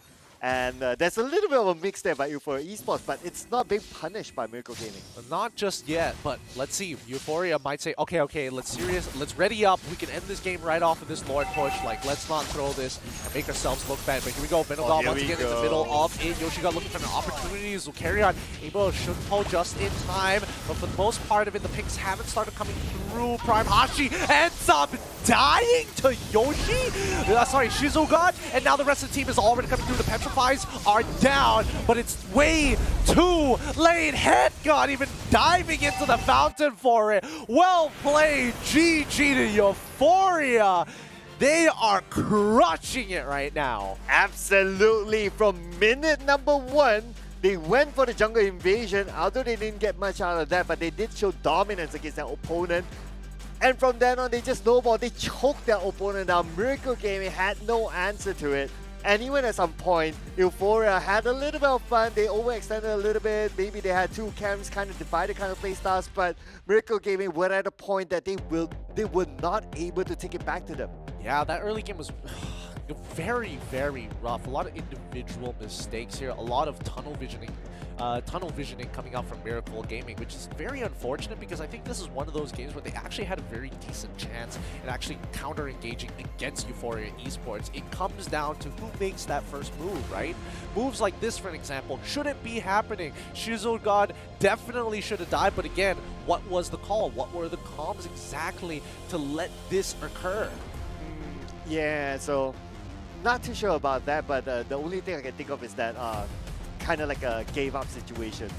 I think they realized that they realized they couldn't touch him. They couldn't touch Shizogod. He was just way too far ahead. Every single time they put damage into him, guess what? He chrono dashes again, builds that shield back up, and he does it every second of every moment. They could have turned on him as soon as it timed out, but then again, you start seeing people like Ryujin who continuously just one-shots the backline. He's trying his absolute best here, and I feel really bad for Mew Mew because again, he just doesn't have the space to play. But you know what, Gideon? We did talk about like, oh, are they having those single target locks because they want to focus on to Fanny? And they couldn't lock Fanny, not even a single time. No, not at all. I think, you know, Miracle Gaming, they have to understand the composition a little bit better. You look, you engage, you disengage. That's it. Nothing more, nothing else. You don't need to be sticking around to press an advantage. Your whole composition is about picks. And unfortunately, Euphoria Esports, they just played a much better game.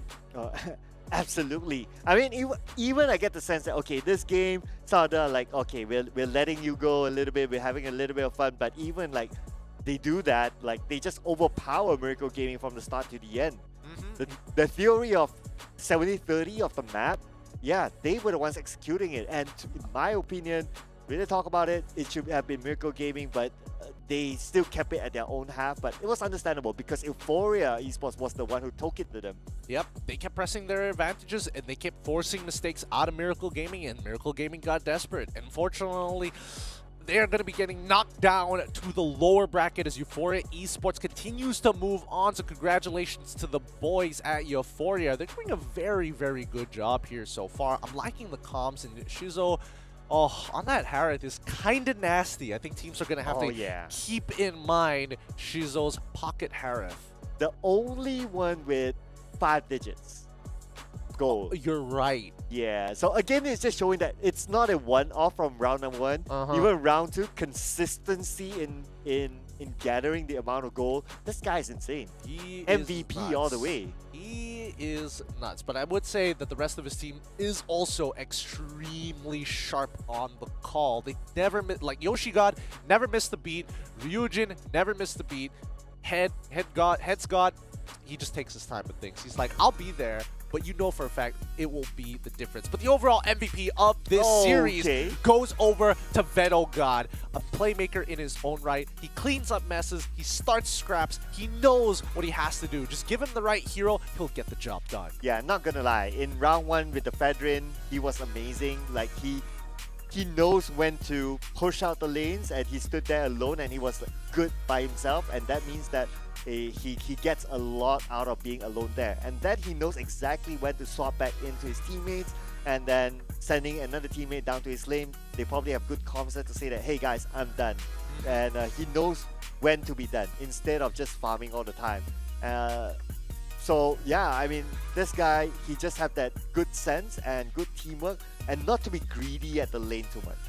Yeah, it never needs to be greedy, because again, the changes to the way the jungle blessings work, you take less EXP, especially in the earlier stages of the game, from the wave until later on. But overall, really solid games. I mean, these are some really promising talents, and I'm surprised.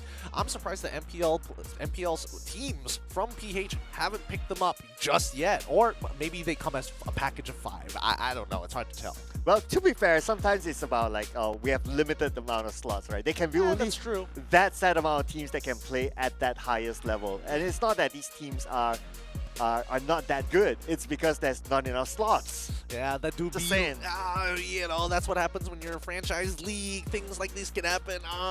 So many things to get involved with. But at the end of the day, we have a couple of questions to the MVP of this match. Let's bring on over Venogod for this interview here we have today. Hello, Venogod. How you doing? Hello. Venogod, I just wanted to ask you, throughout that match, did you ever feel like nervous, or did you know in your head before the game even started that you were gonna win? I'm a little bit nervous, but I believe we can fight Miracle Gaming full potential. Right, a lot of confidence there is seen from Venogod. Okay, so Venogod, we also noticed that you guys have one of the fastest farming capability in terms of gold, right? So can you tell us a little bit about your secret sauce, right? Like, how do you guys train to be so efficient in terms of gold farming? We train 10 hours a day, every day, Sunday rest day, and then when in our free time we review our game. Wow, every day 10 hours. That's a lot of work. All right, Venogod, I got a spicy question for you. You can answer honestly if you want to. If you could replace any team in the MPL PH right now and take their slot, which team would you want to knock out? That's a hard question. It is. I think none of them, because all of them are all top tier. Below, we are below them.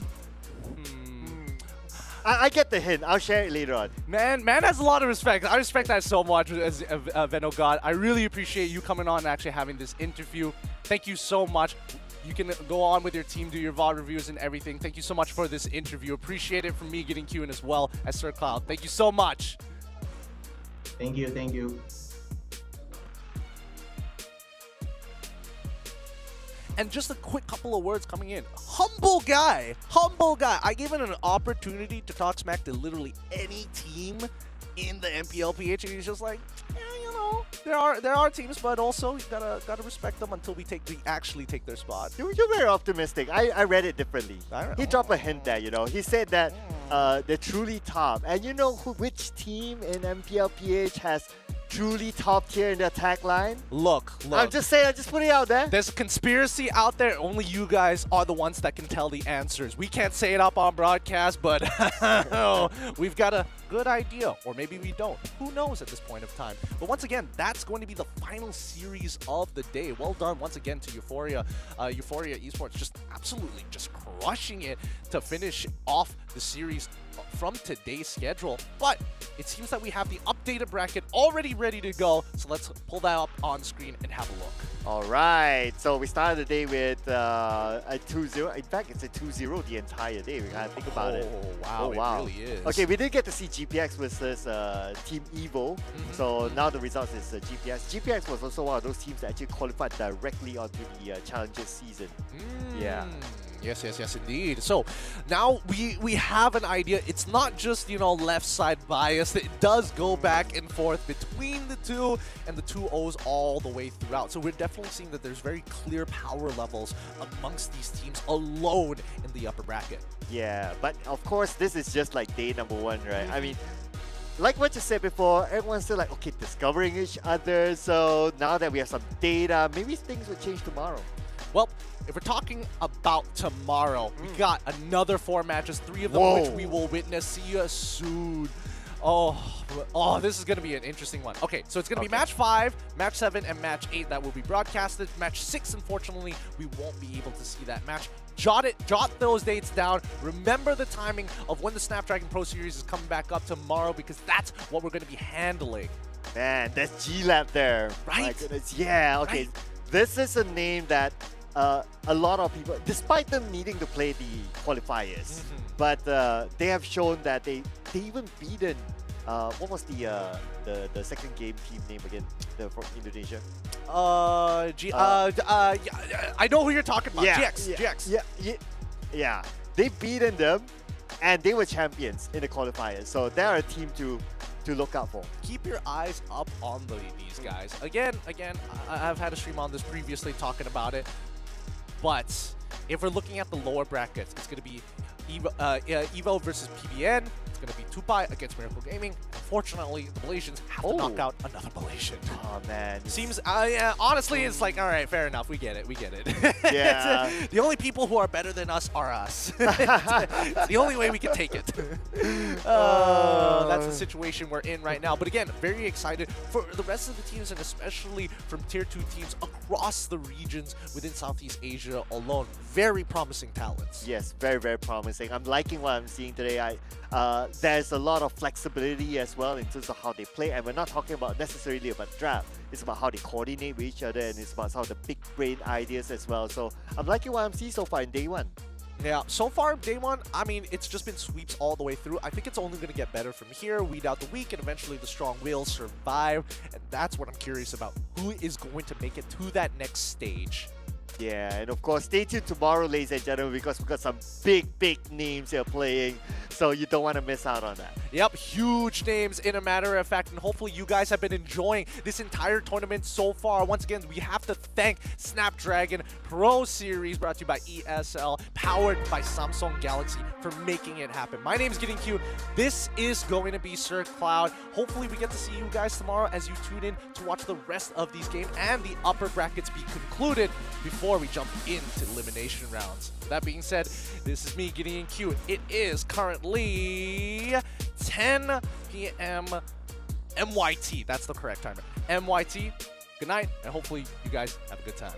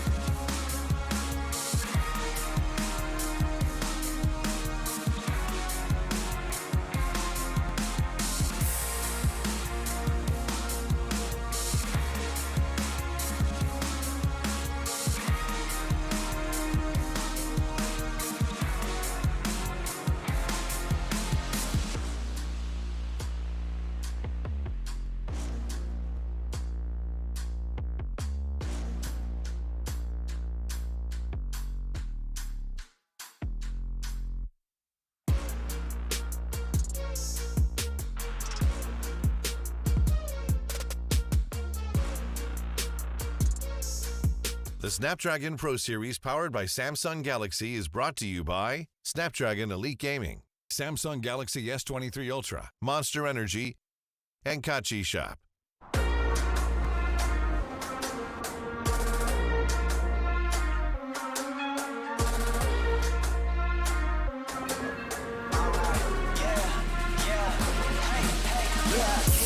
Won't stop going till a player on top know it. Rooftop penthouse suite. If you really want it, gotta own it. Fight through it, we was at the lowest. Blood, sweat, tears, the components. Riding all year, now's the moment. We are not friends, we are opponents. Yeah, I'm coming for mine. Yeah, I'm making a play, the game on the line. Yeah, I've been on the grind. Yeah, I jump in the spot, I made it my time. Yeah, look in the sky. Yeah, the stars align, no shade to shine. Can't stop it already. Emotional, working devotion. We put in this time. Look.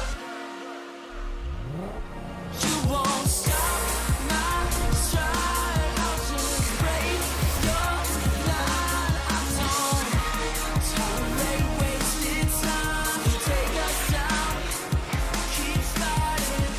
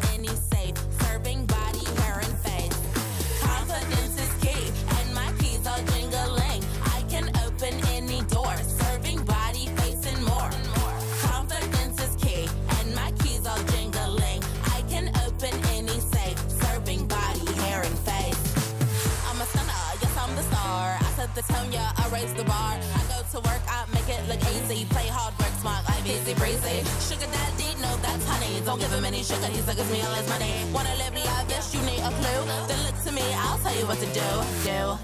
Repeat after me. Confidence is key, and my keys all jingling. I can open any door, serving body, face, and more. Confidence is key, and my keys all jingling. I can open any safe, serving body, hair, and face. Now bring it out, it's your time to glow. You all the baddest, put on a show. Don't be afraid, let everyone know.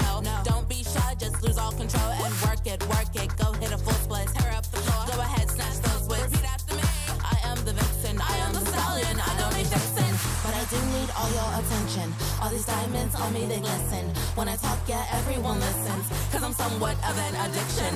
Now work those hips and thighs. You're out here changing lives. It's time, so let's get wild, wild, wild, wild. And put in work. Work, work, work, work, work, work, work, work. Put in work. Work, okay. Work, work today. Work, work today. Work, work. Confidence is key, and my keys all jingling. I can open any door, serving body, face, and more. Confidence is key, and my keys all jingling. I can open any safe, serving body, hair, and face. Confidence is key, and my keys all jingling. I can open any door, serving body, face, and more. Confidence is key, and my keys all jingling. I can open any safe, serving body, hair, and face.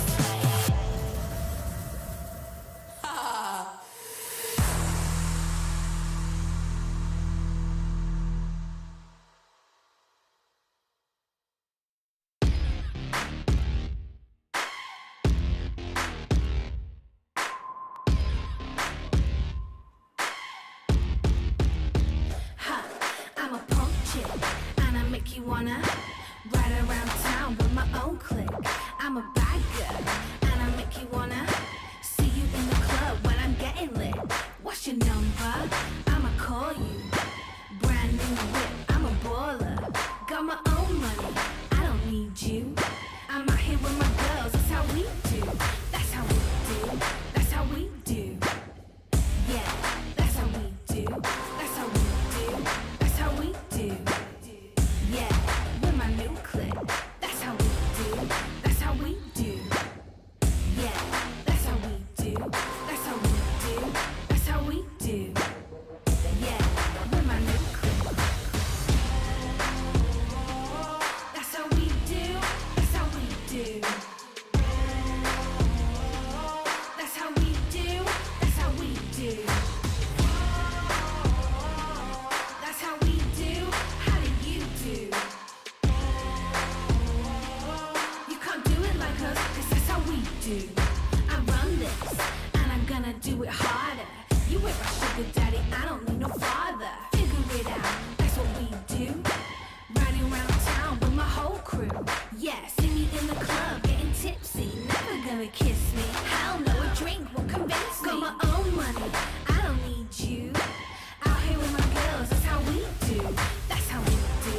That's how we do. Yeah, that's how we do. That's how we do. That's how we do. Yeah, with my new clip. That's how we do. That's how we do. Yeah, that's how we do. That's how we do. That's how we do. Yeah, with my new clip.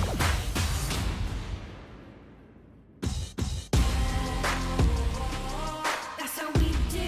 That's how we do. That's how we do. That's how we do. That's how we do. How do you do? You can't do it like us, 'cause that's how we do.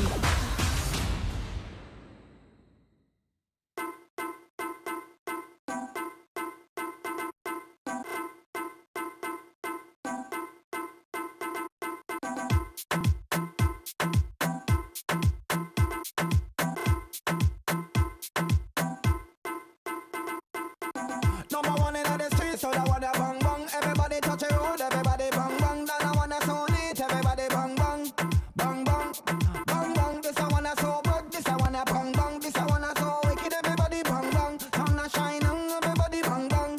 This a bang bang bang, bang bang, bang bang, bang bang, bang bang, bang bang. Bang, bang, bang, bang, bang, bang, bang, bang. Number one in the streets, so that wanna bang bang. Everybody touch a road, everybody bang bang. Then I wanna so neat, everybody bang bang, bang bang, bang bang. This I wanna so good, this I wanna bang bang. This I wanna so wicked, everybody bang bang. Sun a shining, everybody bang bang. This a bang, bang, bang.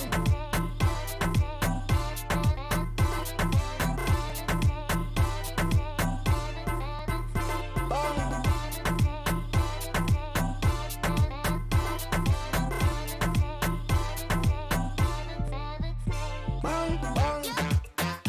Bang, bang. Bang, bang. Bang, bang. Bang, bang. Bang, bang. Bang, bang. Bang, bang. Bang, bang. Bang, bang. Bang, bang. Bang.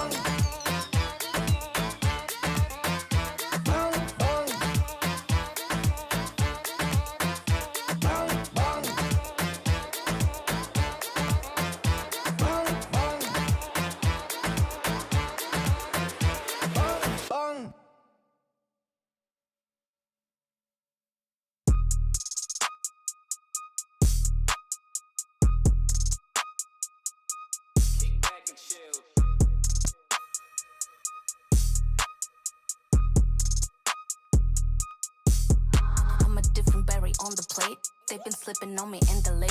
Got a juice to communicate. Small in size, heavy in weight. I'm not a bitch, I'm a daughter of king. No compromise, cause I know what I bring. I stand for love like a sun on a ring. Shining bright when I rap, when I sing. Black gem, high refractive index, reflecting light. That's a princess business. My fate is strong, standards are high. My crown so big, I'm a blessed alive. They don't know, no. What I do. They don't know.